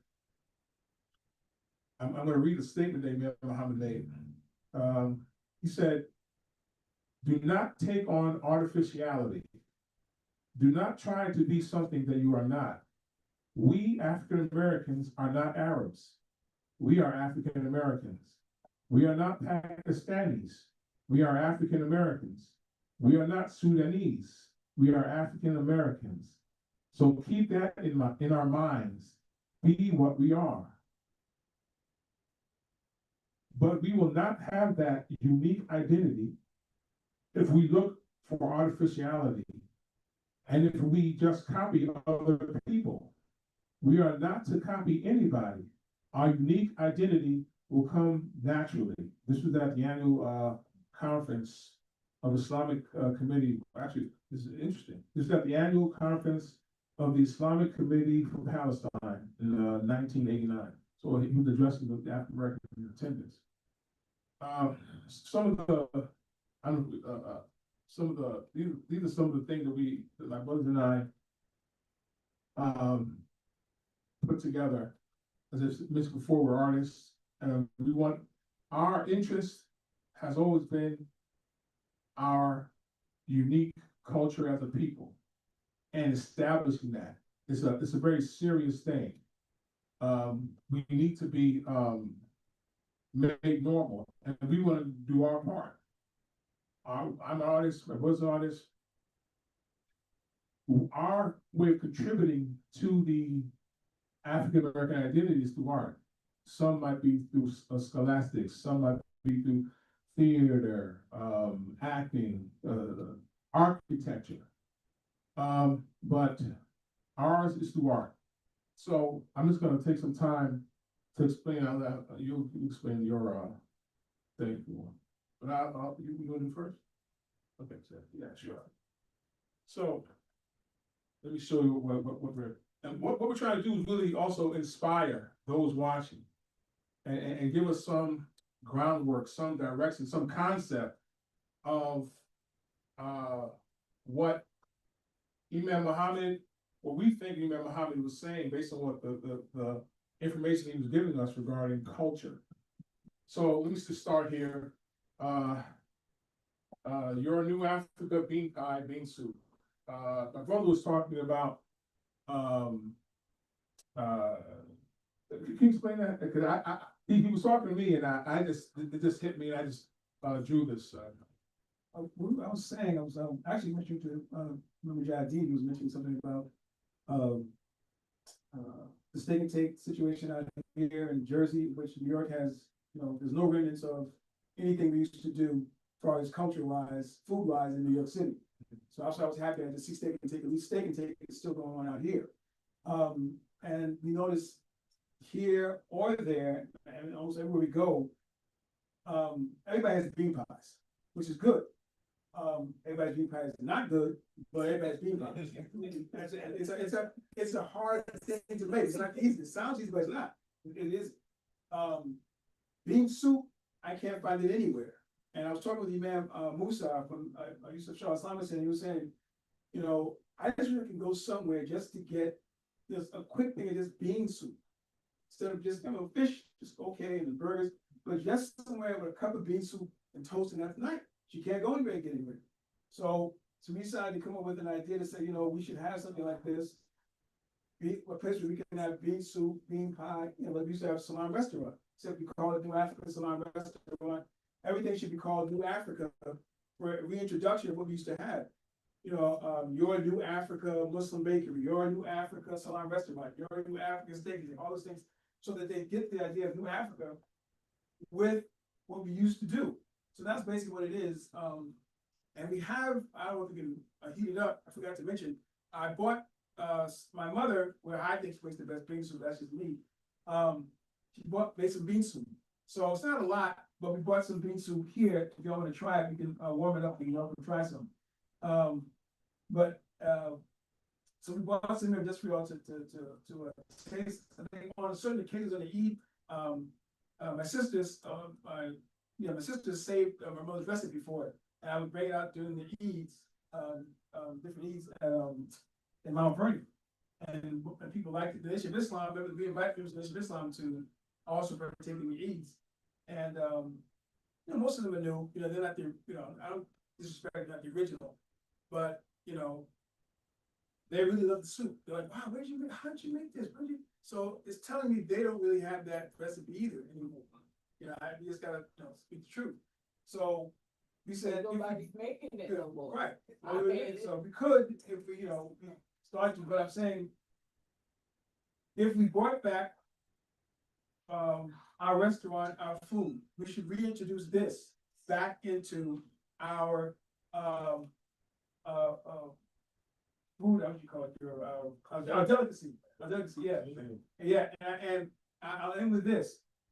When we think about stuff we used to do, especially food-wise, and this is just if you're a business person, this is my personal opinion, again, personal opinion. I think our intent should be, because we did this in the first for our people, we should say, this would be great for our people. When I hear about it, I go, man, if we could bring this back from the black man, we see this man be excited. It shouldn't be, I can make $1 million off these blacks. I can make money off of, it should be, man, our people really need this. Because most of the people stop eating pork, you know, and a lot of the food, you know, and I'm gonna, in this, we have a lot of food trucks in Manhattan, New York, halal food trucks. And, you know, as Akbar said, I think it was this for the business summit, that, you know, we kind of lost that, but the immigrant Muslims picked it up. Halal, term halal. But it's their halal food, which is nice. It's their halal food. So most of us don't buy their food. Most of their food's bought by them. So, and they have to make burgers and fries for Americans. So I don't have to think about it. If we had our food out there, it would automatically remove all of them, as well it should be, because we are the first. So, and we wouldn't just be halal, it would be your halal bean soup, bean soup, steak and take. See, they don't have a history. They have their own history, falafels and things like that, which is nice for them. But this is our history. We'll get it. The Latinos will buy it. Once the black man eats, the white man eats it. So, you know, those of us worried about the white man not eating it, they'll eat it too. Yeah, we're worried about it. What about the white man? He'll eat it too. Once he gets, so it's worried about that too much. But yeah, that's basically what so I made, because really, truthfully, this is all my brother's stuff. He's honest, but this is all his stuff. The last one is his idea with a friend of mine. I'll explain that later. But this is all my brother's stuff. He's like the real artist, the better artist than I am. I'm more of the theatrical, the acting, things like that. I'll plug the play later, but that's not so. So yes, but this basically, that's what this is about. And again, you know, and our advertising should have us on it. Shouldn't be a generic face. Shouldn't be, you know, don't worry about DEI, multiculturalism. Black man, black woman, you know, with original hair. You know, you have to cover up with a kufi all the time. Original hair, nappy hair, that's our hair. We shouldn't be afraid to do it. Everybody else does it, uses us, so we should, you know, use ourselves too. So that's really what it was. And again, if y'all want soup, that you have, you know, warm it up, I guess. Now he's a chef too. Well, he's a chef, he makes pies and stuff. We didn't bake pies. But he has I'll give him this, he has the best crust so far. Yeah, everything that we do, whatever I draw, since junior high school, really, that's when I started reading Imam Muhammad's book. You know, every child, when you're, you know, born into the community, but like in any religion, the children born in a religion, they only do that because of their parents. They're only that because of their parents. So, as the Prophet said, but there's a point in a Muslim child's life when Al-Islam becomes their own. For me, that was age 15. So I began listening to the tapes my mother would have around the house of Imam Muhammad and began reading. And so the book, I think actually I might have been in high school. An African American Genesis is one of the most influential books Imam Muhammad wrote. For me, it touched me in a very personal way because he's specifically addressing the African American and how Al-Islam is the solution and how to apply it to the African American. So these ideas, they come from that book, from Imam Muhammad's lectures and things he said. I'll talk about this. Right here, this is like these are concepts. These are things inspired by Imam Muhammad's comments, his commentary. So I thought one day that, you know, the African American, like, we don't have a flag.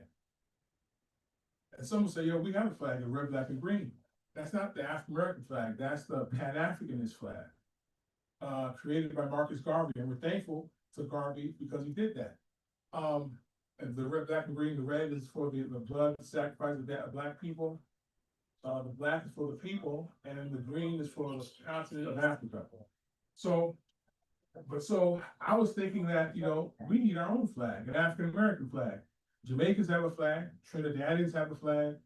Everyone from the diaspora has a flag except the African American. So we need to put our minds together to create our own flag. So I was just being inspired. I was thinking, like, you know, what would our flag have? Something that would say African American. So what I did was, this came over a period, I'm talking about years, like 20 years. I've been thinking about this since I was in high school, so over and over again. So what I did was, I thought about, okay, the continent of America, the continent of Africa, and blending that. So in its image, it says African American. An artist's job is to, one of the things to do is not to waste words. He says with the images what it will take a writer to say, you know, to a couple of pages. So right here, it already said African American. And I was being respectful and paying homage to Marcus Garvey. That's why I kept the red, black, and green. But then it hit me one day, like, what is unique? Something that would be unique about the African American, what in our history? Our mind worked that way because man would talk to us, when talking to us about how we should go about preserving our culture or establishing our culture.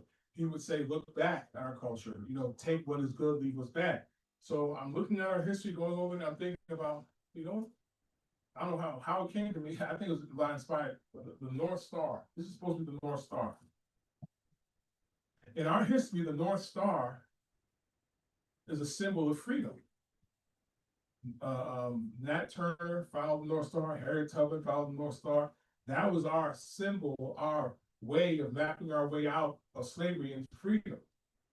And I remember Muhammad talking about, and Garvey, he talked about how one day we take our place in the constellation of nations.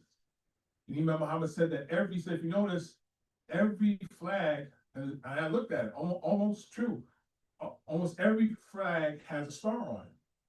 So that's what the stars represent, different nations. So that's why I added the star, and that's the North Star. And you know, Frederick Douglass, his first newspaper was called the North Star. So all these things, in fact, Sister Coral Kadar, she brought that to my attention.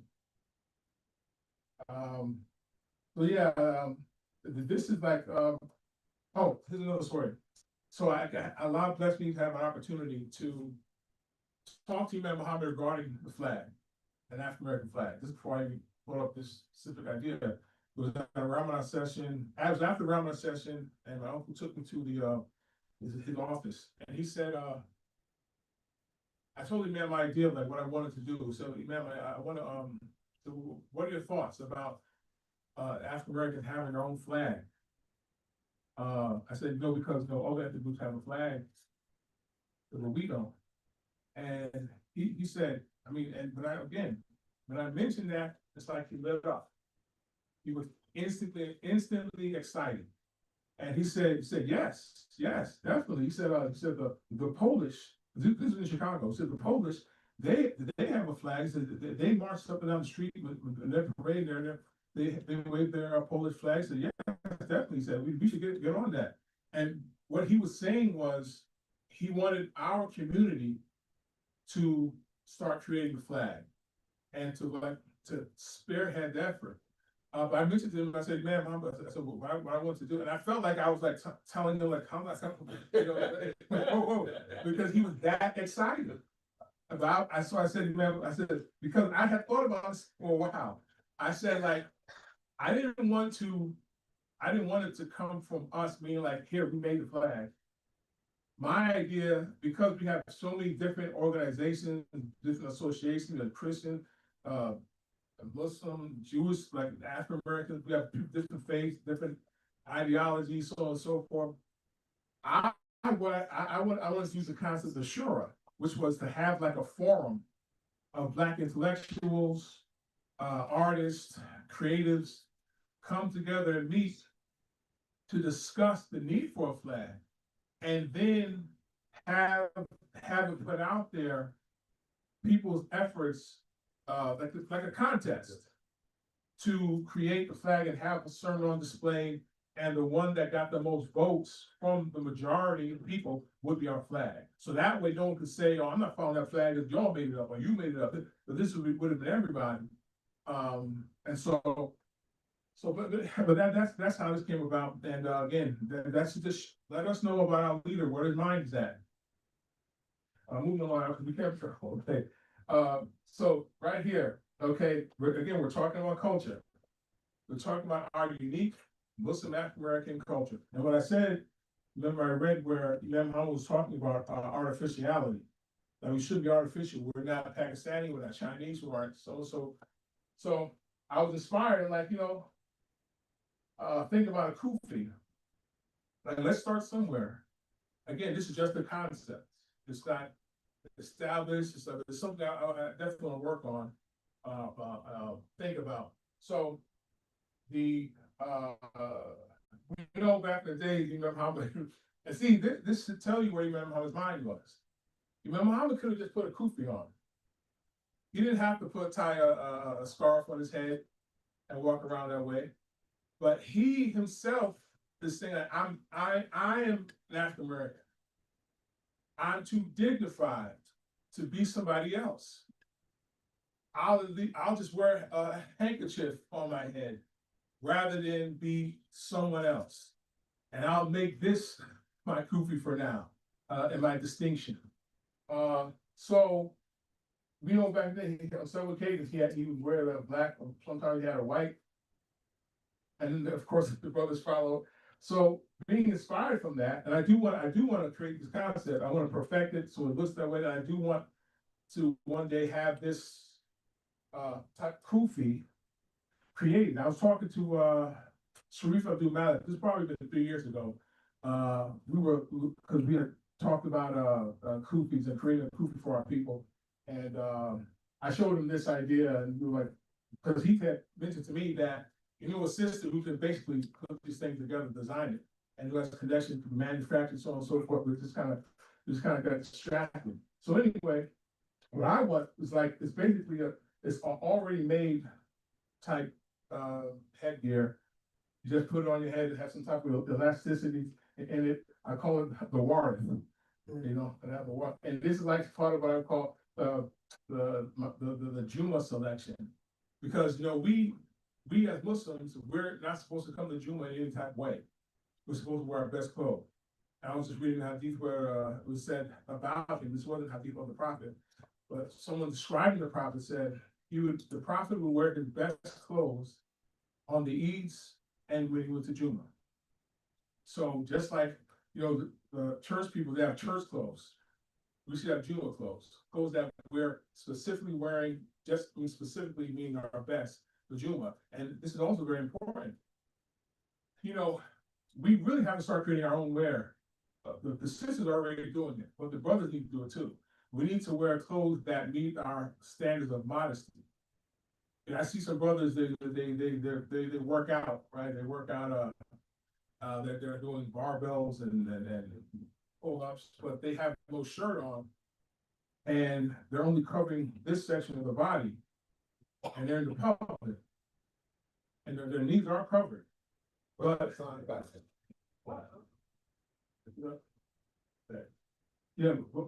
knees are covered. But the Prophet was talking about now that they are meeting the bare minimum of what a Muslim male has to cover. But that's if that's all you have.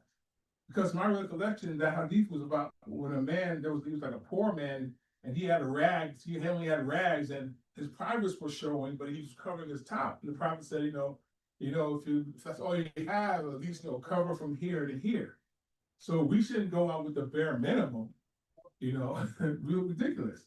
And again, men are more easily physically attracted. And we are more easily physically attracted. Oh, so I'll show this there. But so we are more physically attracted, but are easily distracted. There's been a study that men are more easily distracted physically. But that doesn't mean women aren't distracted as well. You don't want to come out, you go all muscle, and then as a Muslim man, you're tempting women in general. So you can work out in public, have your shirt on.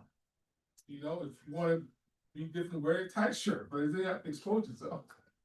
Then I agree. I mean, you want to show men to be strong, work out, so okay, but this, give me a break. So anyway, look at the kufi. So in the back, I have it'll be like our flag right there in the back, so it's like identifying us as the people. Again, it's something to work at. Notice it's not wearing clothes, but it's like a regular shirt, suit, and we should start creating our own suits. And I was getting on this point in terms of modesty and Juma wear. We should have shirts that are long enough so that, because I've heard this most of my life from the sisters. They don't like to see men's backside when they make salah. So the shirts should come long. This one, I used to get a shirt from this company called One Dome. They go way down here. So even if you bend over, your backside not exposed. But excuse me, when you say we the brother. because you can help. I was thinking about the long shirt because the people up in East Orange, they sell them, the long shirts. But Okay. are you saying African American? Yeah, I'm saying we should create our own. We shouldn't buy. In fact, I'm gonna say this. I remember the lecture you remember was talking, and he brought up a shirt, and I think it was from Pakistan or something. And he said, "Oh, this is a nice shirt the brother got." And I can hear the packaging and stuff like that.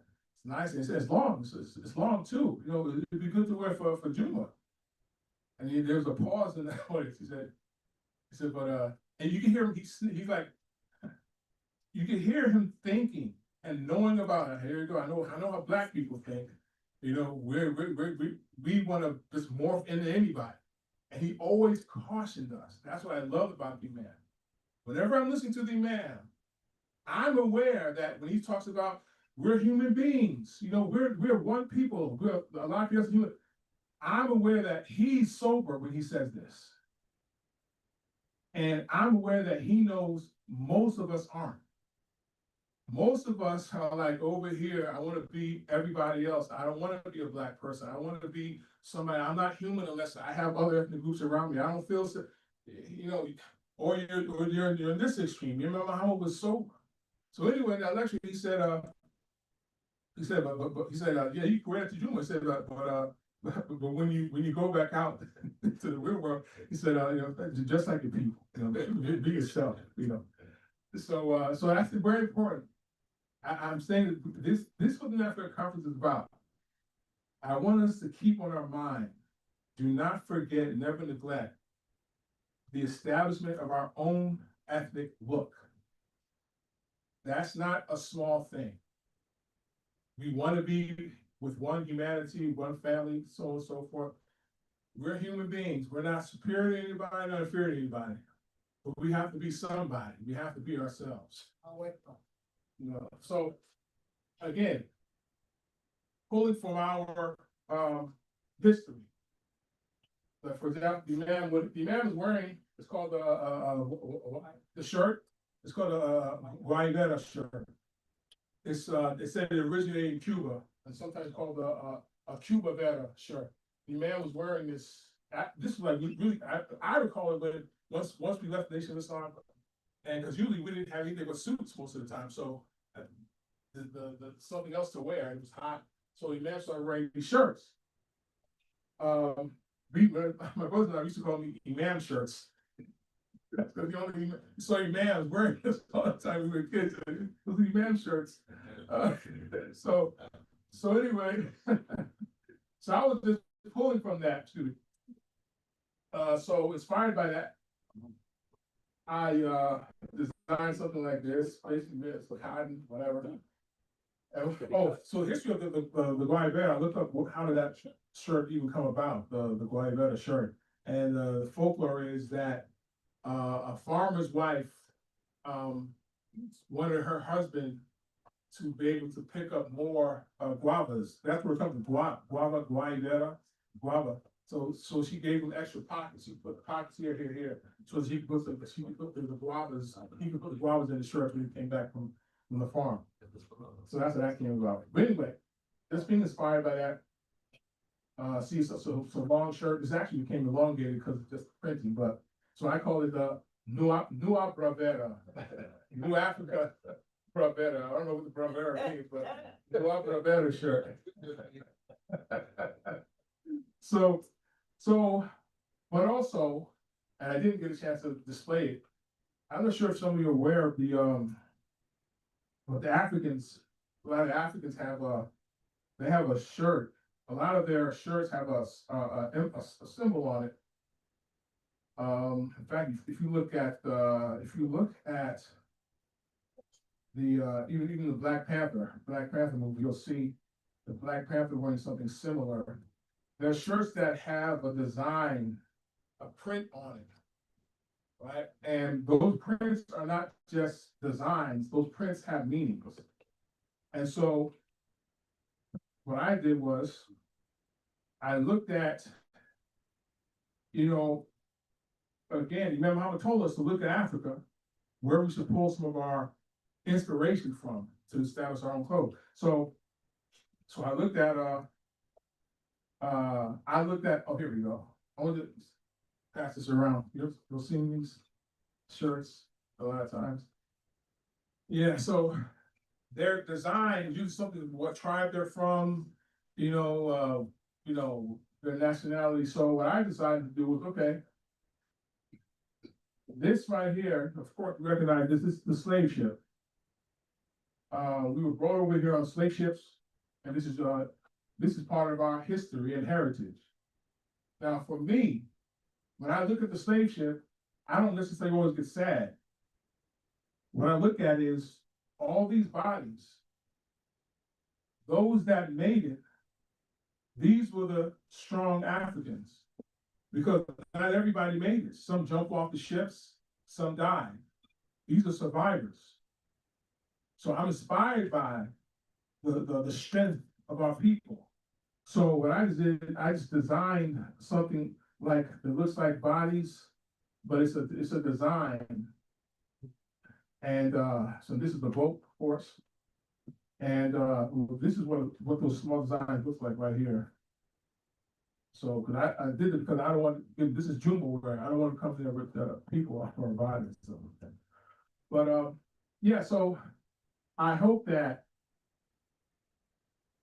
these pictures, these creations inspire the believers who are here presently and online to start thinking in this way. Start thinking about your culture, not trying to be someone else. Look to, now those in the Imam Muhammad Association, look to our history. Look to what we did in the Nation of Islam. The Honorable Elijah Muhammad. Look to our bean pies. This is a Muslim African staple. We brought this to the Black community. We brought healthful eating to the Black community. We have to stay on top of that. In fact, I want to say this, it's very important. When I have this little book right here, are most of them are quotes from Imam Muhammad, where he was speaking about our unique identity. He said, what else?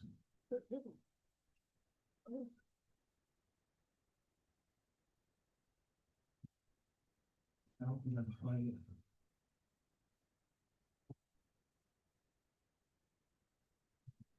I guess I came from that book. I mentioned it again, or find it. But I do want to say this, because I'm an artist. So my mind, when I see things in art comes to my mind. This is a very good book by Imam Ronald Shahid. Message to a people in America, to a new people in America. Those of us who remember Imam Muhammad lectures, he let us know that we are a new people. At one talk, he said, we are not a people yet. And that's true at the same time. We're a new people, but we're not yet a people. Because like I think in Arabic, you're not a people unless you have men in that group and then they're established. They are establishing. They have established something. So anyway, when I looked at the cover, and I'm looking at the message and what this is about. It says, message to a new people in America. I think it would be good, and it would be clearer to the audience, to the public, what this is about. If they would, my mind went right away to, like, where are the Black people? Because this, to me, looks multicultural. It's not clear who these new people are. Remember, I was not talking about Americans. He's not talking generically. A new people is the African American. So I would have had a collage of African American leaders. The Honorable Elijah Muhammad, Malcolm X, Harriet Tubman. I would have had this showing our history. I say that again. These certain things that come to my mind. I'm going to turn over to Hakeem. Imam Muhammad, I'll conclude on this. Imam Muhammad, his last Savior's Day. It was called Sensitive Issues in Black America, Black American History. We like, when we saw that topic in the Muslim Journal, we were like, my brothers and I were excited. Oh man, let's talk about Black people.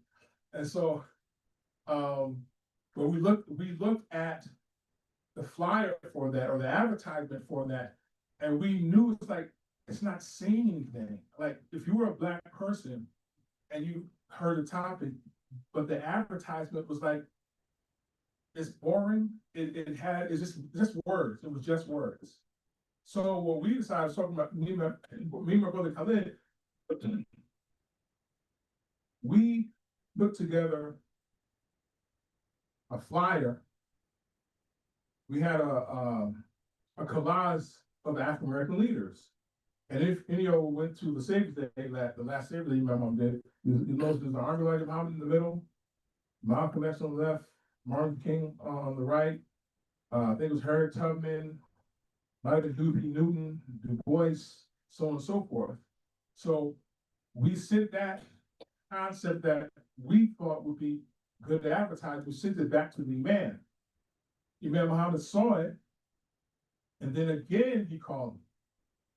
But I think he left a message, or a secretary called. But he said, I want you to make that flyer the poster for the backdrop at my Savior's Day lecture. So we hadn't even planned on going. We were like, man, you can't go there, we can't afford. We weren't planning on going to Savior's Day that year. But then, because the Imam asked, we found a way to get there. So me and my brother went to, I think it was Kinko's at the time, or Staples, blew up the flyer. And if you go online, it's still online, Savior's Day 2007. That's the flyer we did for the Imam. He wanted that flyer, so we went there, we got there early to put it up. So again, I'm trying to, I like bringing these things out because regarding Imam Muhammad's interests, some of us think, I think some of us got caught up, and I'm not saying I know, because this is from Imam Muhammad's word. We got caught up into interfaith dialogues to the extent that we became imbalanced, and that's all we care about. And I'm just being honest, some of us, and that's the beauty of Imam Muhammad's leadership. I have to say this in conclusion. You know, the Nation of Islam, Malcolm said it, and Imam Muhammad said he agreed. The Nation of Islam was a straitjacket religion. What do I mean by that? He said, anytime you have to have somebody come to your house, inspect your house, see if it's clean, check your underwear, check this, we're not babies. You see, Imam Muhammad wanted us to be adults. So we have to understand some people came to the Nation of Islam for different reasons. And many of us were not, we were still affected by what Imam Muhammad called the plantation ghost. We still had a fear of Caucasians. We still felt intimidated by him. We still wanted to be him, even in the Nation of Islam. And so Imam Muhammad, his work, as he said in this book, the latest book, by Ronald Shaheen, The Treasure Under the Wall, one of the things he says is that Imam Muhammad realized early that he the importance that he was gonna concentrate on was our psychology. It was our psychology, you know, the books he told us to get, subliminal seduction. So we were, yes, sir, nation, so black man is God. But in reality, I'm afraid of the white man. God is still white. In our back of our mind, that's where we still were. So I think that, so I know that our people, some of us, and this is why I think a lot of blessed to be here and have to bring out what a lot of us are neglecting and not remembering. Imam Muhammad's blackness, his African Americanness. We have to be aware of that side of the Imam. The other half of his work, or also be walking in an imbalanced way. Al-Islam is what establishes us to be able to address our concerns and our issues as African Americans. We didn't come into this religion to just be floating people, and like we were in the church. And Imam Muhammad said this about us. He said, one of the reasons why African Americans are so spiritual and that we tend to float in the sky and go up into the heavens and not be grounded or make any material progress, he said, it's because our material world was not accommodating materially, and our earthly reality was cruel. It was abusive. It was terrifying. It was traumatic. So because of that, we like to, it's like if someone it's like pain. You know, your body naturally will knock you out if you suffer too much pain. What do they call it? Shock, state of shock. Yeah, it's associated and in shock. Shock, you've been knocked out, you know. So that part of it, because we're not comfortable with ourselves, that's one of the reasons why we just, hey, interfaith dialogue. Hey, every day, interfaith dialogue. What about the person in the neighborhood? What about, if you're gonna have interfaith dialogue, what about the black preacher? How many of us have big black preachers come to our masjid and invite those to meetings? But too many of us, it's always somebody else. And this is what Imam Muhammad was not pleased with. So I pray that Allah, that what I've said, that this part is part of the program, is beneficial, it helps us, and I pray that the word goes out, that we begin to re-engage our people even more, and stop thinking that, to talk about blackness is, well, you remember, he put that aside. I don't know what leader you're following. I don't know that Imam. I don't know that hippie Imam that y'all follow. Wherever you are, that's never the Imam Muhammad I know. So we have to just begin to see Imam Muhammad the way he presented himself as a Muslim African American, and he said himself, he said, I don't want to just be seen as, he said that lecture on how it's called Islam's from Africa to America, an Islamic perspective. He said, some of you might notice that I have that I don't just want to be seen as a Muslim. He said, you're correct. I don't just want to be seen as a Muslim. I want to be seen as an African American, a descendant of Africa. And I believe personally, I think because of our brainwashed mentality, we're so messed up that we don't even hear those things Imam Muhammad's saying. We just, when Imam Muhammad starts talking about black things, we be like, become zombies. And then when we start talking about humanity, we're like, yeah, humanity, do it everybody. When you talk about us, it's like we die again. Our ears closed. We have to wake up, snap out of that mentality. So alhamdulillah, inshallah, this is beneficial. And I have some more artwork we'll see afterwards. But I'll let King continue to explain his new podcast that he's gonna be doing. So we're Muslim in America. Yes. Real quick, oh,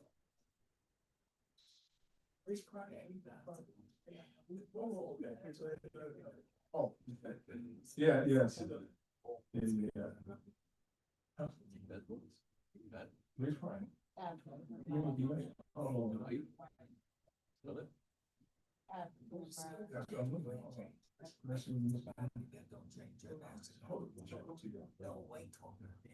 The last, picture is just the logo or symbol for, again, keeping in step with inshallah, keeping in step with Imam Muhammad's, statements, language, podcast that, is connected with, me and my brothers, the websites, the Three Brothers.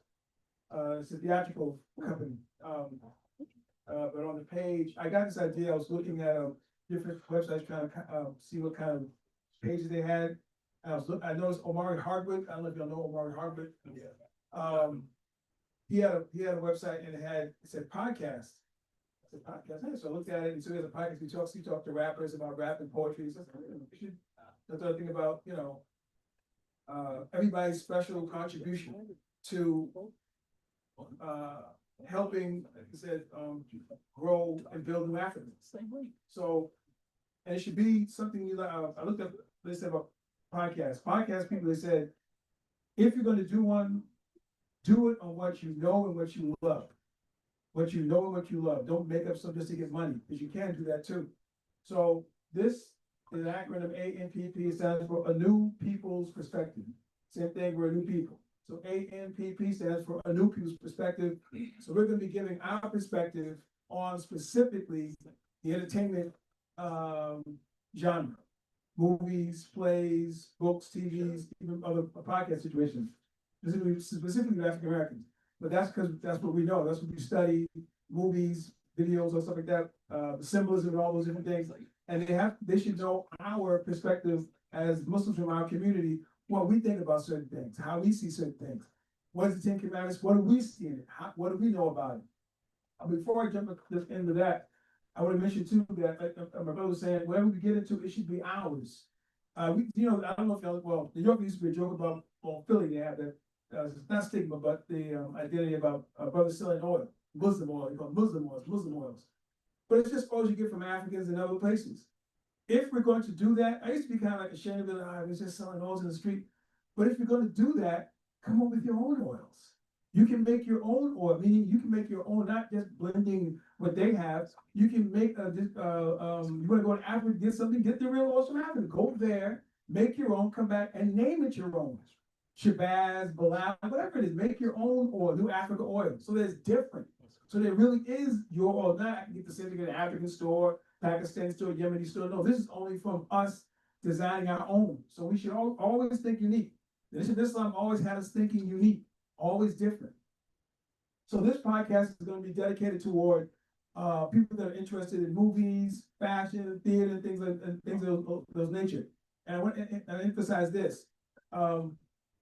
We all don't have the same audience. We have to let people know this, especially again, if you know young people, let them know, or we should know, you don't have to have the same audience. Most of the time we hear the talk, we're talking to the same people. So after we sound the same language, the same attention span, the same statements. I use my brother, he's not here, Khalid, he has Khalid Art, I don't even know he's an abstract artist. If he did a podcast, he wouldn't sound like the imams here. I'm not disrespecting the imams, but he has an audience because he has gallery people that know him, artists that know him. So he will be addressing those things. And then what are you talking about? This artist, who? Basquiat, who are you talking about? You don't know him, but they know him. So we shouldn't expect, brother, you didn't mention about, he's not talking to just us. So we shouldn't get on podcasts or anything if we want to start one and just address us because there's thousands of us doing that. I know people from different areas, walks of life, the dance world, the music world, not the music world, the dance world, the stage world. So my audience is not going to be the same. Even people from my high school that were artists. So I'd be addressing certain things that they know. People at my job. So we shouldn't be just, I got to talk to the community about, yes, our community situation is important to talk to them too, but don't expect everybody's speech to be exactly the same. He didn't talk about Masjid so-and-so when the convention wasn't here, because we're talking about other things. You let young people know this too. If you have an audience, address them too. You may not have anything to do with it, but that's what that young person's talking about, or even an older person's talking about. Let them address that what they're doing, and that then will be more diverse. So this basically stands for New People's Podcast. We're trying to have our first episode August the 29th. This is a Friday. Yeah, August the 29th. We wanted to try to make sure it was in New Africa August. New Africa August was, New Africa part was, made a phrase by, Sharif Abdul Malik, because they call it Black August. So he just said New Africa August. We want to have it in that. And our first, talk was going to be on, our commentary on, the book, A Home of Their Own, it's the Empire of Their Own, How the Jews Built Hollywood, from a scriptural perspective. Because for me to get on, just read the book and talk what they talked about is a waste of time. You're wasting your time listening to me for an hour, whatever it is. But it should come from a scriptural situation. It should come from what they have. And even even among all of us, we're all not going to sound the same. We're not. We're all not going to approach the Quran the same. We're not. Even if you're in Quranic grammar, Quranic, whatever it is, because they're different, the different grammarians that talk about the Quran and have ideas about the Quran. There's not one grammar in the Quran. There isn't. So we should know that. Just like there's not one recitation in the Quran. And remember the grammar came from the recitation. Because a lot of recitation, if you listen to it, it lets you know something about that word itself. And if you notice in the Quran where Allah says, Ya Bani Israel, it says, Ya Bani Israel. Now us is all good. Why did Allah elongate that? Why did he elongate that? The grammar comes out of that. The grammar doesn't come first before recitation. The grammar comes out of recitation. So Imam Muhammad said, and I love his definition, he says, we should read that whenever Allah says, Bani Israel, we're not just thinking about the Jews, he said it means those that have to strain to see God. Israel. And you can read it. Every time they're mentioned, there's a problem reaching God. So we should know, that's good. So, and different things to understand different things. Listen, like he said, study different schools of thought. Remember, Muhammad said, study the four, follow none. So don't be afraid to look at other schools of thought. We just don't follow them. We have our own thinking, and even our approach to codifying certain things and putting things together. That's a work itself. But again, we basically say we're artists, so that's our main push. Is art, but also we should know the culture is not just this. Architecture is also a part of it. Architecture is also a part of it. There's games, the Muslims now in our community that has games to learn, but all of our work should have us focus on the best of our humanity. But it should be through us as an ethnic group. So our architecture, even when we design houses, as Muslims, that other people do, there should be a spot in the house that is directed toward the east, or a specific room that we can make our prayer in. And our design should not look like they're from the Middle East. No, you shouldn't. There's nothing wrong with it, but it should be like, what is this? Where you get this from? Oh, this is the New Africa. Oh, okay, y'all contributed something too. As the brother said, the clothing, women's clothes, all those different things. You shouldn't look like, and we should know when you come in dressed like somebody else, they're not disrespecting you. They're like, wow, okay, I feel good that you're dressing like me everywhere, all the time. You don't have anything on your own freedom. Nothing. Okay. And here's the funny part. They don't make you buy those clothes. They don't make it. Here's the thought. We do it. We pick it up. Because whether we want to admit this or not, and I saw it happen to a Puerto Rican brother. I'm not gonna say where I saw it. They were interviewing him. He's in the street with his brother doing da'wah, dressed in regular quote unquote street clothes, blah, blah, blah, blah, blah. Then they show up, he's getting ready for Juma. He's getting shaped up, the line up, Latinos do, blah, blah, blah, he's cut up, the eyebrows, and the close up, and you see him walking. Okay, he's walking. I see a stick. Stick? What's a stick? Now I see his clothes like, bro, I thought you were Puerto Rico. What's going on, man? Why are you dressed like you're from Yemen or Pakistan? Because most of us, and they pick up from us, we imagine when it comes to being ritualistic in religion, we gotta copy somebody else. When we're in the street doing da'wah, what's up, blah, blah, blah, hey, yo, brother, it's black or Puerto Rican, but when we get to the religion, we're somebody else. And we have to admit that to ourselves. Once we admit it, you can get over it. Once we admit that, yeah, I do think this is, a brother mentioned, he said, he was debating with a brother, he said, look, tell the truth. when you put that dope on, you think you like the prophet, don't you? He looked at him, but he said, "Bro, tell the truth." He said, "You know, Abu Lahab wore the same clothes. You know, Abu Jahl wore the same clothes. You know, the thief wore the same clothes. You do know that, right?" He didn't know that. He thought the prophet had a special kind of dress. The prophet just like the people. So everybody wore those clothes. Everybody had that turban. So it wasn't a major deal. But we don't know that, you know, and we get more respect when they see you coming in with your own. And we have to keep thinking like that in everything, even our literature, all those things. One thing the Nation of Islam kept up that we kind of dropped, what do you call it? Professionalism. Always professional. You may not like that theology, but always professional, always sharp. And that's what attracts people. And that's why they still think we're in the Nation of Islam. Sometimes it's good. If you go into a real enough neighborhood, you know, I remember when I was younger, I'm not gonna lie, I was younger, I used to dance, go into certain neighborhoods, I had to go to Brooklyn. Now, y'all know about Brooklyn, but Brooklyn's 4 or 5%. I said, I was thinking, my dance party was in Brooklyn. I said, yo, go to Brooklyn. Okay, so we used to wear the press on, the iron ons. I said, yo, so I used to write on, I told them to write on Hakeem, Hakeem. So they saw me, peace, God, peace, God. Peace, peace. I'm Muslim, like, peace, God, peace, peace. Because I knew I'm in all five. Something jumps up, yo, he's all right, he's cool, he's God.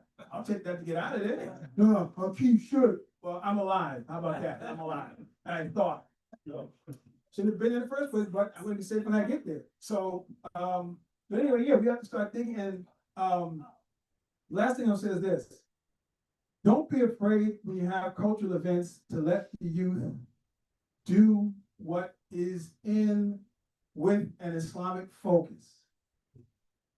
Meaning this: if rap is in, let them do it. When you hear them first, it does get a good response. And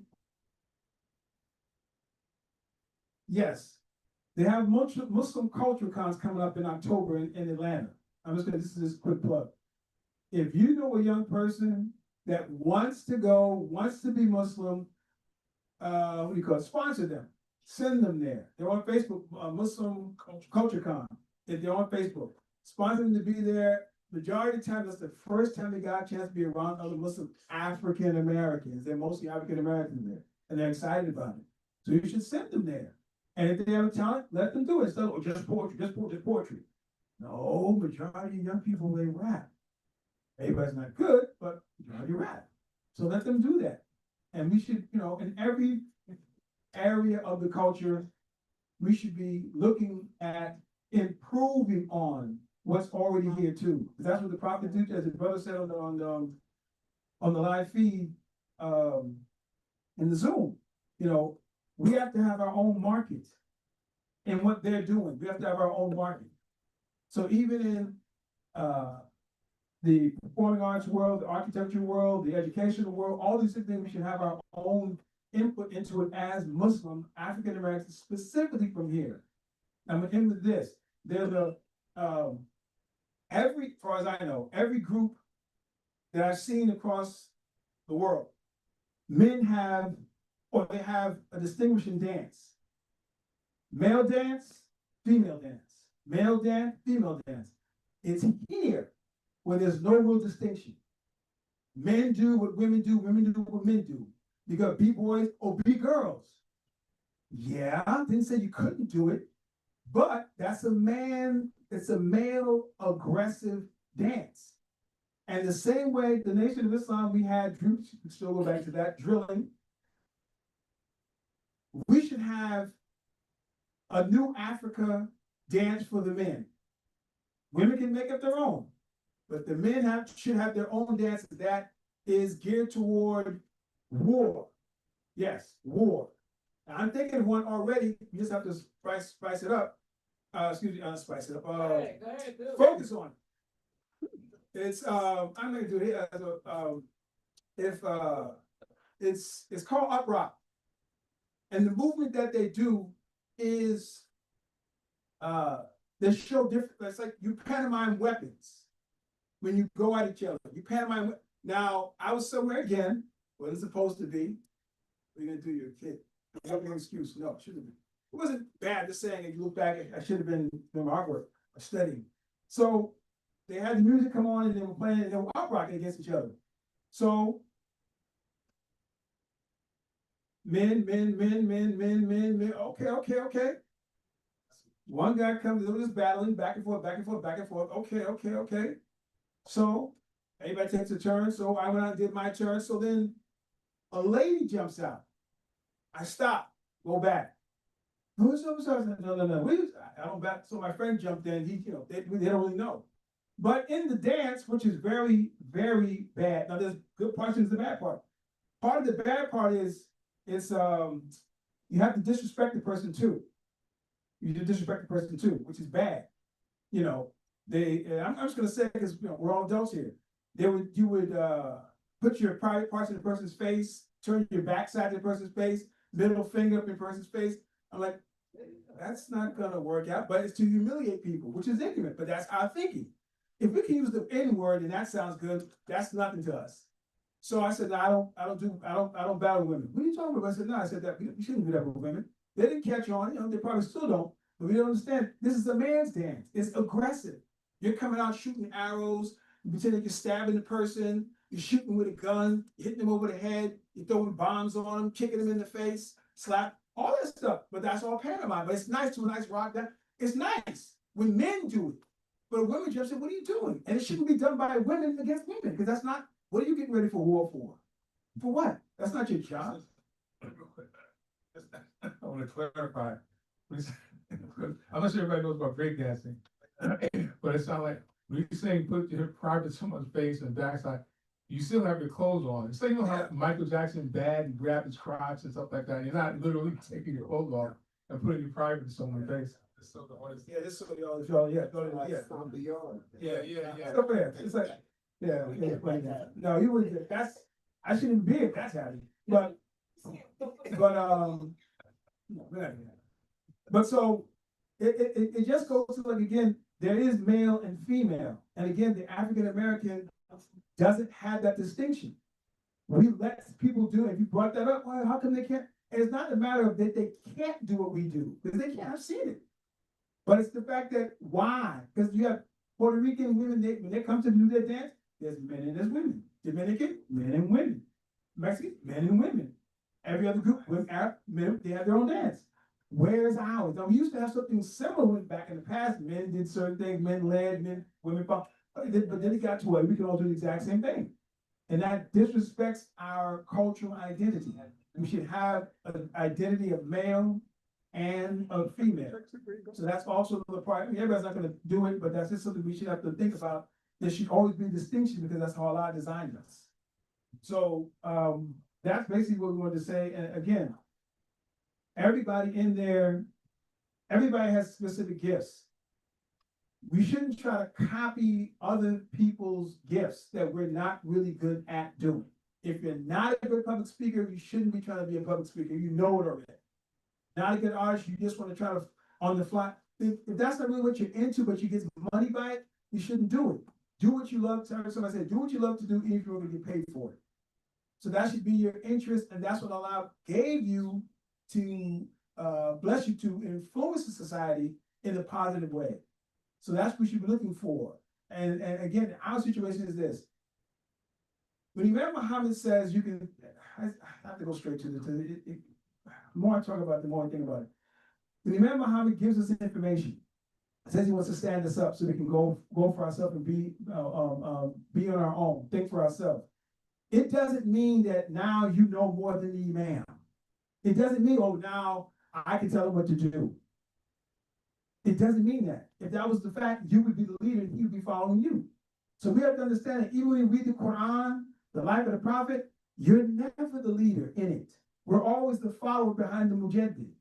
Every other ethnic group that supports their leadership, they know that. They know they're not going to surpass their leader and teacher. But somebody wants to go, isn't it supposed to be a student pass the teacher? Yeah, he's a regular teacher. We didn't have a regular teacher. Be excited the fact that you're learning from your scholar. But that's the problem African Americans have. We always, we put out so many games. We want to make I'm somebody too. Be somebody with the knowledge of the scholar. I killed the G-Man.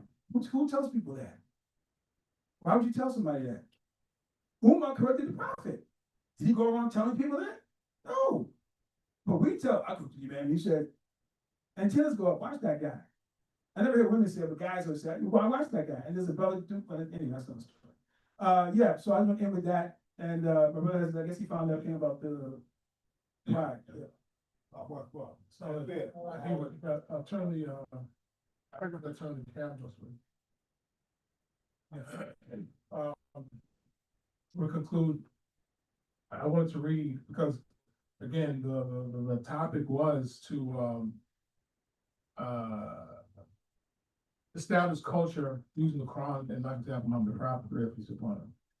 Before I conclude with this, I did want to mention too that you use some of the artwork that I'm producing, because we don't want to just talk, we want to do. So my wife and I established a business, New People, it's called New People, Artistic Expressions. And the concept came from, again, Imam Muhammad said we're a new people. So what I'm going to be doing with that is like putting my artwork on t-shirts, selling things like this, my artwork on a canvas, and any other way that I can express myself using my art. Inshallah, before the year is over, the website will be up. This is, in fact, I would like everyone to basically explain what they're doing, how Imam inspired you in some way, because this is what this is the purpose of this. So like we're kind of like networking here. You know, someone might have something that the other one needs to further the concept of New Africa.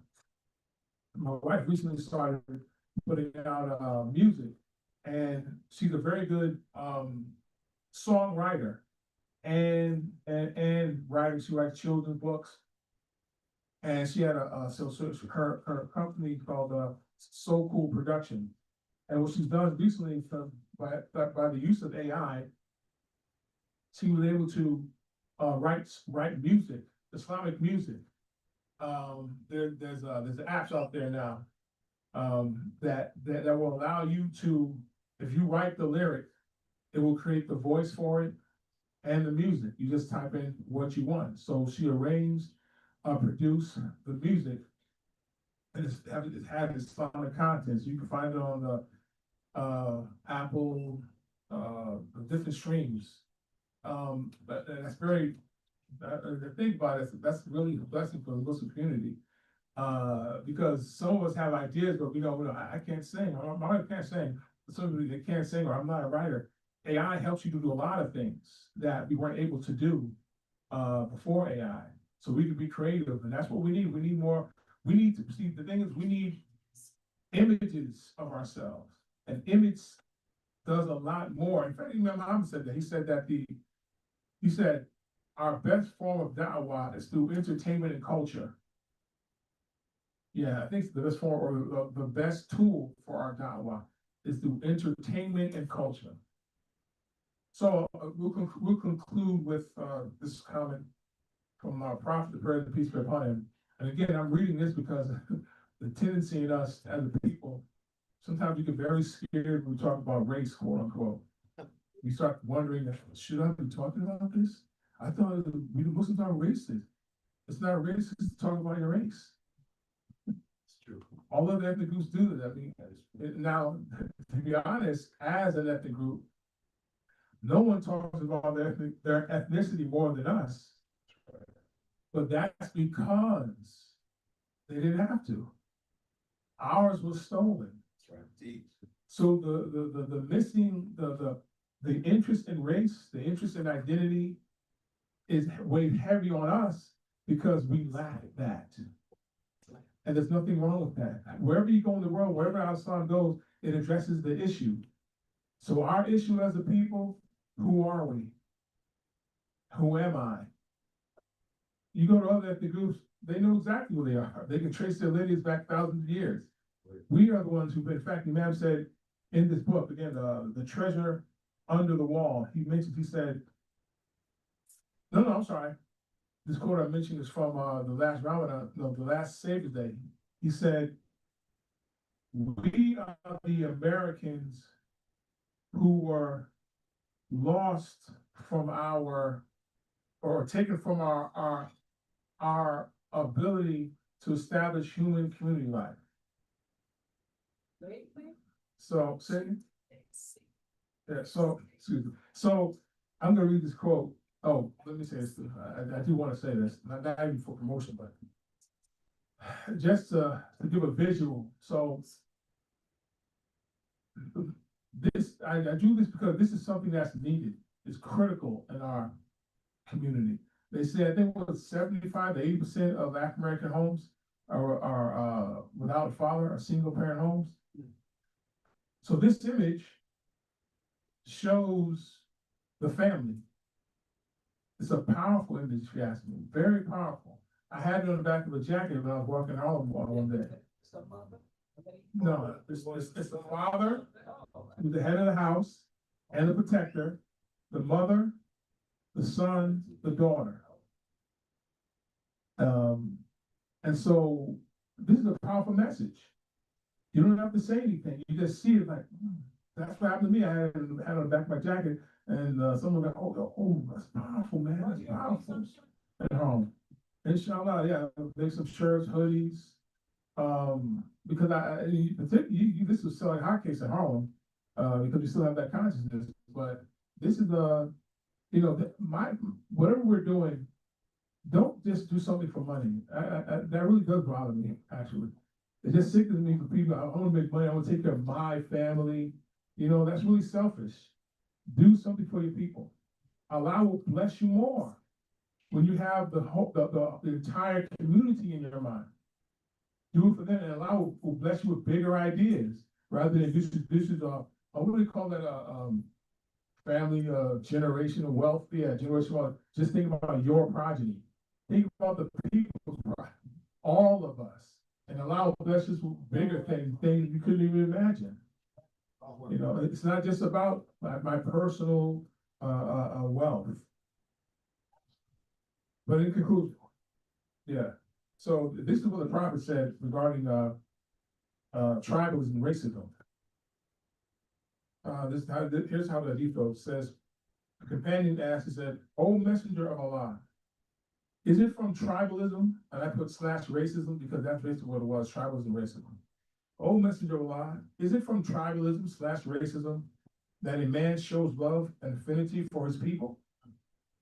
Muhammad the Prophet said, "No, it is not from tribalism that a man shows love for his people." The companion asked, "O Messenger of Allah, what is tribalism?" The Prophet responded, "It is to show or give assistance or aid to your people in wrongdoing or oppression."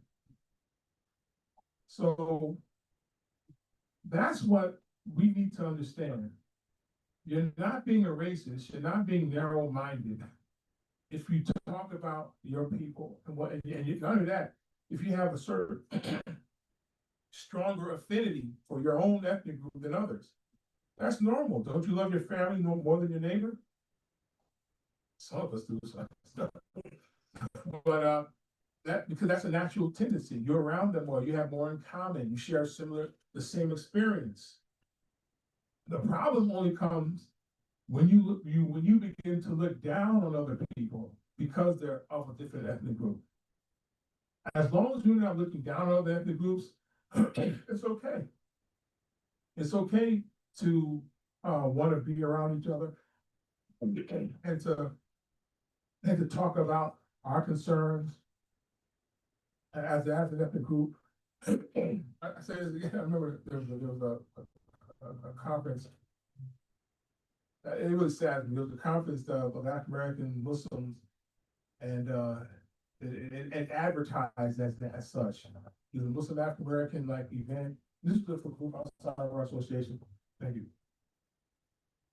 But I remember when they put this conference out, they got some negative feedback from Muslim immigrants, and I saw them start to water down their concern for Black Muslims, and start saying things like and they started inviting non-African Americans to the conference.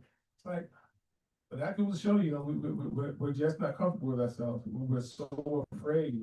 That's what we have to thank the Honorable Elijah Muhammad for. He made us men and women. He made us comfortable in our own skin. I've never felt fear of being around Caucasians. They don't intimidate me. And my entire life, I've never second guessed myself. Oh, that's a white guy. Am I smart enough? I don't know who this guy is. Just a regular dude to me. But I know most of us aren't like that. I'm saying most of us have to be because we come from the church. That's what I've been there. We can open some questions. Short question. We have our next workshop. Right, before this question, to forget, originally we scheduled, it was a bad scheduling. The next workshop about, marriage and family is at 4 o'clock, but the thing is, this is over at 4 o'clock. Plus the prayer comes in, close to 5 o'clock. So we're gonna, move it down to at least, maybe 5:15 or 5:30. Cause then we have to interrupt, they're talking and then go make the prayer, move the stuff back, then come back and do something social. So we'd rather just 4 o'clock ended, then have the, talk around maybe 5:15 or 5:30. And then that'll, end, cause our man Wahid Sharif is, actually here. We wanna move the time down to give him more time and not to interrupt, his session. If nobody else's session was interrupted with, the Salah.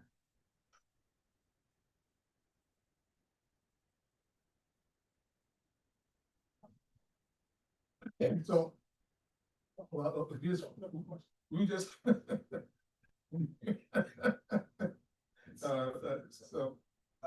Of course, yeah, you have the next workshop. The man had to leave. Unfortunately, it was a time-consuming thing. So it's free to open up question and answer if you have any comments. Usually, after question and answer, we get comments about anything that was said or something that's on your mind about culture. So, yeah, that has to do with advertising. That's all. Okay. Yeah.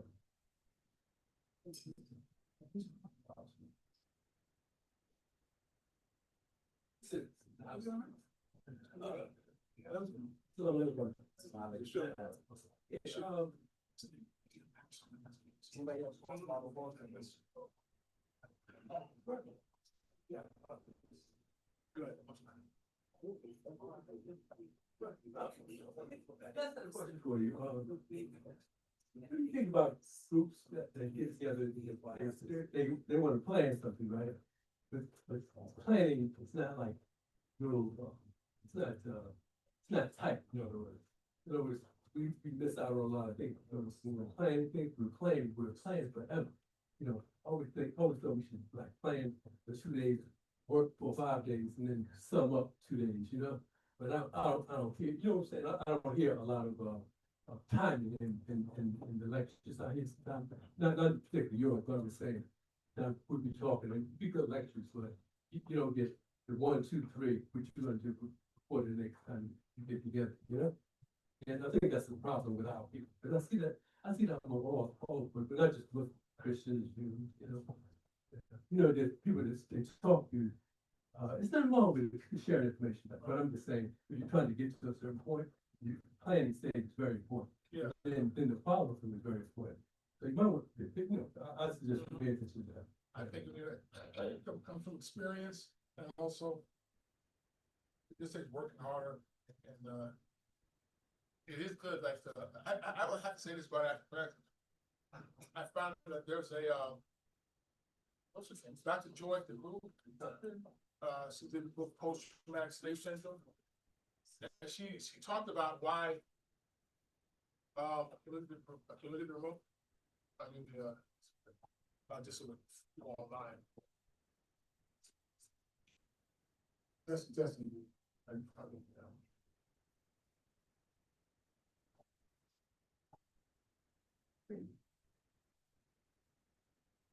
That's it.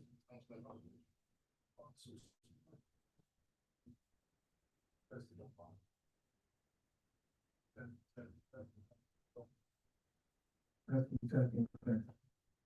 And, the Dr. Georgia Groove, she formerly Dr. Joan Leary, she had talked, she talked about like why African Americans, you know, like basically why we have CP time, you know, and where that comes from. She said that's basically, it's African, customs, cultural.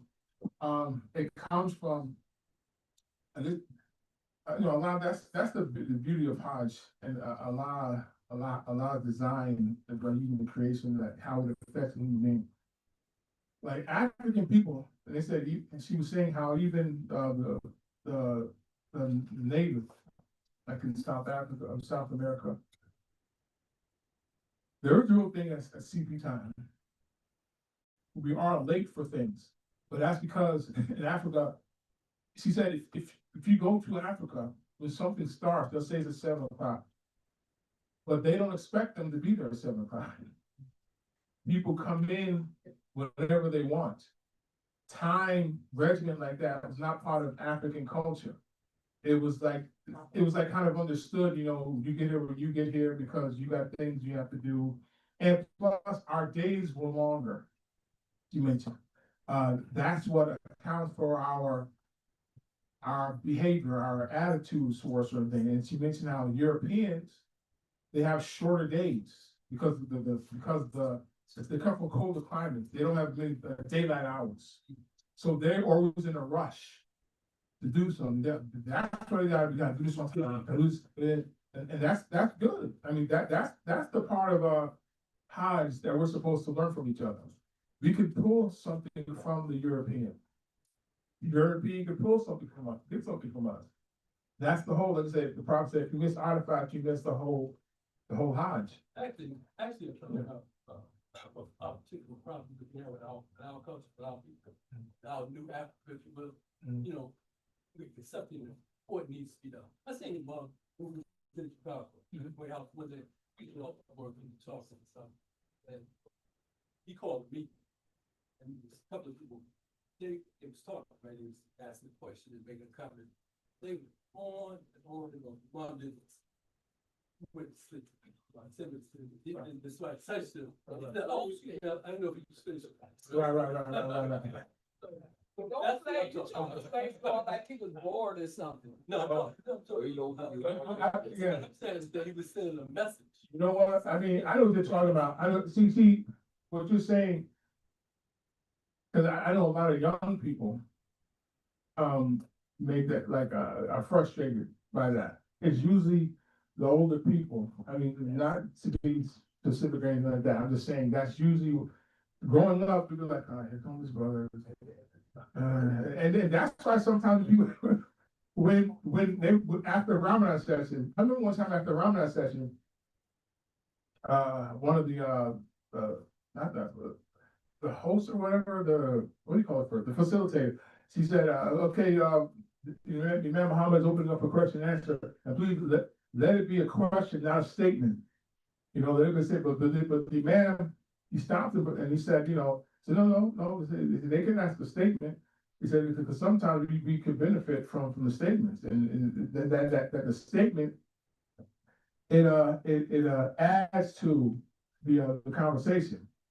But it is understood that a lot of times the question is long. But this is my when I began to think about this, what I think, and particularly most of the time, just in my experience, it's mostly men who spend a long time at the mic when they're given the mic to ask the question. And I believe, again, I don't know what about other ethnic groups. I've never been in their private meetings, not even private, but like their gatherings. I think I always look at, okay, us as the people, the African American experience. So what I believe is where this comes from, and how it's to be addressed. But where it comes from is, this is my thoughts, because I thought about it. Maybe I'm right, maybe I'm not. Right.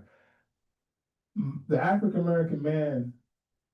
And these, because what Imam Muhammad had said, we've been put down for so long We've had the wind knocked out of our sails. We've been disrespected ever since we got here. He said, we've never had our life in our own hands. Our women were never under our charge. Meaning we could never say that this is our women, don't come here and anything like that, because you remember how he gave this example? He talked about how even after slavery, the white man would come into our house without even knocking. The husband would be there, the wife would be there. He'd come in, oh, what you cooking now, Sally? It smells good. Is this boy treating you right? You see, the disrespect we had to endure as a people. So now when we get the African American man, when he gets an opportunity to say something, he wants to say something. He wants to spend a lot of time. He hasn't been respected. So he gets when he gets the opportunity to get the mic, he wants to use the opportunity to be somebody. So we just have to be patient and understand that we can't, get away from your brother. But we have to be patient. But again, I think that's a generational thing. Some things we have to wait for them to die out. I mean, let that generation pass away, or just be a little brother. Or when you begin, okay, brother, we're gonna give you like a minute, and everybody's on a timer. Everybody's on a timer. And okay, your time is up. We might have to do things like that. But I think that'll go away the more we establish ourselves as a people. We get more pride in ourselves. But that's where I believe a lot of that comes from, self-esteem. Real quick, and I think Mr. Amarillo was saying, if you see situations like that, like Imam Muhammad said, find like minds. Like you said, if people just keep talking, then just either excuse yourself, find like minds, because they'll be leaving with you, and just let the person keep talk, and they'll never do anything. But you also have the flip side of a person that wants to do everything by themselves. They don't want to work with anybody. We have a couple of men like that. They don't work with anybody. And you see what they have is not going anywhere. But they'll tell you, man, Muhammad told me to do this, Muhammad told you. You may have, but you can't work with anybody. So you really don't go anywhere. And that they don't work with you. So just like you said, the person's rambling, get up or just wait to fit, find like minds and just do the work. Even coming over too, cut like minds, right. Doing the work. Right. Just do it. So two other people you can talk, right? Two people, So communication, yeah. Schedule was.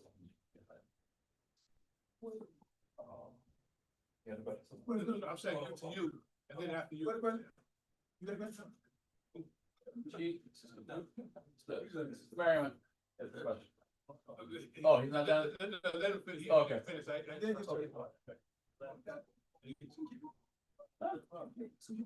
No, I was, my only thought was that we should encourage one another to when we take, when we talk and stuff, that's fine. Then when we're in a meeting, they give business, we got an hour or something like that to do something, right? We should try to do it, because I think that's one of our weaknesses, Yeah. That's all. Brother, we're gonna let her, I didn't see her, so after her, then you're gonna ask. You told Mike, Oh, okay. All right. Okay, what I was going to say, I noticed that you talked about, why we not release Black ministers or other African Americans and different things. I said, I heard him talking about us meeting with African American ministers and not having that type of interfaith dialogue. I wanted to bring up that the mayor of the city of Newark, Ras Baraka, who came in second place, which was an excellent showing for governor, had started a campaign to try to put together a Black agenda. And they're having their third meeting on the statewide Black agenda.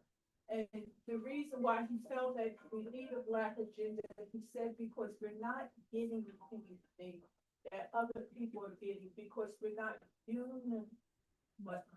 unified in any particular area. So I thought that so far, two churches and now a third church is getting ready to put together a, host him so that he can come down and talk. And we can submit agenda items that we think is important to us.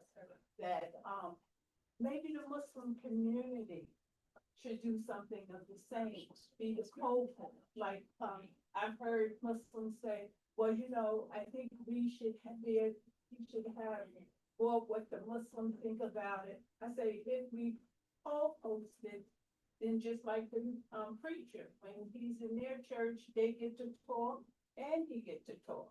So if we had something, we would get to talk, our imam or something, and we'll get to talk as well as him talking. But I think that we need to be a part of it. And the reason why I think so is because Imam W.D. Muhammad, as you said, he was an African-American leader. And not only was he an African-American leader, he said, what I don't want my community to forget is that we came through the same, traditions in history as the African Americans here. Is that at least some of you are getting where you think that, because we're Muslim, we're brothers and sisters to other Muslims, which we are. However, he said, when they start talking about destroying or doing something to America, you better get away from them. Because when you get to the airport, that they have somewhere to go, but really you don't have anywhere to go. And he said, you better hold tighter to your African Americans, because we have a unique situation here in America, because most of them are saying, oh, well, you don't need to do nothing with those Christians, those Catholics. They don't have brothers and sisters and cousins and aunts. That's those people. Right. And Allah has already told us that blood ties have right. Yes.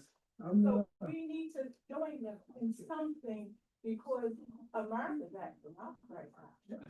Really acting up right now. As a matter of fact, sorry, real quick. And I went after him, I need, when I saw those two, advertisements, that's my first question, is where the Muslims? So I guess the member Jadid's on the spot. She said, y'all got to host the rock and get the black men in there, bro. Wow, that's deep. I'm team rock all the way. All right, I'm actually a member of rock. Assalamu alaikum. Walaikum salam. I'm honored to be here today. I made it my business to come today, even though I'm kind of doing some other things in my house, but I'm honored to be here. My name is Brother Bashir Muhammad Akindele. I am a long-time, 30-year teacher of history and Africana studies, Black studies at Weekway High School. All right, you know, in New York we say Weekway, right? We don't say Weekway, right? We say Weekway. I'm also the founder and co-chair of the Black History Month activities at their school. And I've done a number of Black history, cultural events, knowledge of self events in the city of Newark. All right. My sister over there is here can attest to that, right? Can attest to that. But what inspired me, and this is what I commend you brothers and sisters are doing. I think actually we should say takbir. Allahu Akbar. Takbir. Allahu Akbar. And I think we should give a round of applause as well, right? All right. You got some brothers and sisters standing on the knowledge of self. And I say that because I do all these things because it was the knowledge of self that inspired me, that I received from the Nation of Islam under Minister Farrakhan. I was a member of the Nation of Islam, Muhammad Mosque, number 25, under his leadership here in Newark, for about 6 years, from 1990 till 1996. I took my Shahada right here. Imam Ali Muslim gave me my Shahada right at this spot. Well, not here, but the old building, right? The original Temple 25, right? But brothers and sisters, our people do not have a heavy dose of the knowledge of self. Real talk. Real talk. And I've been teaching for over 30 years. I started teaching straight out of college. I graduated from Seton Hall University. I got my first teaching job. I graduated in 93. I got my first teaching job. I graduated in May of 93 and I got my first teaching job in September of 1993. And all my years, and I mean this, I'm not exaggerating, brothers and sisters. In all my years teaching, every single year my students walk into my classroom with very little knowledge, or very little levels of the knowledge of self. All right? So this thing is, it's so important, right? Because, you know, other brothers and sisters, particularly Muslims, they're Muslims of every other ethnic cultural groups, they embrace their ethnic and cultural group with no problem. Except us. We got a problem. And yes, the Most Honorable Elijah Muhammad, you know, I mean, that's one of the biggest things he taught, was the knowledge of, for us to embrace who we are, to accept our own and be ourselves, right? He put us on, he pointed to Islam, right? But he also pointed to the knowledge of self. And it's very important, family. It's really sad that these brothers and sisters gotta even remind us about that. And it's even sadder that this room is not packed, to be honest with you. It's unfortunate. You know, but if it's some immigrant Muslims came in here, right? It'd be packed. Come on, let's keep it real. It'd be packed. Because we identify more so with authentic Islam with some other cultures than our own selves. You know? So, I mean, but I see this. I see this in the classroom, you know, with Muslims and non-Muslims. I'm gonna say it again, Muslims and non-Muslims. You talk about the history of the Nation of Islam, a lot of these young brothers and sisters don't even know the history of the Nation of Islam. They don't even know that. They don't even know that Black people played a big role in establishing Al-Islam in this country. They don't know that. In North New Jersey. In North New Jersey. Let alone civil rights, Black power, right? Amiri Baraka led the Black Power movement here in North New Jersey. Many of our students don't even know who Amiri Baraka is. They don't even know who he is. They never read any of his books. Blue Inside. They don't know nothing about that stuff. You know? So, you know, I commend you, brothers and sisters. I want to hog the mic, but I commend you, brothers and sisters. I made it my business to come in today. I made it my business. I registered. I paid my fee, right? But I made it I couldn't make it yesterday, but I wanted to make it today. I saw the thing about culture, and I'm big on culture. I am unapologetically Muslim and Black. I don't make no excuses for that. None. And you can Google my name, I'm all over the place. I'm all over the place, right? Teaching, I'm an activist. In fact, we held a rally, a peace rally, actually peace and a memorial rally for the former resident imam here, Hassan Sharif. We shut down the whole block when some folk didn't want that to happen. But we feared a lot more. So we did it anyway. You see? So, I commend you, brothers and sisters. Hopefully next year we can do a lot better in organizing and making sure this place is packed. Wall-to-wall Muslims, all right? Wall-to-wall Muslims.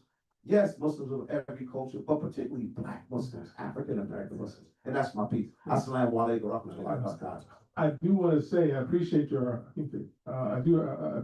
comments very much. And I want it to be known that the New Africa conferences, again, we take this very serious. Well, let me address this. But one of the reasons for the amount of people is it had a lot to do with our planning. It wasn't so much, it was just our planning. And we changed different venues. So that was one of the main reasons. Because the first one was very well attended. And because one of the things we also wanted to do was for the next, inshallah, New Africa Culture, New Africa Conference, we always wanted to have not just a talk, but also a concert, a cultural night, where we can display our art, our musical talents, acting, different musical sound, you have literature, fashion, you have inventions, architect, like like kind of like, even like a science fair, where we have, where we can display, our architecture. Imam Muhammad told us we should build our masjid based on West African architecture. And even the concept of our neighborhoods, circular. So that's one thing. Also was important because, again, we were kind of rushing. Whenever we do our New Africa conferences, we are keeping in line with this thought from Imam Muhammad. And that was, he said, we need to be on the island by ourselves for at least a year, 2 years. Again, we knew that was never going to happen. But Imam Muhammad was putting that idea in the atmosphere to let us know. What I got from that was we need to be by ourselves. So the New Africa Conference, in the same way that the last two Saviors Day Imam Muhammad did, it was not open to the general public. He said this is for those who are African American, not for those who weren't part of the African diaspora. And he said, it's not that I don't want you here, but it's that we're going to be addressing sensitive issues. And we don't want to embarrass ourselves and other people, or make them feel uncomfortable. But also, like you had knows, it's also so that we would be comfortable. Because again, a lot of us, you sit next to another ethnic group and we start questioning ourselves, we start doubting ourselves. Am I smart enough? I'm next to this guy, the guy he's a homeless man just walking off the street, but he's not black. I'm afraid of this guy. So we need to be by ourselves for ourselves. So the New Africa conferences are not open to everyone. We're inviting African Americans and those of African descent. And I think most people outside our ethnic group who know our history, they understand why, and they those who really love us and really are our friends, they appreciate that, and they understand. They're not offended because they know, those black people, they really got problems. They really got problems. So, inshallah, here. You know what? I want to say this. This is also important. When we did the New Africa Conference, the first one, the 5, how long, 15 you said? 2015. 2015? 2015. Yeah. Let's be honest. That's like, again, we approached this. Yeah, the second annual. Yeah. Yes. Yeah, I'm just trying to remember what the first one was. We know the mentality, the sensitivities of our community, based on the works we do in our community, what I see throughout the nation. And because Imam Muhammad said what he said, we know that, and I was again pointing to that lecture Imam Muhammad said, it's called Cause and Effect. It was in the masjid, it was in Atlanta. He said, he was talking about during the transition. He said, I know I lost some of you. And he was referring to those African Americans who did have an interest in establishing the African American identity and wanted to help Black people. He said, I know I lost some of you. But he went on further to explain, it's because, he had first cleaned up the religion for us, give us what the proper religion is. So his time was spent explaining to us what Al-Islam was. And some weren't patient enough to continue with Imam Muhammad to get to the point where, okay, now we got the religion right, now we can use Al-Islam to address our people. Some were like, man, this ain't Black enough, I'm out of here. But they weren't patient enough. So at that lecture, he said, now I want to continue to work on what I consider the other half of my work. And that is the establishment of the African American identity. So why some people, as large of a crowd here, is because our interests are the same.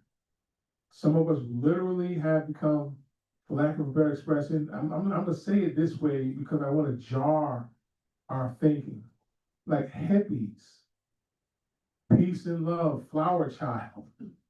I'm with Imam Muhammad. Hey, everybody's accepted here. I'm just a floating person. I don't have anything I'm not a race. I'm a human being. I'm a spirit. I follow Imam Muhammad. I'm floating. You know, that's where we become. We are a balanced community. We are, like the word Imam Muhammad said, we're sober. We are sober people. We don't go to either extremes. We're not racist. We're not extremely spiritual floating people either. We're not hippies. We're in the middle. We love Al-Islam, we love humanity, and we love our ethnic group. We have a strong affinity to being African American. And the only people who have a problem with that is us. Arabs don't feel that way. Chinese don't feel that way. Because we're human beings. But, you know, so that's what Imam Muhammad's job was. And again, that's what we're trying to do.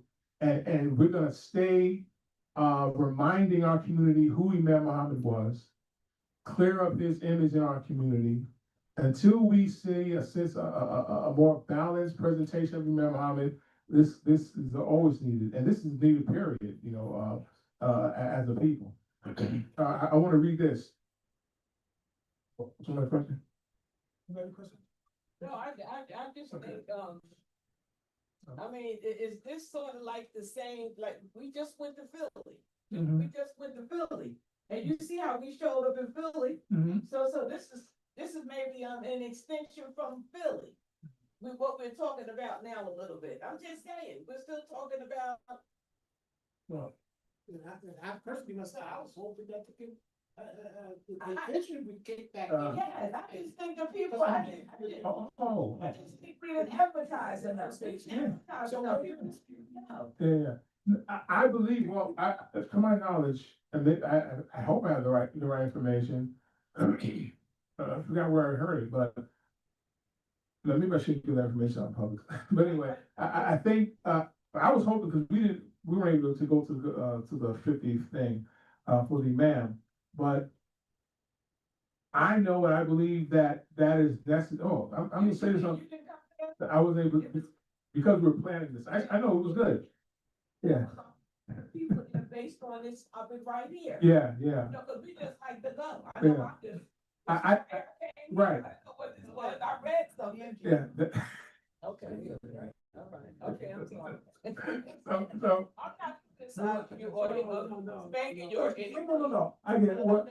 Don't think. No. I just want to say what I understand, because we're one community, one association.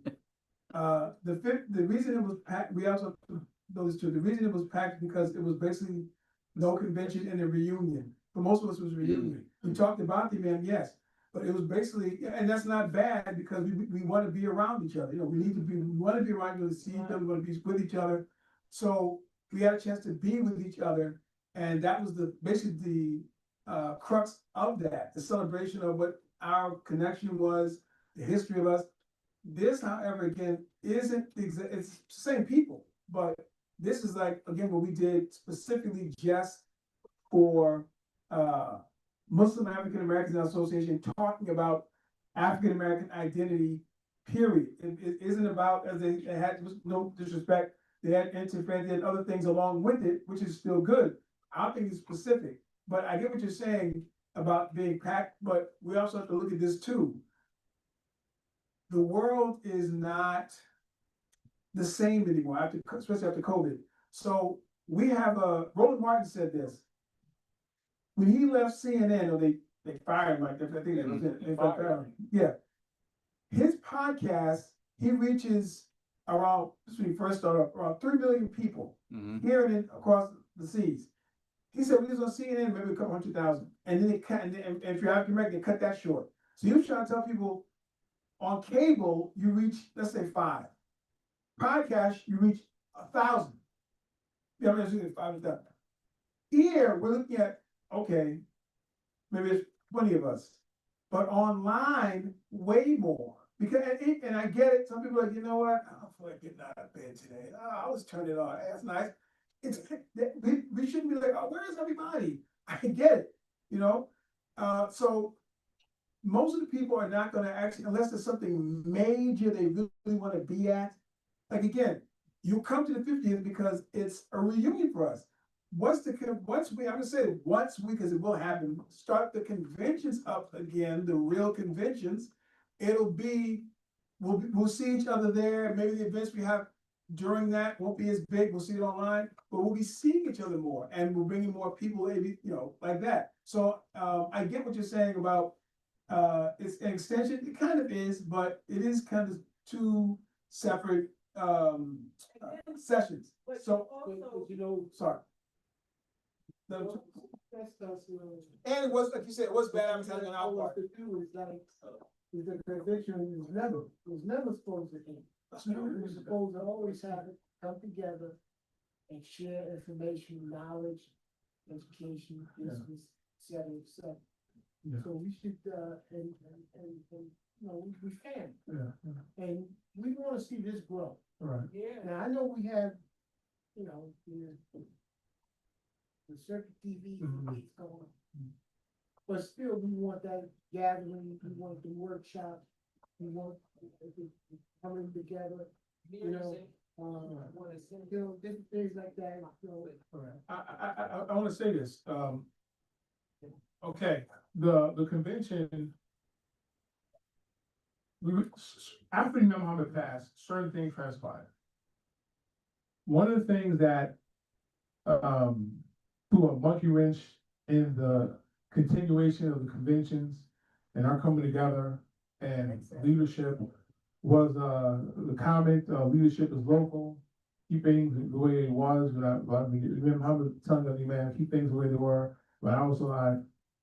So a lot of people, or I don't say people, I say imams. It was the imam. It wasn't the people. It was the imam. Period. Whoever it was who stopped it was the imams. Not all the imams, but the reason we're not having conventions is because of that and issues with the mosque heirs. This being plain and simple. The conventions were never supposed to stop. I was watching a lecture Imam Muhammad gave at National Malcolm Shabazz in the 80s. And he was talking about how important it was for us to be in big gatherings and to have a big showing. He said, because that does something for us. And he says, that does something for our friends. The people, he said, the people were wondering, where are y'all? Where are y'all? You know, where are y'all at? And when we come together once a year and they see us, it's like, oh, they're the Muslims. When we don't meet, then people begin to wonder, like, oh, where are the Muslims at? So remember, I was never intended for us to not have our conventions. And I'll just say this, I was told that, I think 2000, next year we're supposed to start the conventions again. That's what I heard from Money Man, having our annual conventions again. Because it was the issue between the imams and the mosque heirs, and hopefully that will be rectified. Also, one of our problems is, and I forgot to mention this, is that we're supposed to have leadership, not, oh, we're gonna have, since the Imam is gone, we're gonna have a shura or something. Imam Muhammad, first of all, Imam Muhammad told us, when he passes,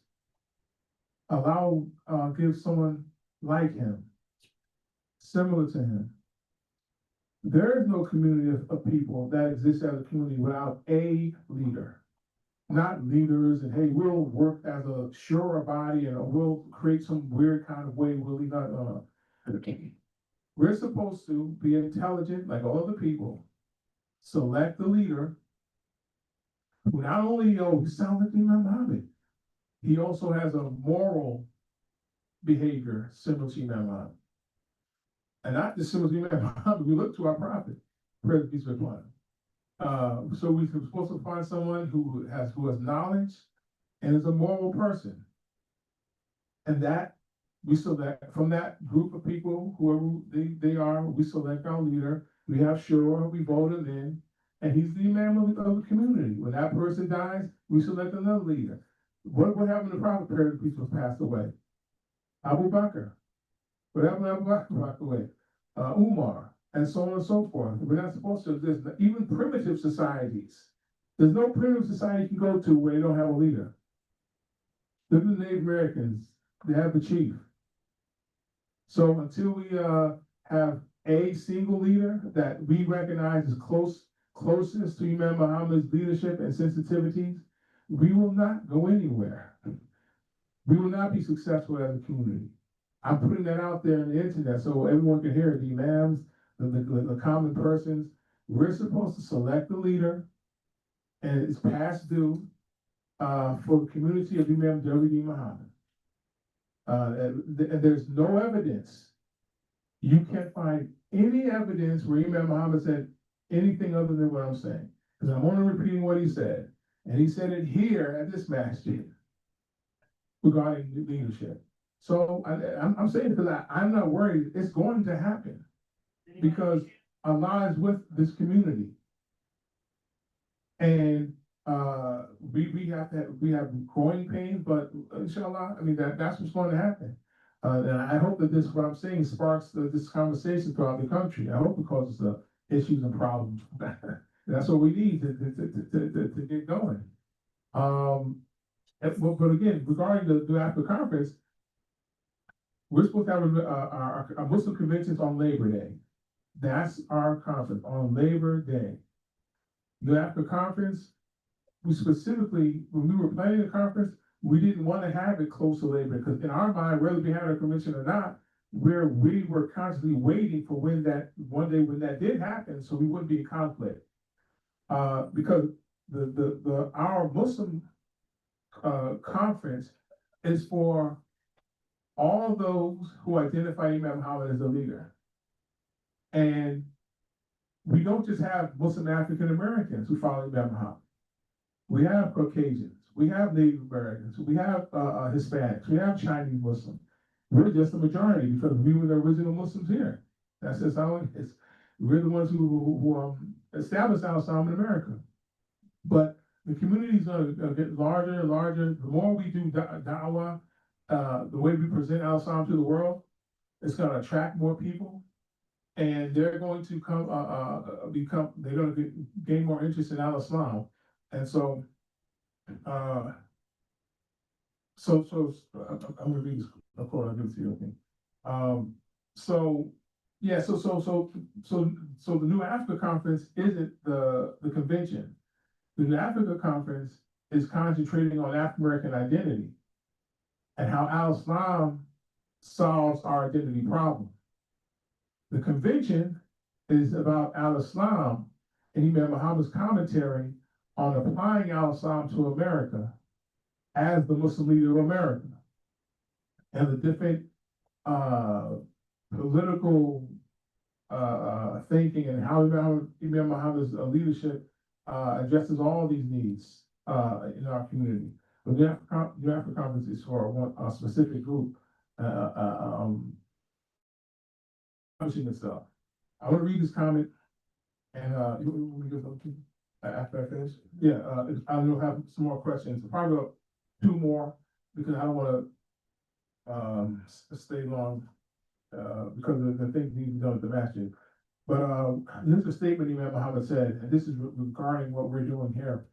He said, we should be he's talking about those that, with himself on his leadership, we should be the head of our people, meaning the African American.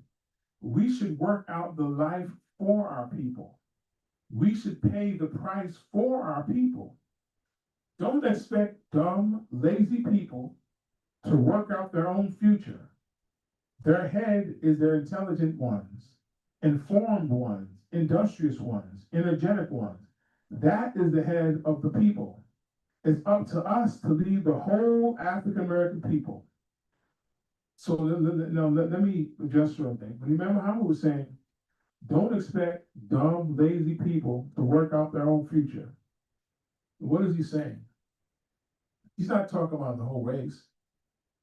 He's talking about something that he would say the psychologist, the sociologist mentioned, how never in history is it ever a large group of people that lead the people or that advance the people. It's always a small group of people that advance the people.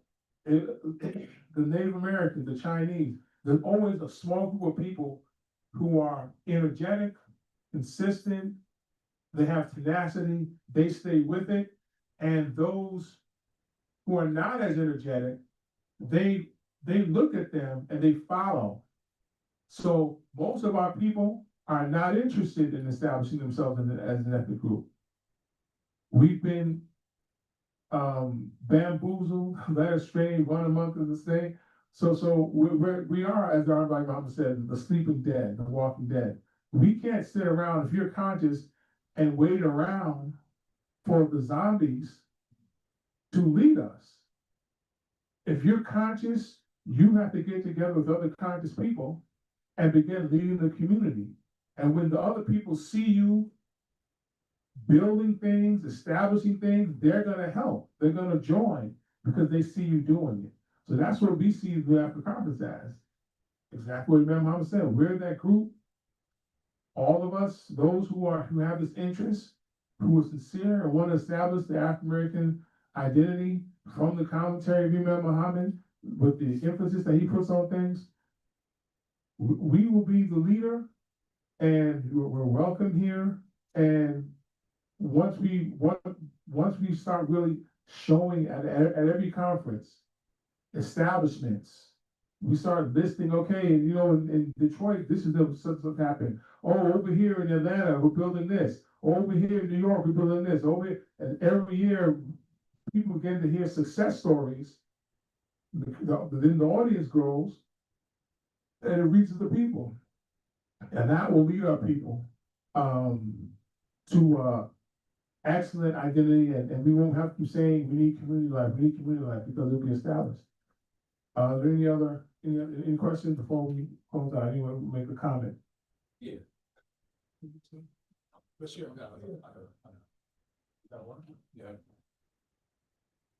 Actually, just real short, I just want you to address the initiatives that the Imam brought up, within addition to the community, and why some of those failed, and some of them didn't fail.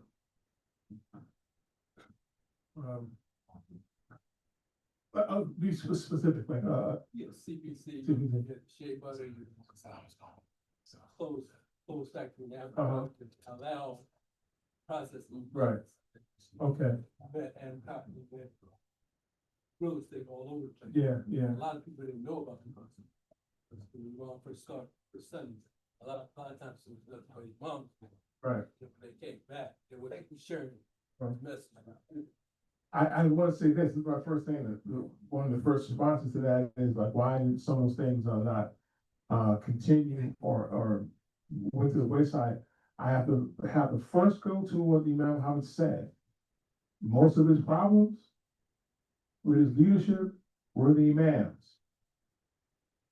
Period, point blank. He said a lot of them didn't want to learn their religion. He said, I tried and insisted, but they would not learn the religion. Imam Muhammad talked about when he would talk about business. Some imams would say, he said, they said, Imam, I'm not sure if he said to him directly, but he said that, he said, Imam, we like you when you talk about the religion, but getting into money, don't really do that. Talking about the money. We like you when you talk about spiritual things. See, so that's that's one of the reasons why these economic things didn't succeed. And again, one of the reasons why Muhammad was successful with his businesses, but we have to look at the structure of the Nation of Islam. Certain things were forced. You see what I'm saying? Certain things were forced, you had to be quoted, you had to, or you get kicked out. When you don't have the pressure of, I gotta do this, and someone, because not everybody's motivated. Nobody's motivated like all the time. But when you have a situation where you have to make these quotas, then okay, you're gonna have more progress. You know, what's his name? The great Marcus Garvey. All this stuff was only being sabotaged. And we know the FBI, and yeah, that's another reason. FBI, CIA, COINTELPRO, these things, they never left our community. In fact, you remember I said, I think they're more heavily in us than they were in the Nation of Islam, because we're freer thinkers. I'll just, into this, you kind of said it yourself when you answered it. Same thing in the Nation of Islam, same thing now. It was handled by people that weren't qualified to handle it. That's it, that should be the end of the conversation. People now who can do their own thing, you can see it. You can see progress because now people that are qualified to do what Imam Muhammad said to do are being done. You still have people that aren't qualified trying to, and they won't succeed. So that's basically what it is, if you're not qualified. And you have a lot of people trying to do things on their own and being successful, but they're not following the group model. You always have that, because again, you're free to do that. Right. You say we're free to do that, so we shouldn't expect everybody to do that. So yes, qualify yourself to take on the roles, allow others to do it. If you're not qualified, it won't work out. So that's plain and simple. Can I make a comment on this? You know, Dr. Pierre, I don't know if y'all familiar with Dr. Pierre. Yes. Dr. Pierre, yeah, the professor. Yeah. Well, he's a dentist, he's a chemist. Dr. Diaz, and he, excuse me now. You know, Dr. Diaz passed a few years ago. And his son has a problem. And his son was running into a few problems with it. So we got together with him, talked with him, and we got some product that he needed to make the mix. So now we're back on track with Shape Up. Also, we have a brother up in Seattle, Washington, who mixes Shape Up. He does an excellent job. He really smooths it out, real nice. If you remember when the Shape Up, man, first purchased Shape Up, it was that sticky guy. So now we have it now. It's an excellent product. I've been using it for, I don't know, 15, 20 years. See my face? How is that? See that? I thought you were 12. That's from this. That's how long I've been using it. And I just use it on my face. How much is it? It's $10 a bottle. It's just raw Shape Up? This is a Shape Butter with the ingredients. Oh, the product, I know. Can I just make a little suggestion? Yes. In December, time to be grateful time. Maybe you should have, if at all possible, when your next conference is going to be and where, because the leadership of WD Muhammad 50, the last time to be grateful, they rolled out when time to break, when the 50th anniversary was going to be, the people, I've got time to be grateful, and I was at the 50th.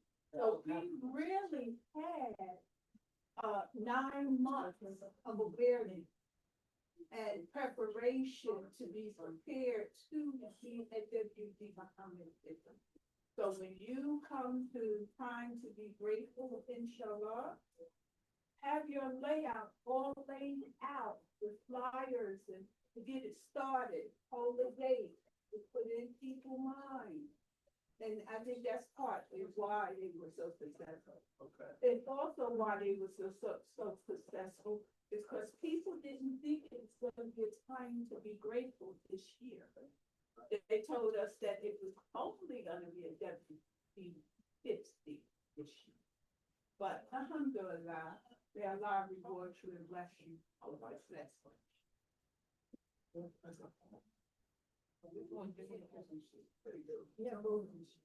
Assalamualaikum. Assalamualaikum. Still awake? Alhamdulillah.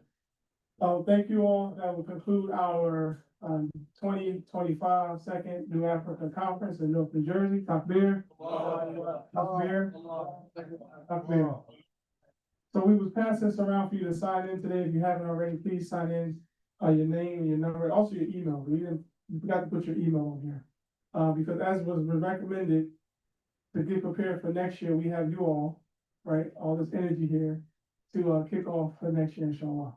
Also, after we make salat, there's some watermelon and some carrot cake. I don't know if there's any bean soup yet, but we'll see. If the bean soup is available for you, we'll show you. So we'll close with dua as we open. We'll close. ربنا آتنا في الدنيا حسنة وفي الآخرة حسنة وقنا عذاب النار. That is, our Lord, give us the excellence today and the excellence in the destiny, and save us from those fiery passions that can lead us to sin. Amen. You know the prayer that the wheat man does? Yeah, what is it?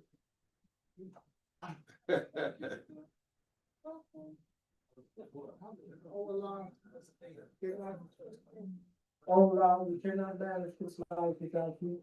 Please make of our life what you want it to be, what you prefer it to be. Do not allow us to act on our own. Help us to act only in obedience to you, Allah. We hear and we obey. Forgive us, Allah. We're asking for your forgiveness. Amen. Amen. That's that door. Allahu Akbar, Allah. Allahu Akbar, Allahu Akbar.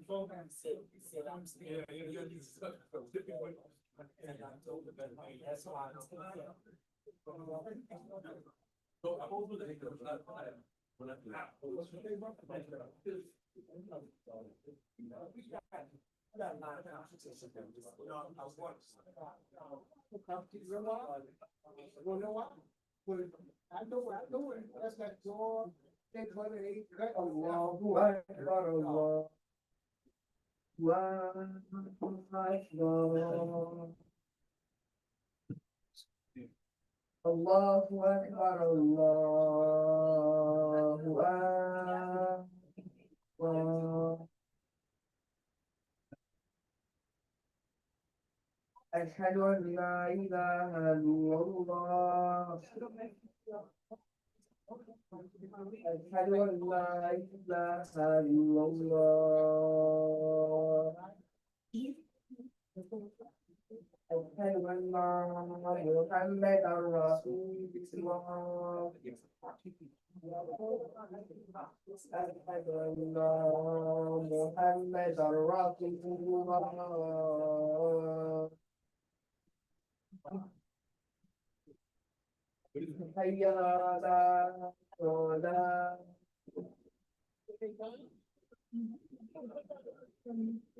حي على الصلاة.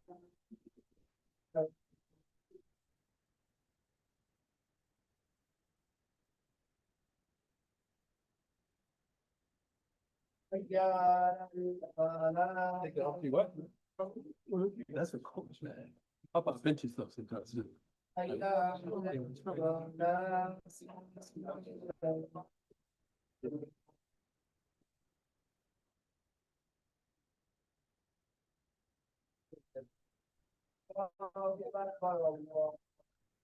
What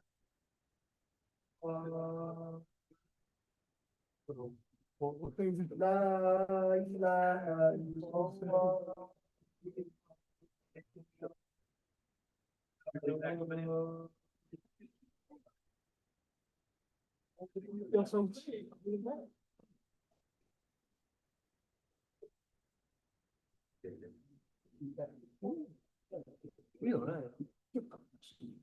tomorrow.